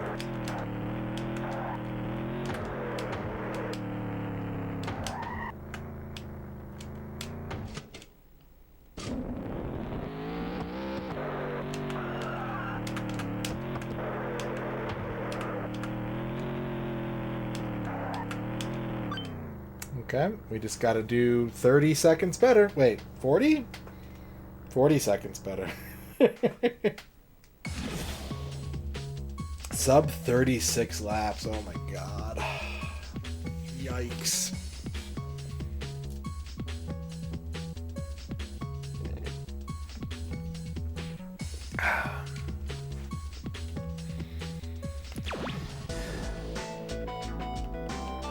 I think the main kill box mechanic is slalom based.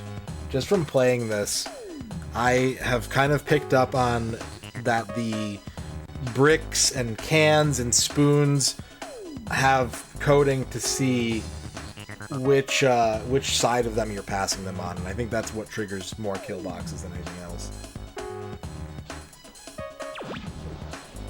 Which also makes it really hard to try and, like, guess where shortcuts might be, because you never know when the game's just going to be like, nope, you're dead.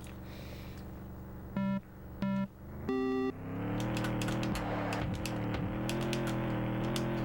at 30... Oh, that's how much time I have per lap? 36 with 3 repeating.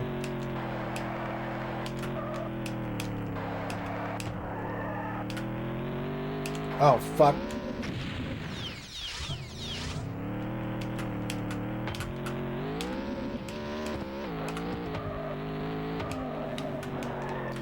Forgot about the shoe.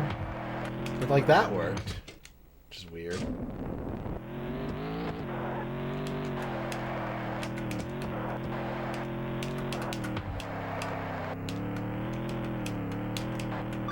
Okay, I'm at 43 and a half.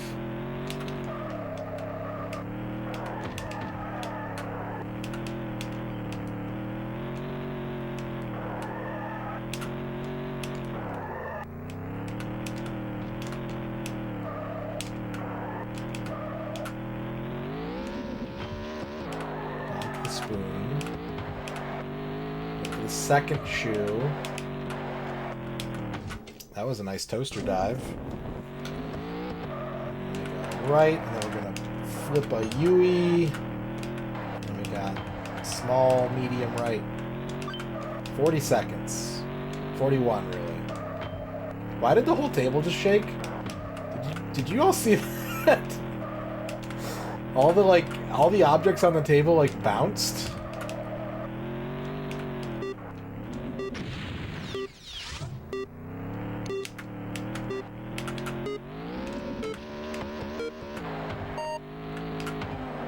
Second shoe, make the turn. Into the toaster, let it burn. Hop on out and have some time. Corn tablecloth is all you need. Yeah, see, I think I went on the left side of that mug, and so the game just said kill him. Okay, we got it down to 20 seconds. We shaved 20 seconds off. We got 20 to go. Game over. Game over.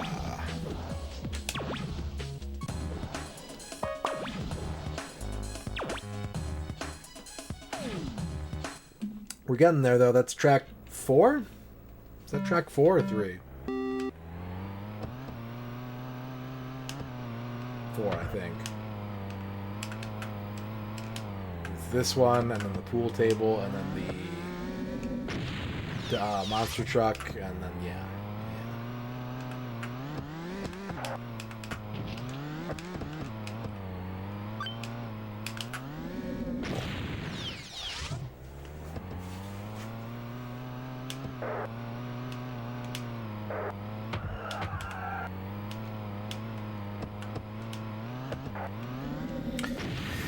We're just gonna go ahead and reset that one. Should probably take a break soon, too. Feel a break coming on.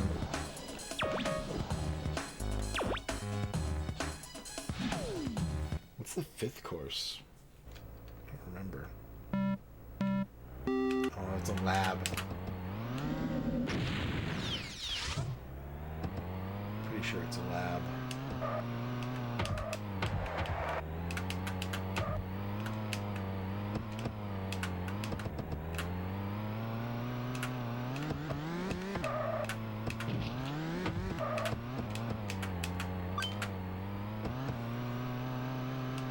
Not a good lap, but fixable.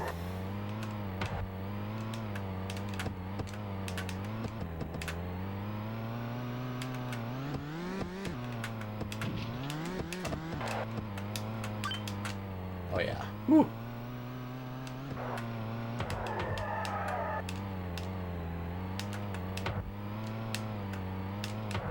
Shit. I don't think it's fixable anymore. Nope. Alright. Well, that's a good excuse to take a break. Let's pause the timer.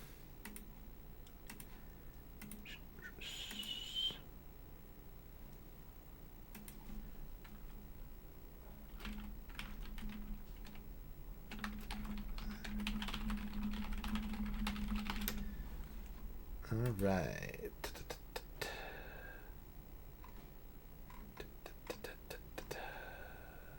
Hi, chat. How's it going? I'm going to take a break, get up, stretch, get some water, go to the bathroom, all that good gamer shit. And when we come back, we're going to try and get our second win of the night. We'll see if it happens. We've got about an hour and a half at most to work on this, so it could or it couldn't. Who knows? But I'll see you in a few minutes, chat. BRB.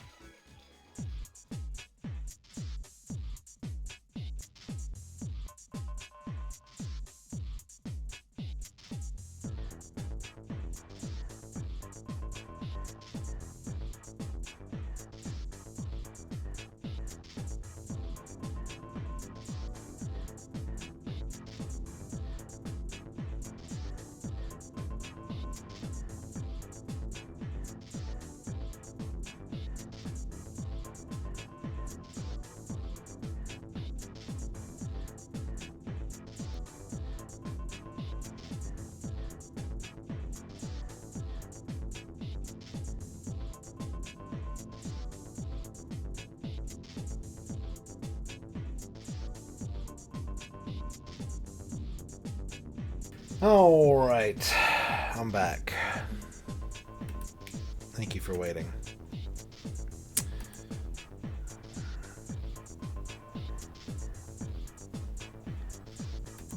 Can we do it? That is the question. Thank you. I hope that your rice is delicious. I am, like... Ern can attest to this. I don't know if she's in chat right now, but I'm, like, afraid of cooking rice.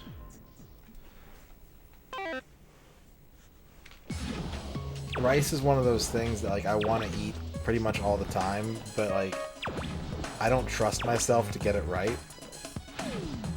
Kind of like pasta, where, like, I just want to eat rice and noodles, like, every day, but getting it wrong is really disappointing.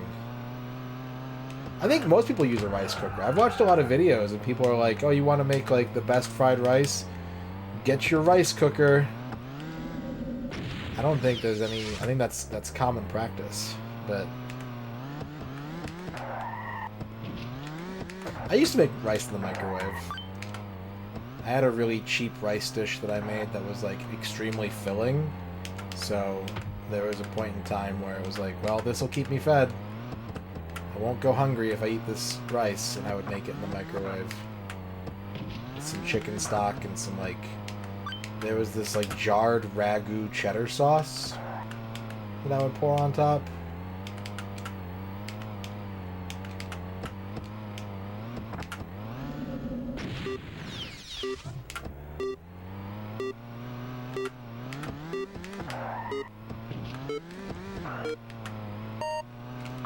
Damn it. So here's a fucked up thing about this game. Bug tester Radon has shown up in this game. I need to demonstrate this. Next chance I have to lose a race, I need to show you.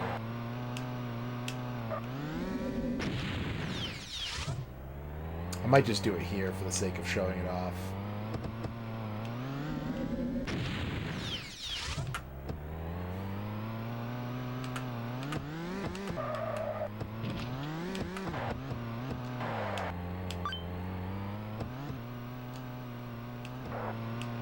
The weird thing, Ern, honestly, is I think I would be more confident if we had a rice cooker than I am using the Instant Pot as a rice cooker, even though it's very expressly capable of and has made our rice in the past. Many times. I just need to start doing it. That's all. Alright, so check this out. At any point in this game, you can hit pause and go to quit. And if you do, it takes you back to the start of the circuit with all 3 of your lives. So you just go right back and do it over. However, if you cross the finish line and lose, and then pause and hit quit, you lose a life. And you go back to where you were. As if you had just crossed the line and waited.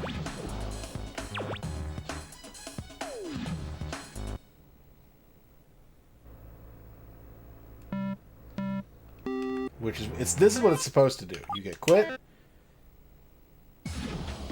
and it says, "Do you want to race another challenge?" And you say yes, and it starts over.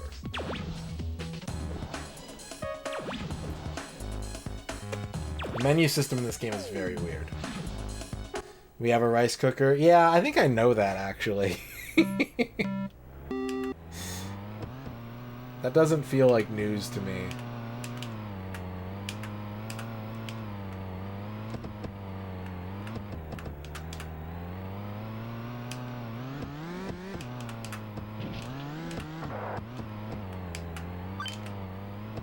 Whenever we're making something with... If I'm, like, making food and it calls for rice, I'm always like, Babe, will you make the rice for me?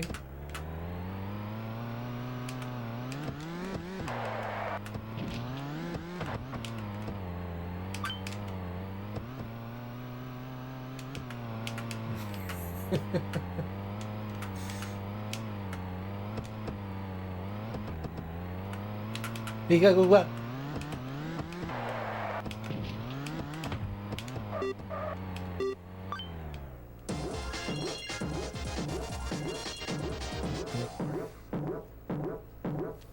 Someone stole the measuring cup that came with it.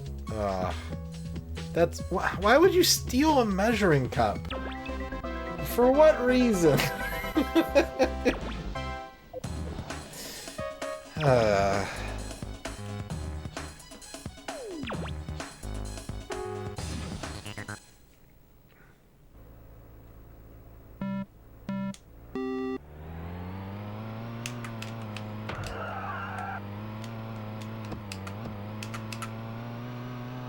What if they don't measure things with it?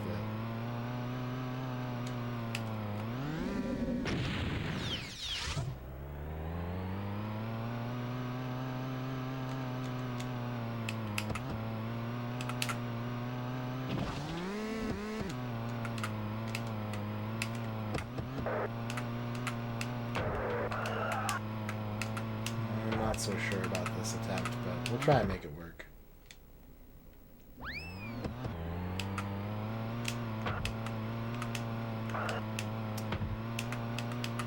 I think that's probably true, Dorky. I'm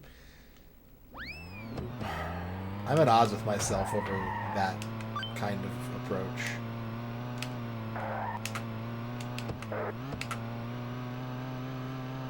I imagine I'm very frustrating to watch in the kitchen.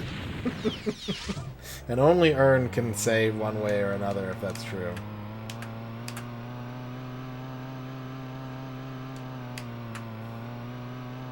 Because I, lack the confidence to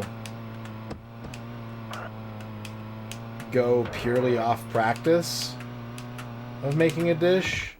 And I kind of lack the frequency. Nothing ever feels totally natural to me in the kitchen. But at the same time, I don't read recipes. I just try to follow them in the moment. So I don't have the confidence to go completely, I know how to do this, but I also don't prepare.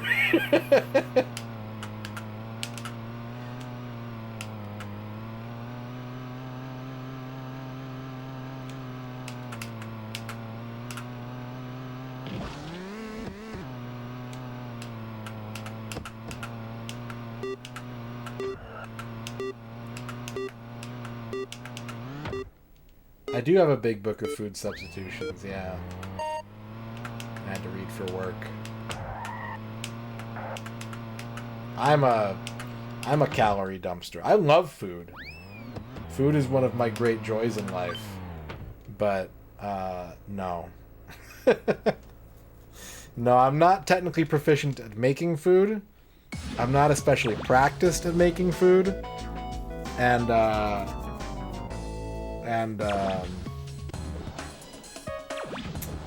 I don't like a lot of fancy foods. Yeah, I had to read it cover to cover.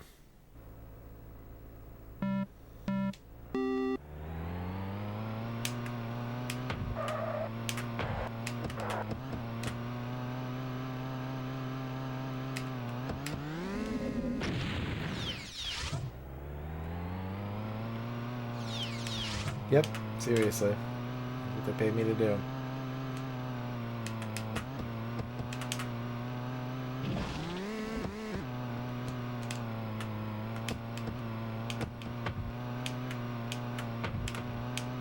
I think around the same time I got a Spanish to English dictionary. They don't normally have those kinds of books available for review, but weirdly there's been a couple that have come past.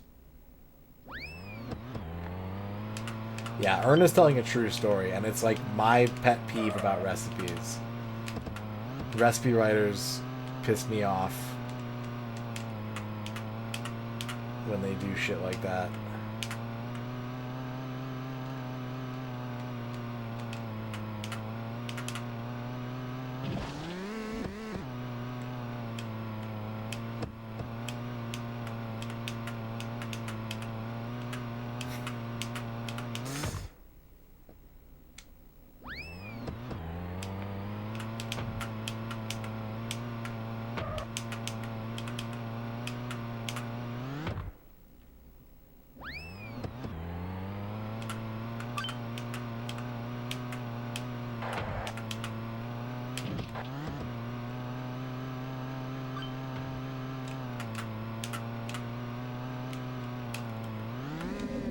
Yeah. As if that's a thing you can buy. Fucking recipe writers.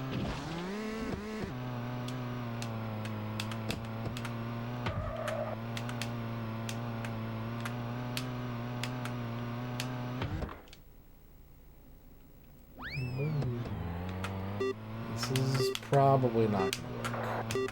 It's gonna be close, but I don't think it's gonna happen. Yeah, but it didn't call for bacon bits. It called for chopped cooked bacon. And never in the steps of the recipe does it say, cook the bacon, set it aside, crumble it up. It just lists that as an ingredient, and then on like step 3 of the recipe is like, add the bacon.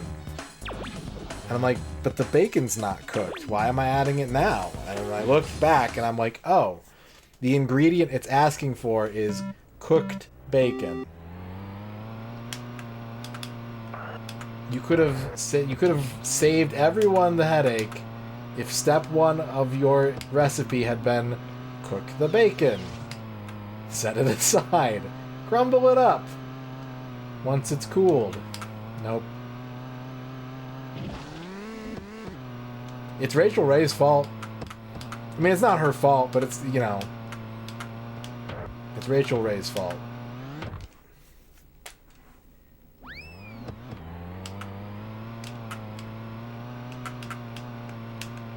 Well, Godey was like a professional chef, so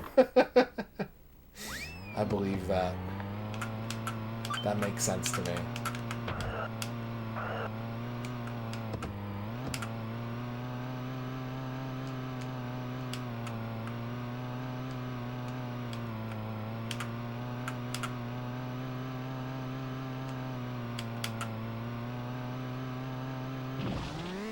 Yeah, not anymore, but...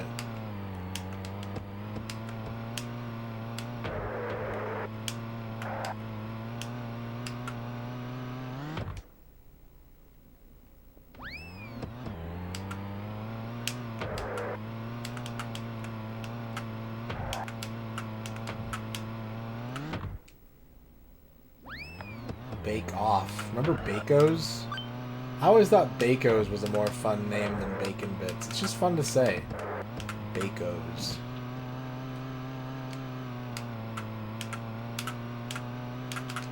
Meanwhile, I don't know what Mrs. Dash is. That doesn't tell me shit.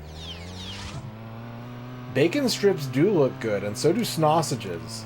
I have gone my entire life pissed off at sausages for looking too delicious. And when I went to mention this on Twitter to MZizzy, I did an image search, because I don't know if they have sausages in Australia. That's what I was looking up.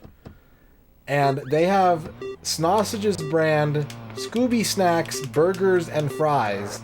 And it's dog treats, but they look like little grilled hamburger patties and fries. And I'm like, stop trying to get me to eat dog food.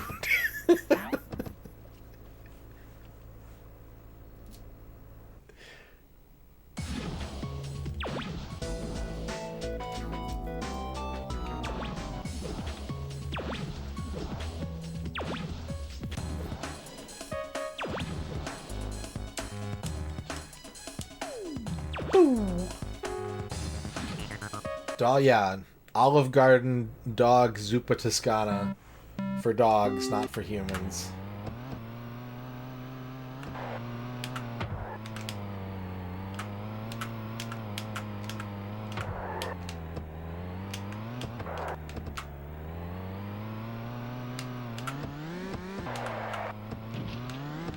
It's okay if you don't tell anyone. Well, I just told all of chat, so...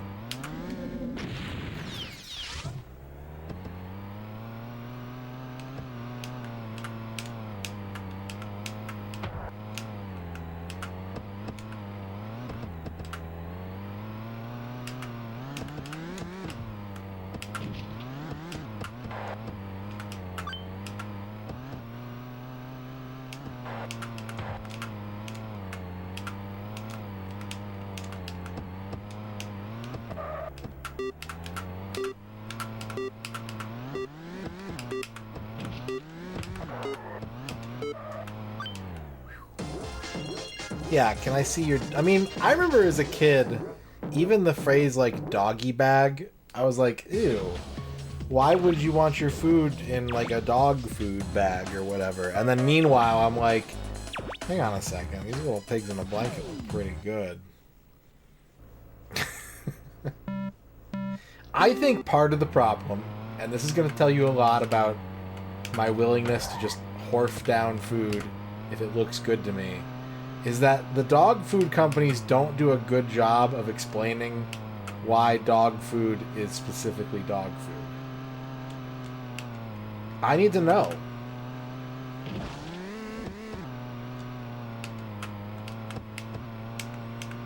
Tide handled it. Yeah, this looks like delicious candy, but it's not. It's for washing your clothes. Okay, got it. Meanwhile, they're like, dogs like bacon, so we made this dog food look and taste like bacon. And I'm like, okay, well, I like bacon too. I'm like, don't eat it.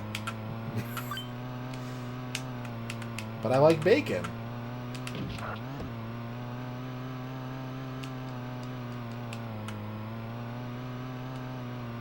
And I think this is the closest I'll ever come to empathizing with a dog. Because as I say this, I'm like, you know, I've always wondered why dogs keep trying to eat stuff that, like, is toxic to their systems. And now I'm like, hang on, I think I get it. Hang on a second. I'm starting to understand as I talk this out.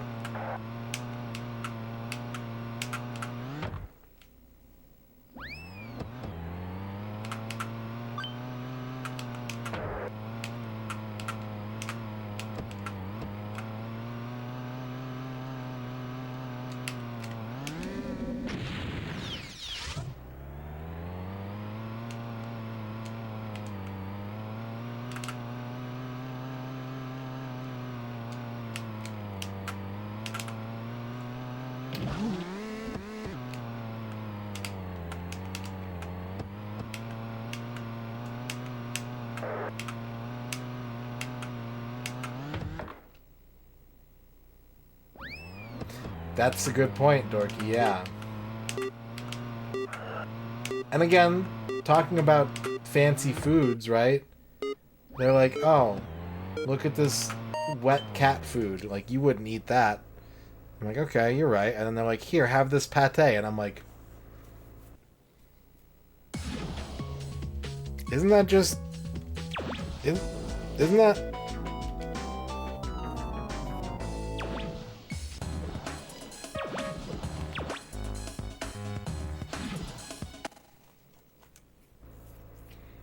Several of your siblings used to sneak handfuls of alley cat kibble. At some point, if everyone in the family is doing it, like, it's not a secret anymore.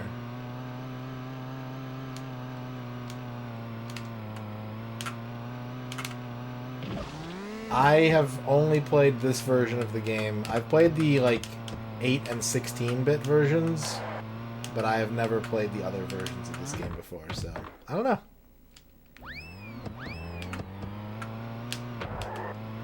The PS1 version was first, though, I think, because the credits for this game mention it.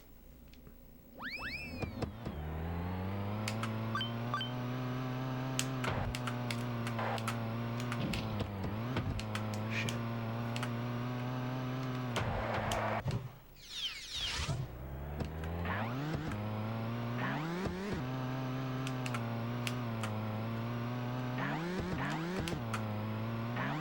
So here's the other problem with the menus that I pointed out earlier, right? So now you know that if I press start right now and go to quit, it will take me back to the beginning of the circuit. But we're on race 2. However, this is clearly like an unwinnable situation. There is nothing I can do to get out of this other than finish the race.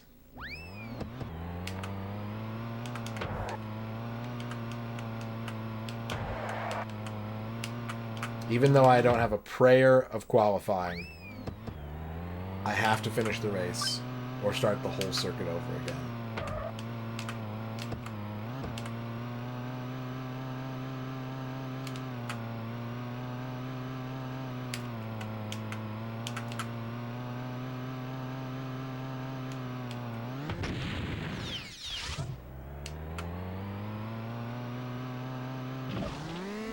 Cat food sausage, 3 out of 5.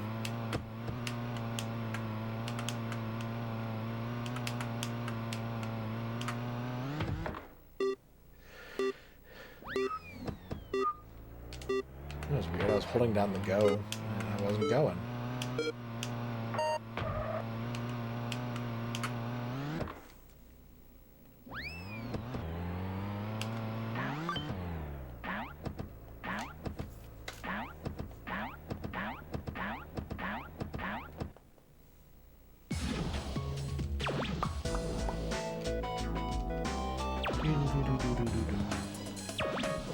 Chemical sausages. That's the problem with a concept like that, is eventually you have to escalate it. You run out of normal things to make sausage with, and then you gotta start making boron sausages. A menthol sausage? Ugh.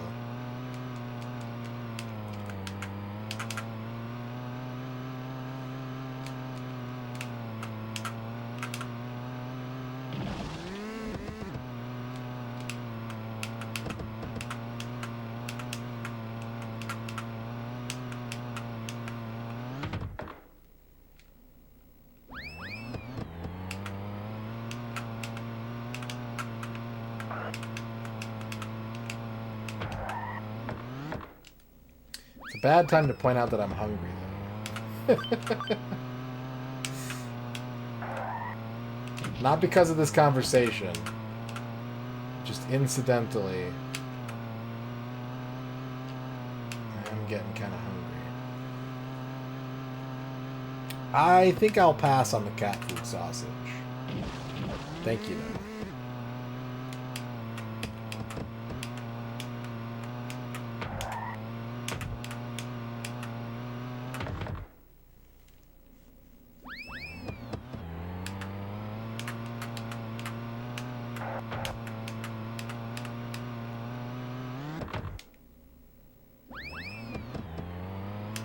American cheese on pizza, huh?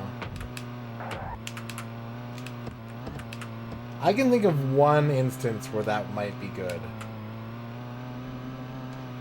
But that's because there's a pizza that I have a beef with.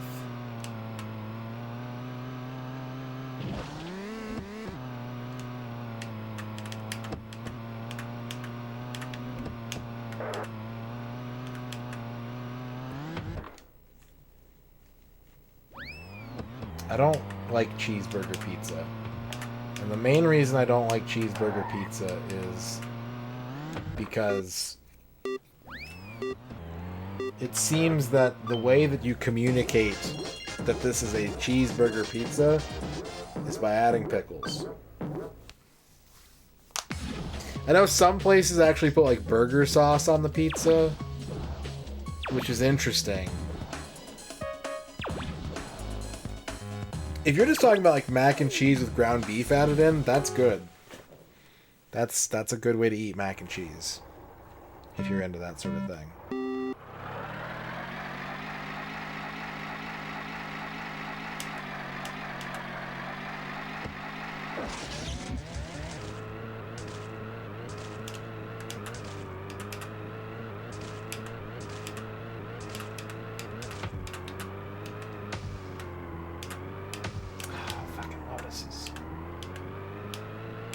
Lotai? What's the plural of lotus?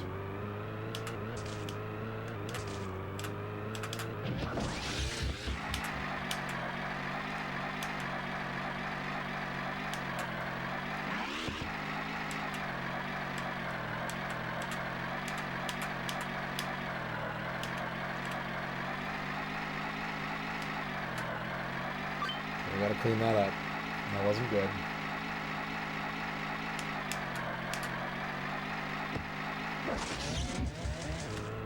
To be clear, this is a very stupid complaint of mine. I just want to clarify that, like, the thing that makes me mad about it is that I like cheeseburgers and pizza, and I want to enjoy an item called cheeseburger pizza, but because it typically includes an ingredient that I would ask for to not be on my cheeseburger, it just hurts my brain. To which you would reasonably reply, why don't you tell them you don't want your pickles on the cheeseburger pizza? I don't really have a great response to that.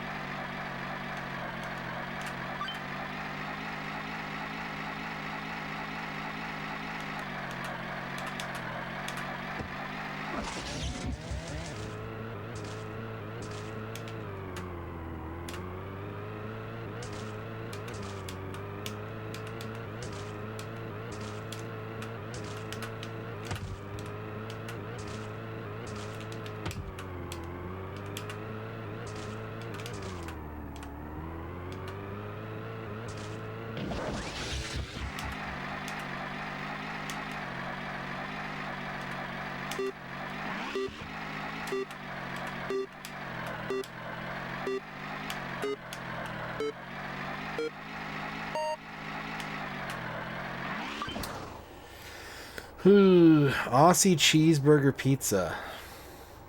This looks like an AI photo. Something about the sort of blobbiness of the food and the weird, like, up and down kerning of the text. This looks like... This cheeseburger pizza picture looks like it's AI generated to me.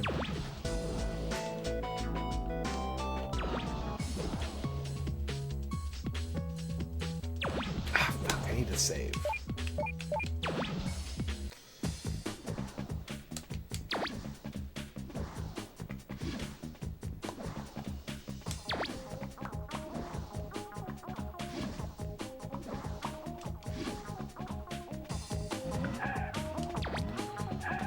Bum, bum, bum, bum, bum, bum, bum.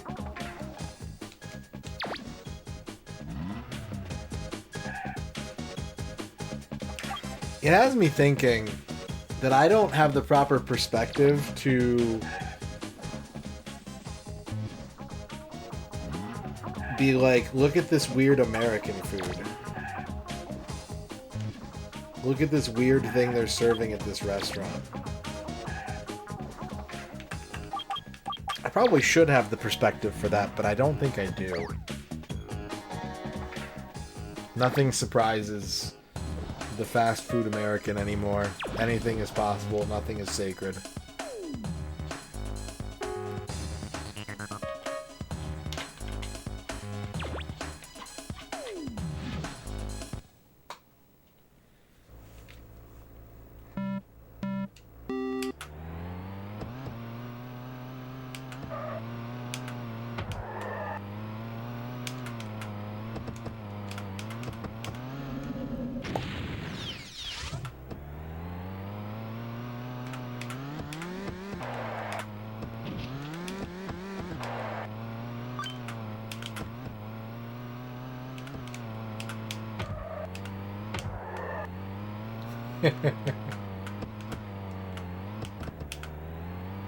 Like, the thing that first comes to mind if I try to conjure up, like,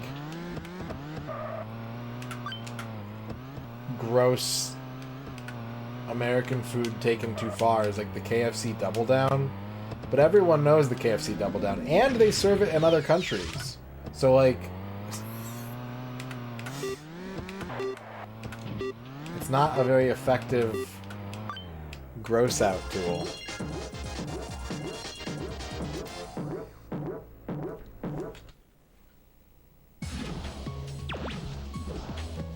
I'm gonna start trolling fast food websites looking for something that's unholy and wrong. Jack in the Box has chicken and waffle sticks and mini chimichangas right now. Carl's Jr. is doing guacamole bacon. That's not weird at all. Loaded guacamole. They have a fried zucchini burger. That's kind of... like, it doesn't have beef on it. It's like fried zucchini, cheese, lettuce, tomato, onions, pickles, special sauce, mayonnaise on a bun. I don't think that's gross. Like, I think it's kind of neat to have a meatless burger option. What's Burger King doing?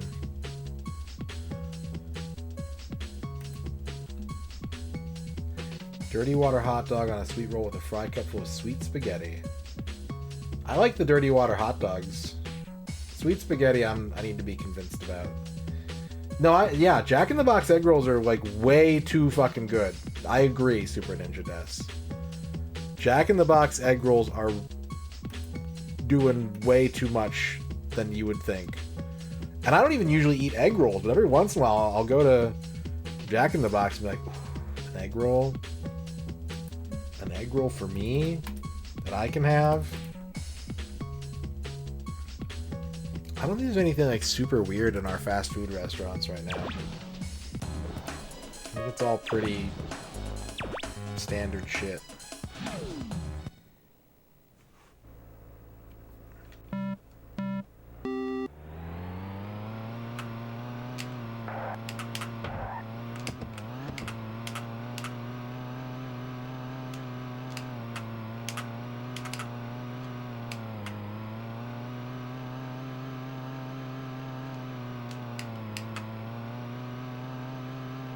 Nacho fries, those are delicious. Those are so good.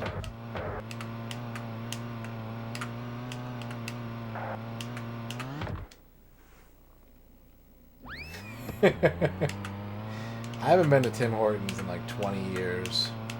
There was one by my house when I was in high school.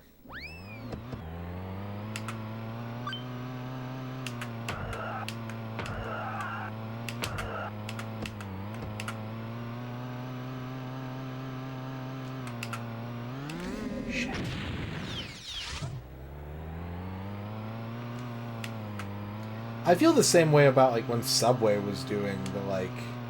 Didn't Subway do flatbread pizzas for a while? Those things just looked really sad. And like I didn't really understand why they were doing it. It didn't seem to really like enhance what they were going for.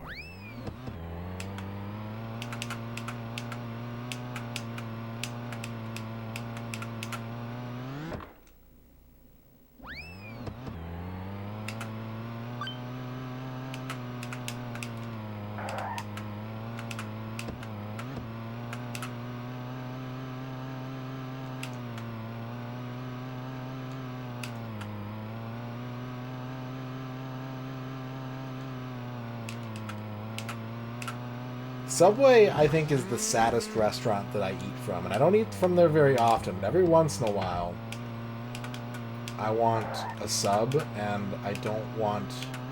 I need to try Jersey Mike's now that they're open over here. But like, I don't like Jimmy John's. There's like a trashiness that's very appealing to me about Subway. Like, it's not good, and that's why I want it.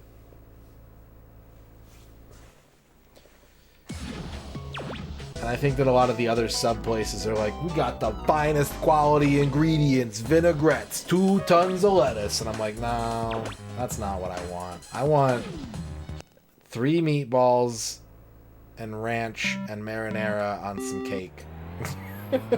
That's... When I said I wanted a sub, that's what I meant. I didn't mean I wanted, like, a deli experience. I want meatballs and cake.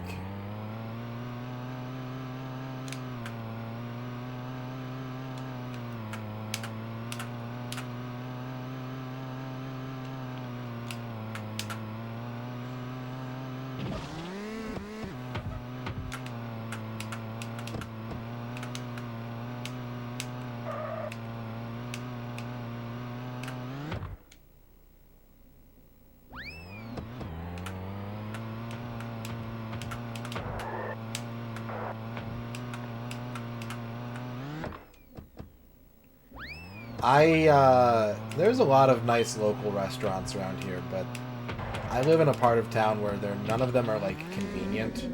So if my motivation for eating out is, like, lack of energy, it's fast food. Like,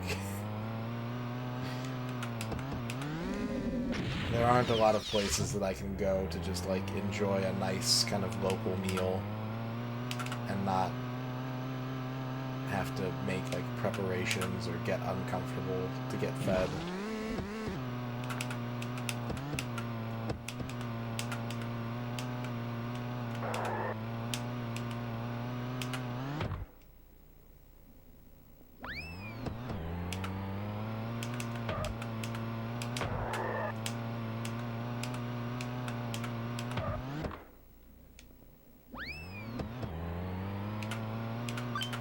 We might have one kebab place where I live.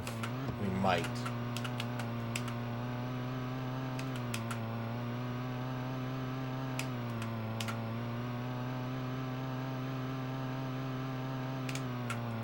If you want Mexican food, you've got like probably 400 options.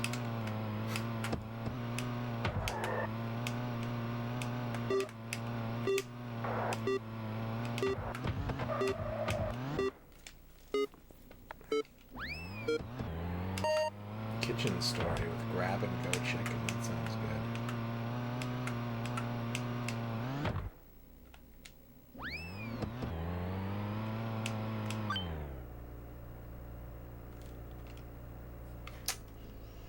I ain't driving so good right now. Thinking about kebabs.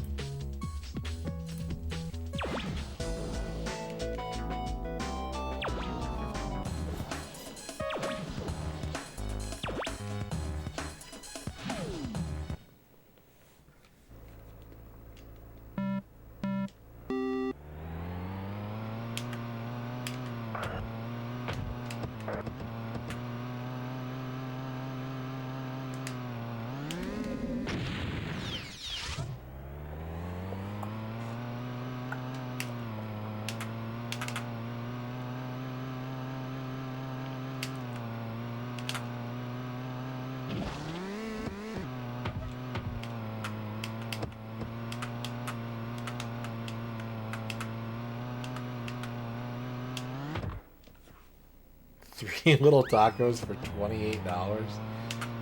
Damn.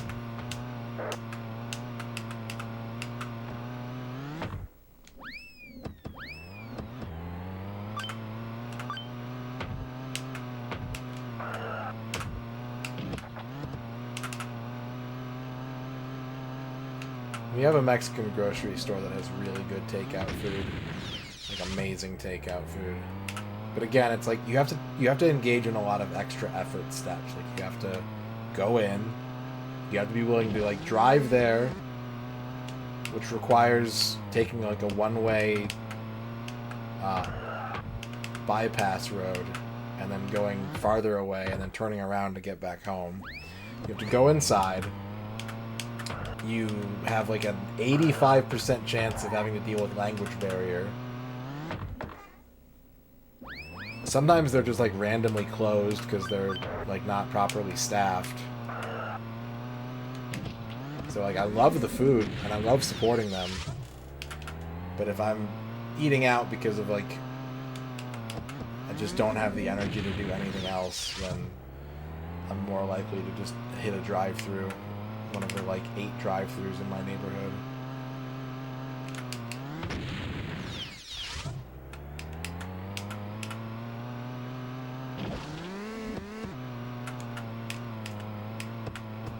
Six kebabs.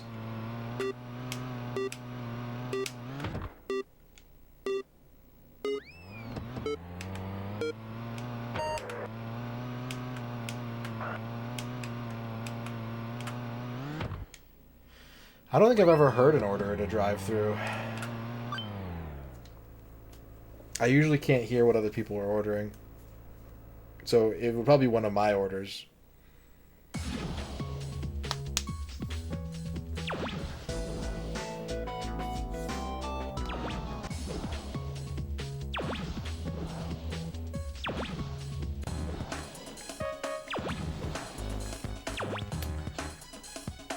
I want to eat more food truck food, but it's so hard to like find where they are. I know that like bigger cities have apps and things where food trucks will like register and you can just like look up which trucks are out and where they're located. We don't have that here. The closest we have to that is like stalking the food trucks on Facebook and hoping that they made a post saying where they are that day.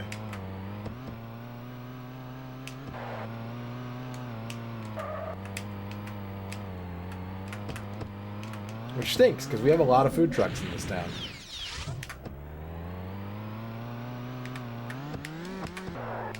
And I want to eat their food, but...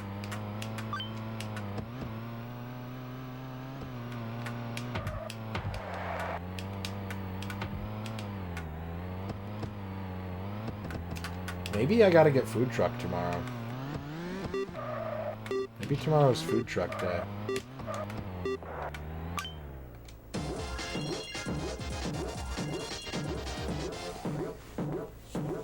Say your order shows up in the other lane.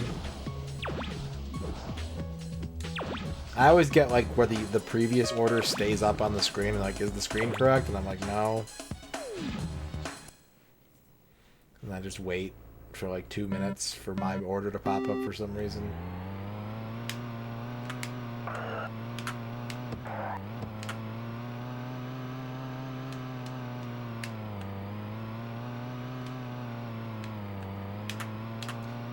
Food ATV would be good. Food helicopter. Food ski-doo. Damn.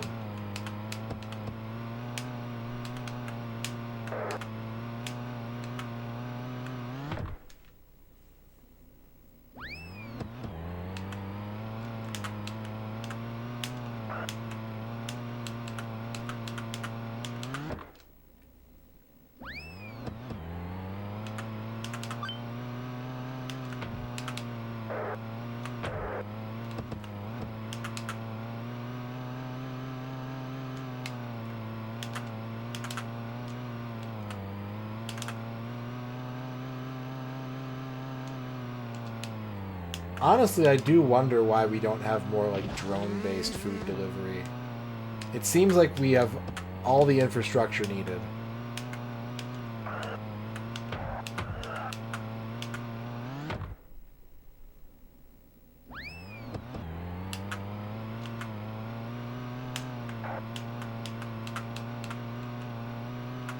Yeah, that's what I expected. That was my reason that I guessed too, but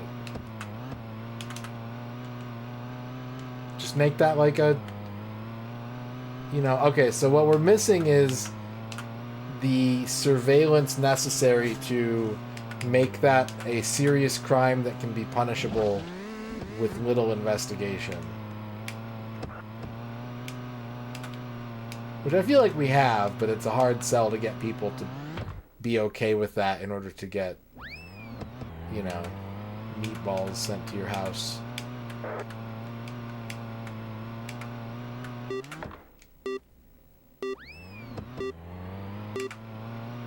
What if we just made the drones look like birds? And you look up and you're like, huh, that hawk totally stole a takeout box. That's weird. People aren't gonna shoot a hawk down holding a takeout box.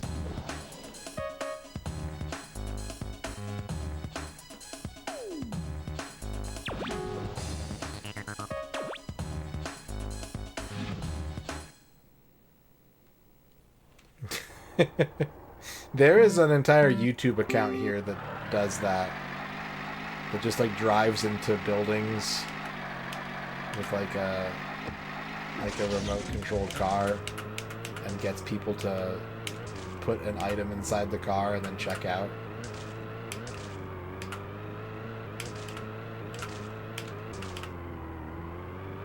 I forget what it's called. Yeah, that's what, yeah, there we go. We just need food drones that can break, like, the atmosphere.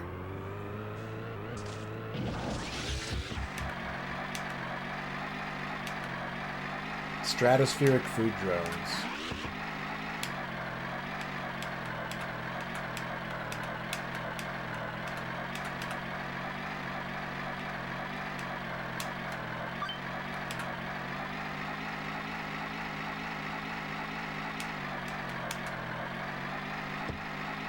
Honestly, intercontinental food delivery sounds like heaven. If I could just get like noodles from Singapore shot at my house right now and they would arrive safely in like 15 to 20 minutes, I would be broke as fuck.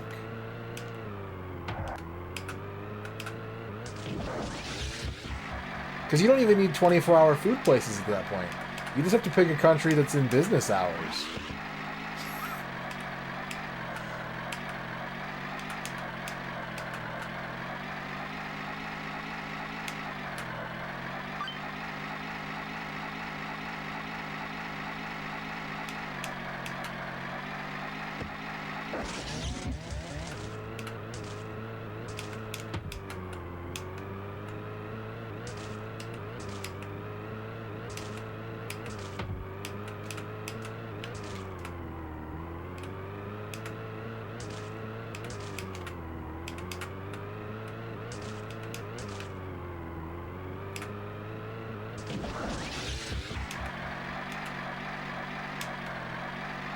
Yeah, pneumatic tubes also solve this problem. Why are we trying to go to Mars when we can't even get food delivered from I was gonna say across the world, but we could start small, like in with throughout the city. Give me the ability to have a plastic tube full of mashed potatoes and pulled pork, fired underground, and that arrives in my house safely. And then you send the tube back for a deposit. Like a growler. Like a growler of mashed potatoes.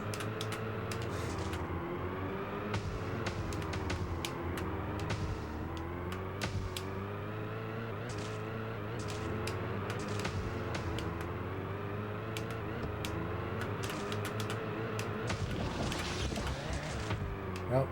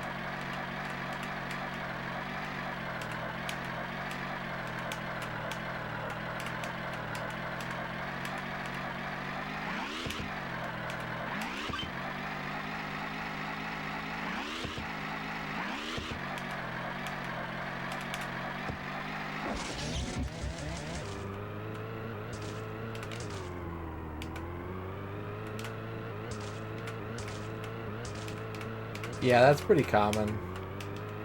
They also have, like, food delivery robots in restaurants over there. They have little, like,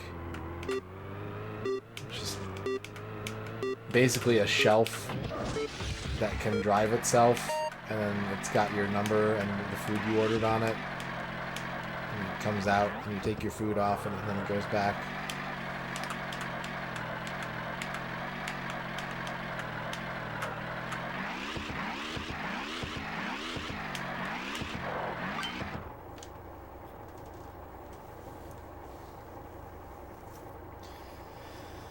I don't know if I can push this any further tonight.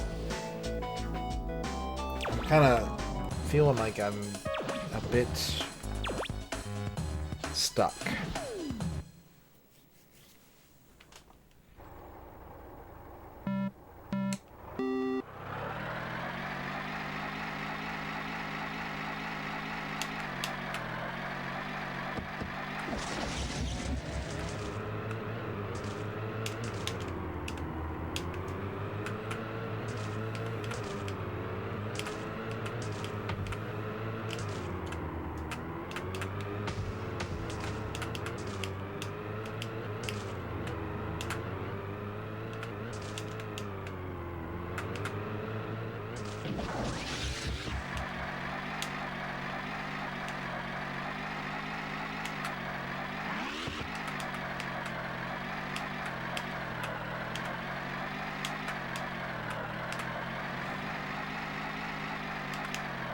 Okay, that was a decent lap.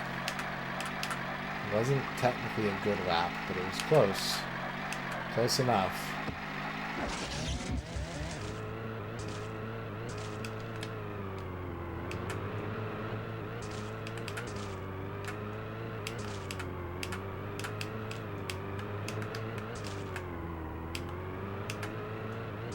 Grouper sushi.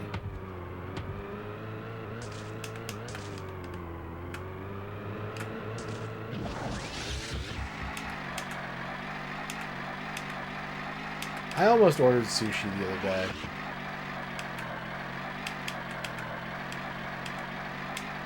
I think we've been talking about it in chat.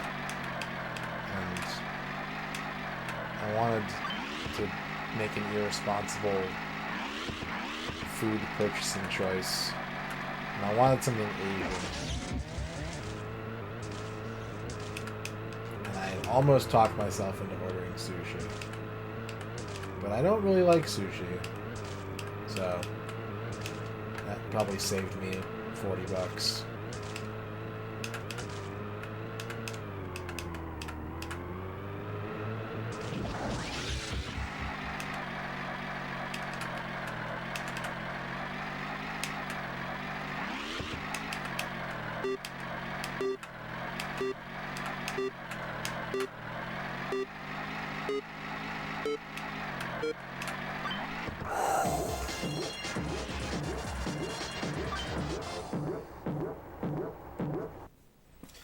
%20 off DoorDash gift cards. Woo!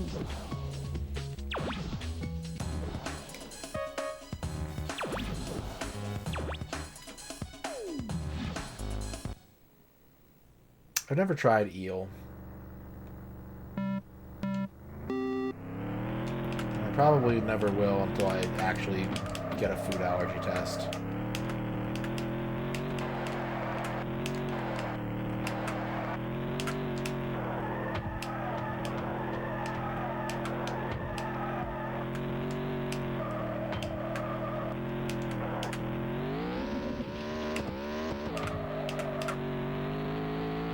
All the data I have to go off now says that if it came from underwater, then it'll make me sick. So, until I know, I'll never know.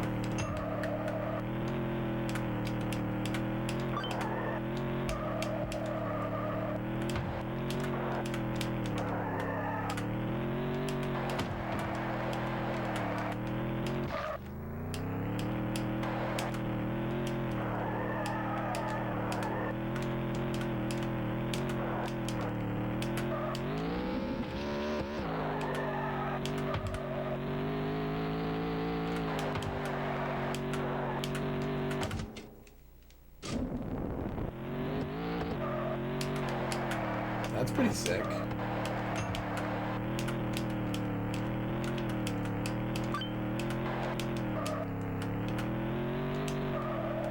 Free sample eel.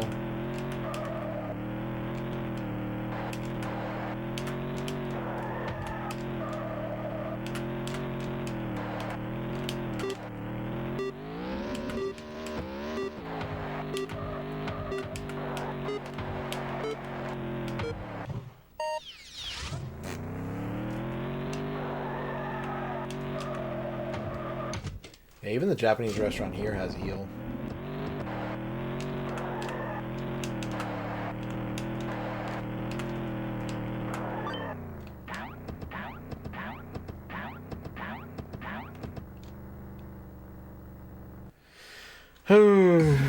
Pretty sure that was my only life. Yep.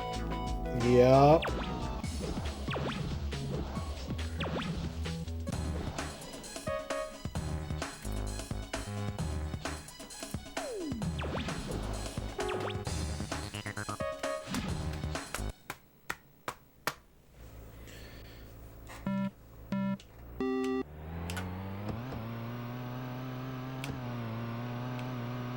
No.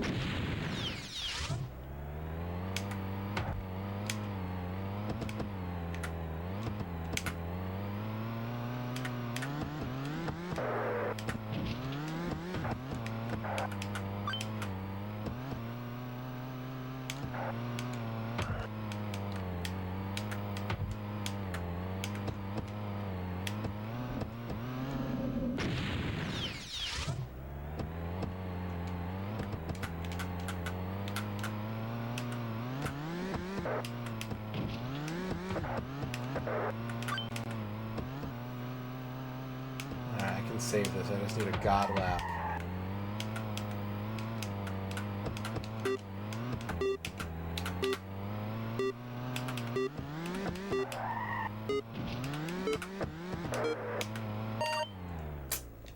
One-tenth of a second. Womp womp.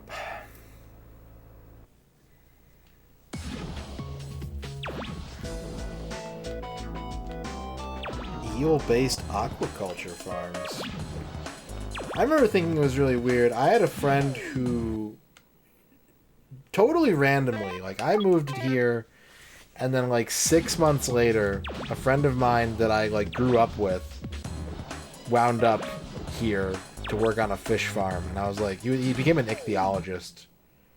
And I was like, wait, so you're moving to New Mexico to to raise fish? I was like, yeah, it's really important work. I was like, oh, okay. I didn't know. Pardon my ignorance.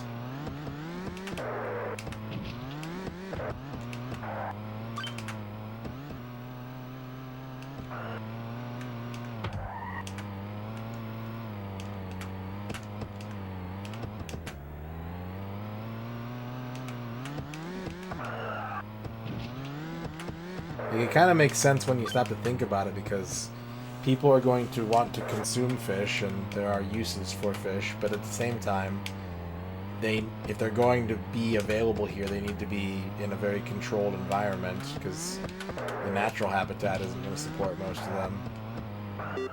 What's my favorite fish to look at? The ones that suck the algae off of your fish tank, that just like suction cup to the side of the glass and just like go wum wum wum wum. Those are my favorites.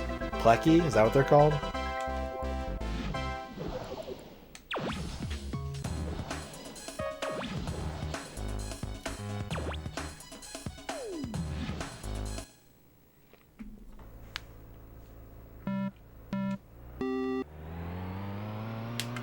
Plecostomus, yeah, that's right.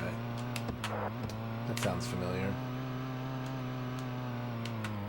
My stepdad had a fish tank when my mom remarried, and he had, I think, a couple gar and a plecostomus.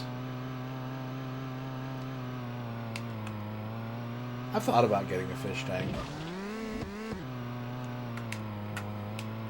But honestly, if I'm being totally honest, I think I would get as much... Like, I would be satisfied with just, like, a fish tank that didn't have fish in it. Just, like, the bubbling sound and, like, the light in the water is enough to relax me. I don't need the fish. Save a ton on fish food.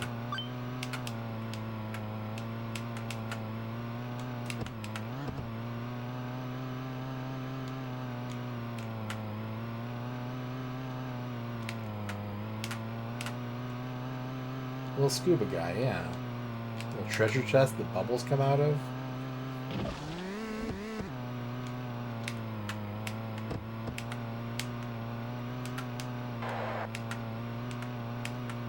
Alright, here's something that I think about actually a lot for some weird reason.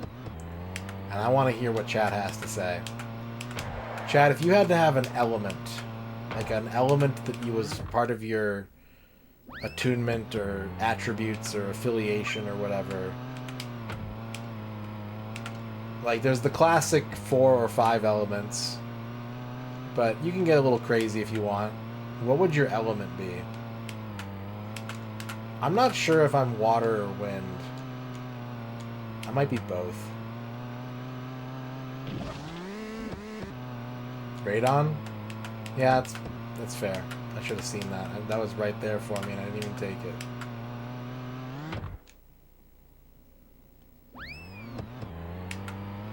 You're very water.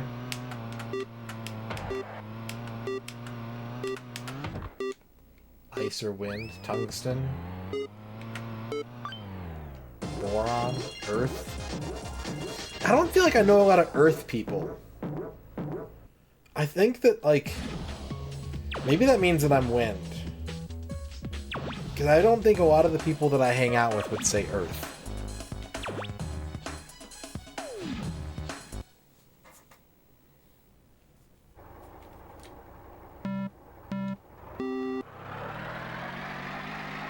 moving wallpaper on the screen. I'd be cool with that.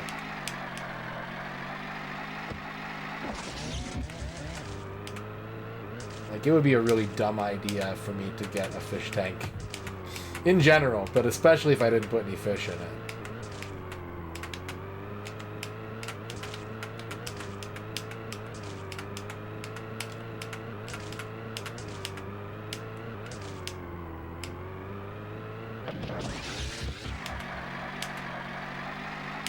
I read a whole book about that, Dorky, for work again. I had like 2 books that were, one was a companion text to the first book, but they were all about like really in-depth astrological concepts.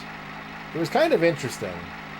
I didn't really put any like faith or stock in it, but it was still sort of neat to get the logic behind all the sort of astrological predictions and such.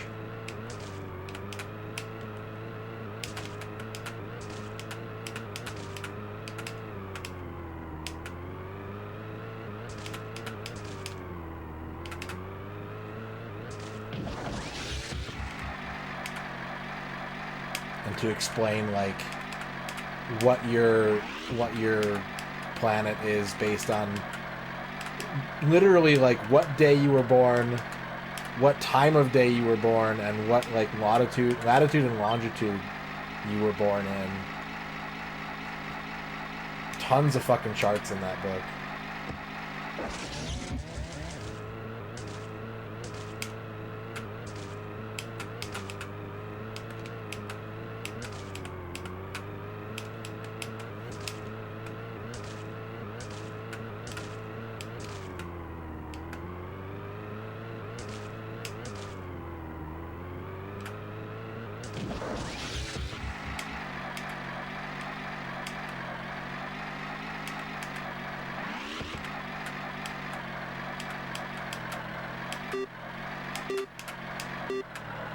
Hurry up, little truck.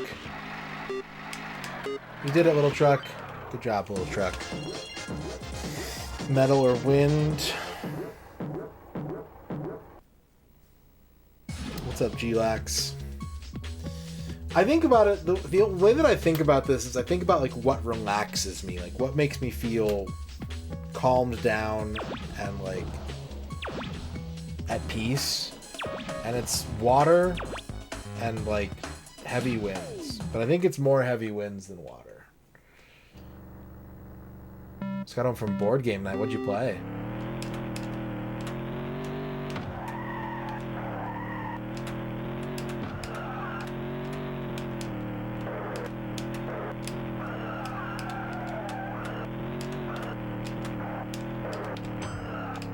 Fuck. Stupid spoon. No, it's not a poof. Why isn't that a poof?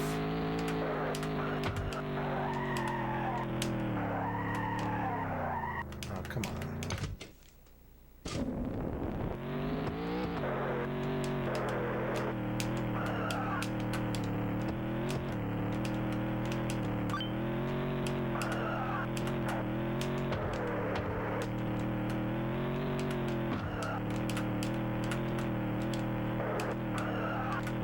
Like, it's so hard for me to go to sleep without a fan on. It's basically impossible.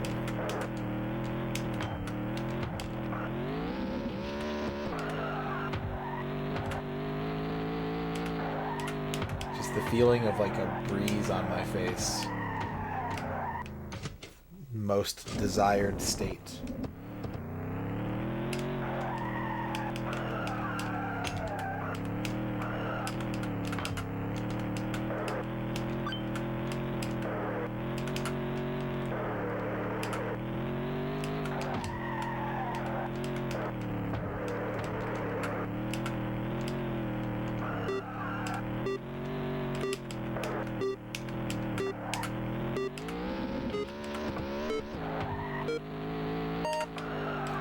Sound generally helps me sleep too.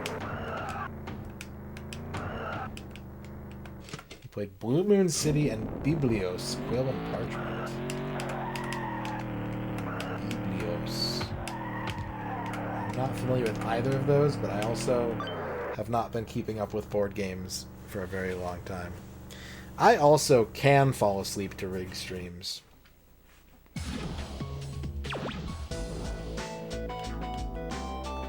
I can and have and will in the future.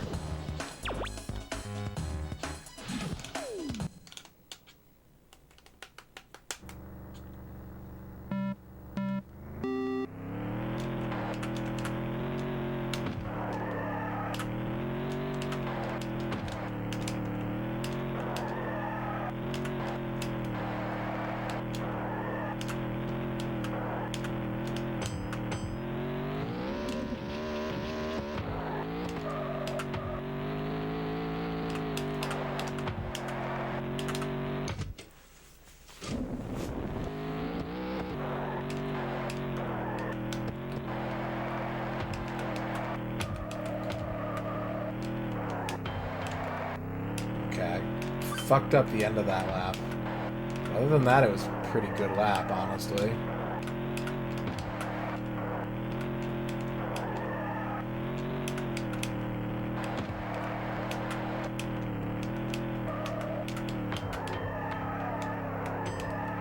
That was not good.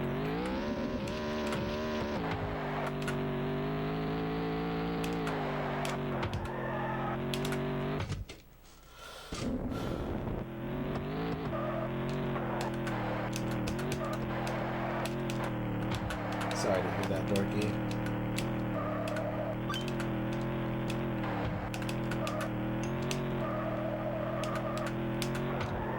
I usually don't sleep well on traveling at all.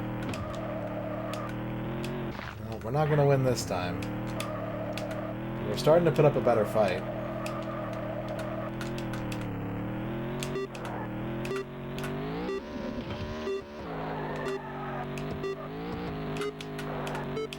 Cool.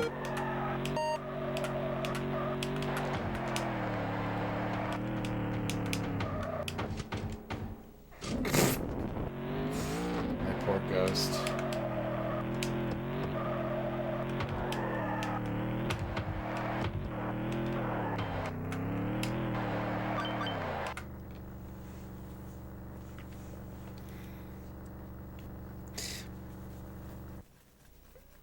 I find it a bit easy to sleep to rig stream because of the consistency of noise, if that makes sense. So if I turn the volume down pretty low, there's just sort of like a constant drone because of all the sound redeems that like it's very easy to fall asleep to. If the volume is up and I'm like trying to half pay attention, it's impossible, but on a low enough volume setting, it's practically white noise.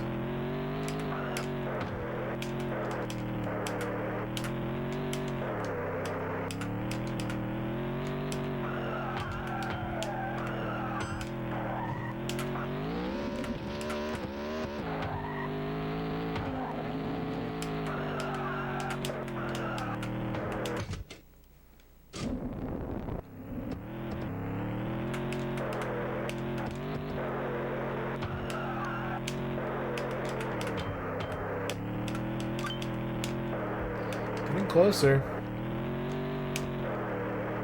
Like 36-second laps. I'm putting up some sloppy 38s.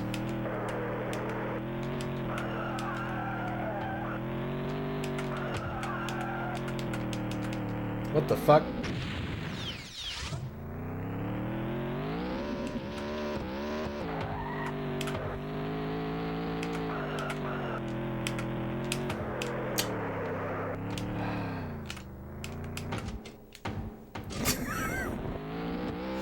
Once again, my poor, poor ghost.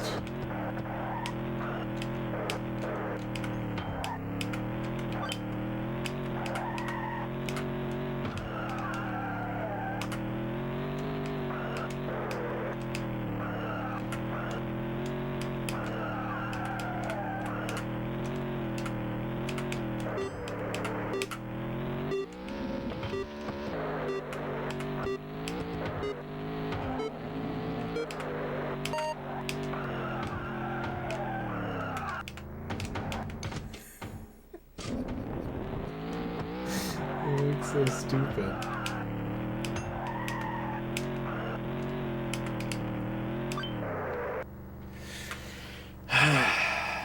Individual lap wise, I'm getting close, but I'm not having like one good lap yet, so my time is still really shit.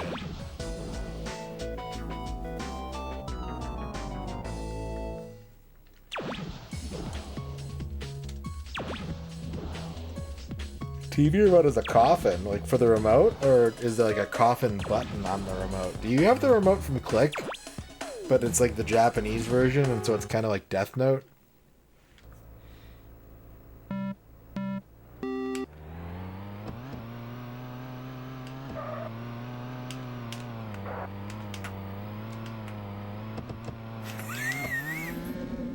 Now I'm imagining if Click was like Death Note instead of being what it was. Just a movie where Adam Sandler has a TV remote that can kill people.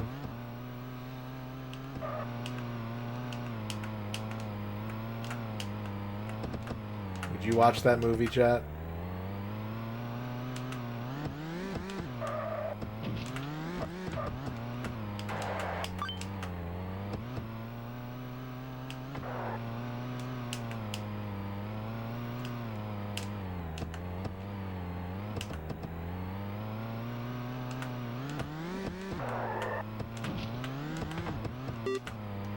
Does my question about Adam Sandler Death Note make you uncomfortable, or do you like it?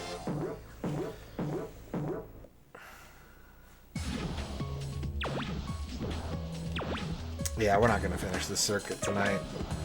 I can put in some practice, try and get ready for next time, but I don't think it's happening tonight.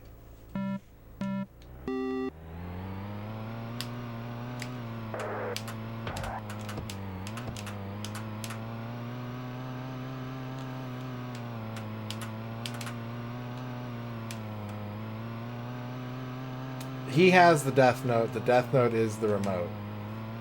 The Click remote. But instead of being able to do all the wholesome stuff with his dad or whatever, it's just... it just kills people.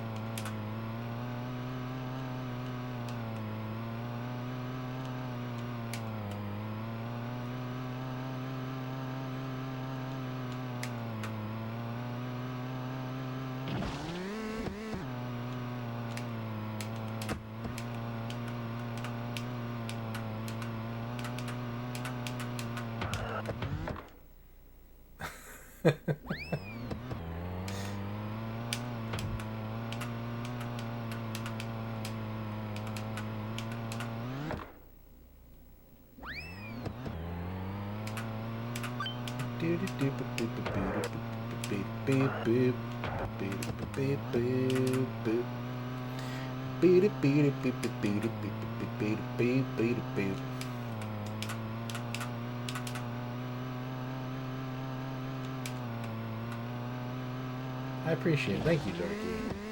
I'll give you my Death Note then. I got one back at E3 2007. And I just never did anything with it, but I'll give it to you.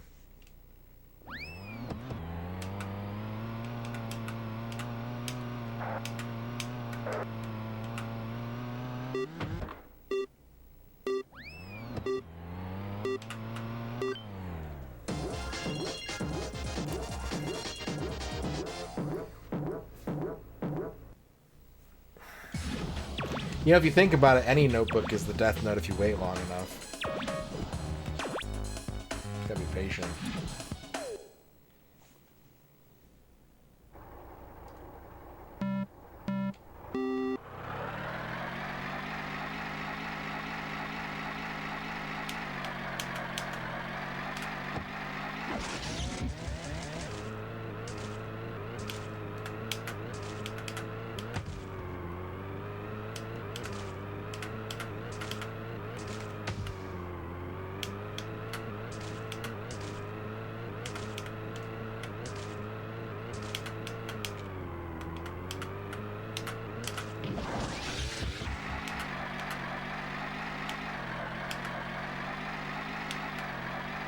Oh, I forgot about the slime.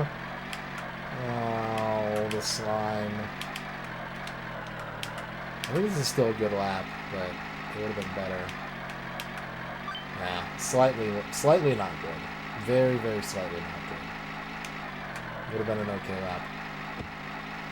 Went for Slimer.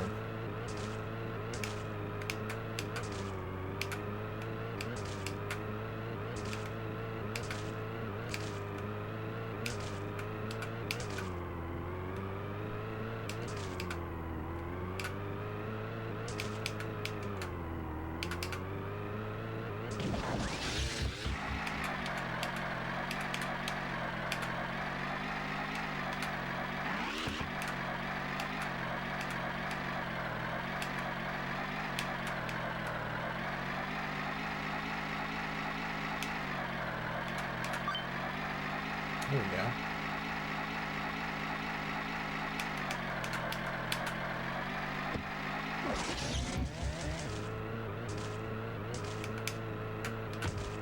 Do TV shows even have theme songs anymore?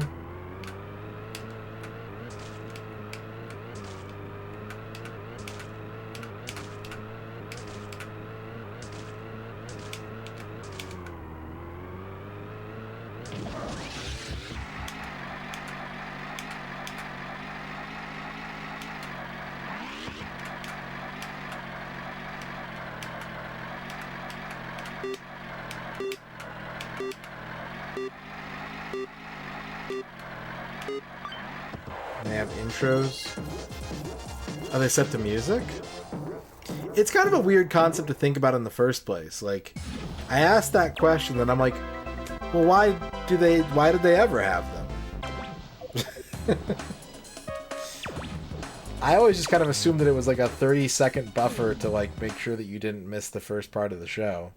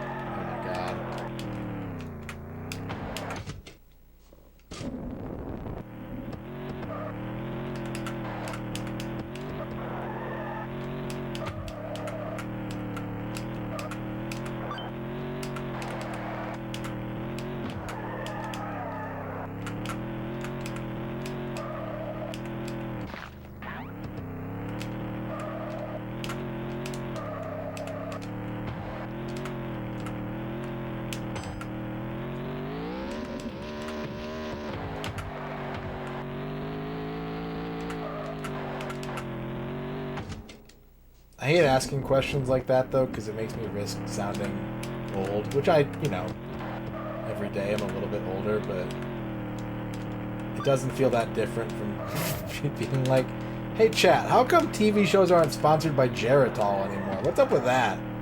I miss the Geritol sponsorships. Where's the Calgon billboards at? Kids today don't even know.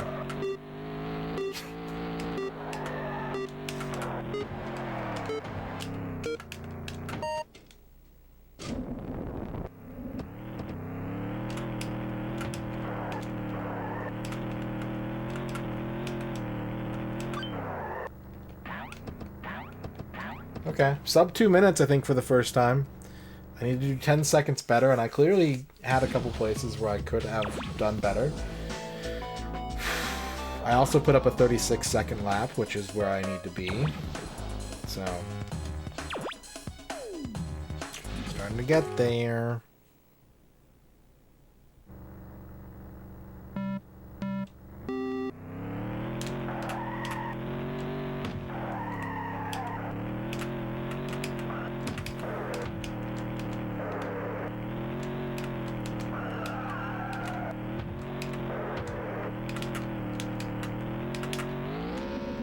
No, Spoon.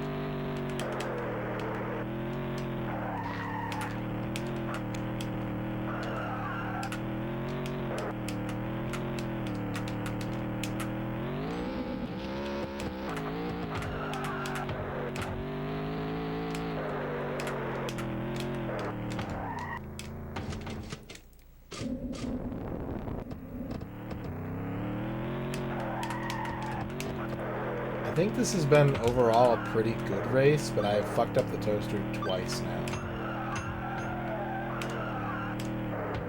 Well, and now it's... Wait a second.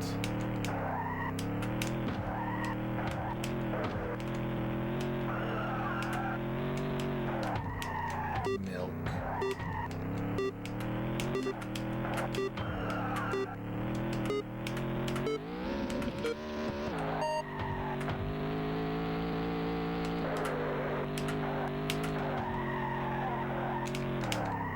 Not a single good toaster.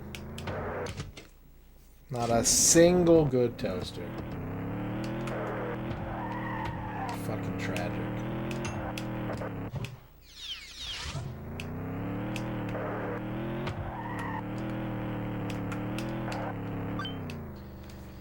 Alright, last try for the night. Last life. Last try. Here we go. Swish. Easy buckets.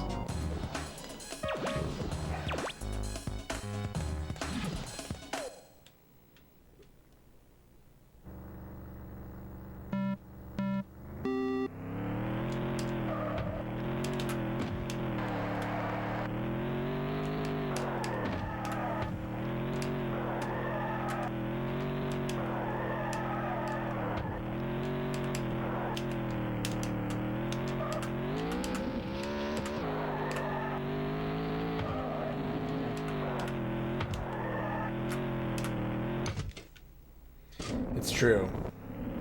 Smash players have spent so much time playing Smash that they have coined a unique term for every element of the game.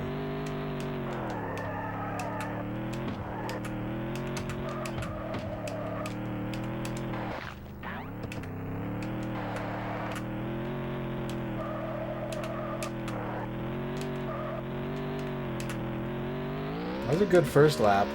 I've kind of made a couple bad mistakes here.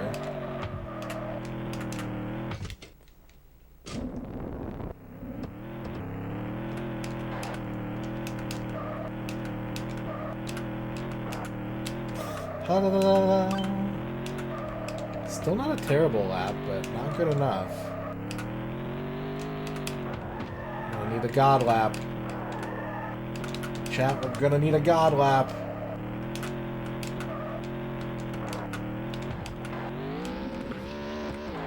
What's my favorite Counter-Strike map callout? I like squeakies. I'm a big fan of squeakies.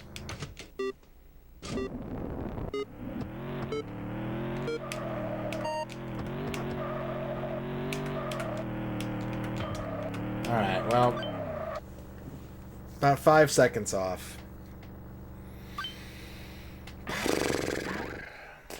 Yeah, you never know when you're not part of the bigger community. There's a lot of things that I'm like really, really interested in, but I don't like use it as something to socialize with people on.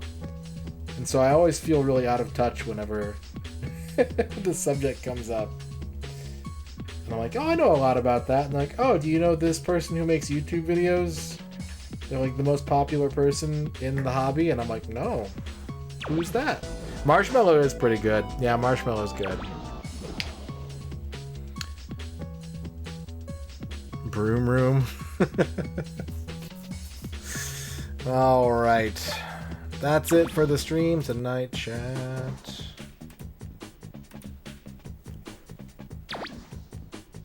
Today's the start of Pokemon World Championships. I only ever watched one PWC, and it was the one where Pachirisu won, and I was like, I don't need to see any other ones. I saw the best one. I don't need to watch. It's always kind of a disappointment, right? One of two things happens when you watch something really hype, and you're like, okay, I need to watch this all the time because it's sick, or you're like, okay, it's never gonna be as cool as this moment right here. Same guy's running it again? Ooh, well, maybe you've piqued my interest. We got one circuit done, we had good conversations, I didn't make a ton of progress, but we finished head-to-head mode, and that's good enough of an achievement for me. You'll never hear the woo, woo, woo ever again. Not from me. Not on this game. Thanks, chat, for watching. Thanks for the subs tonight. Thank you for the bits. I hope you had a good time. I hope that you enjoyed watching. I might be back tomorrow. Yeah, if I could control it and they let me use it. Yeah, I might be back tomorrow, I might not. Keep an eye on the Discord or click that bell if you want me to take you to hell, like Satan did in my dream. That was a reference only for John Matrix's benefit. Okay. Let's find someone to raid. Following. We got, y'all, you know what? I don't raid Stealthy Golem a ton, but Stealthy Golem is playing Iron Sword, and that sounds really comfy. That sounds like an extremely comfy stream. So I'm gonna raid Stealthy Golem tonight. Y'all take it easy. Have a good one. Enjoy your Saturday. We'll see you next time. Hear your lizards. Good night.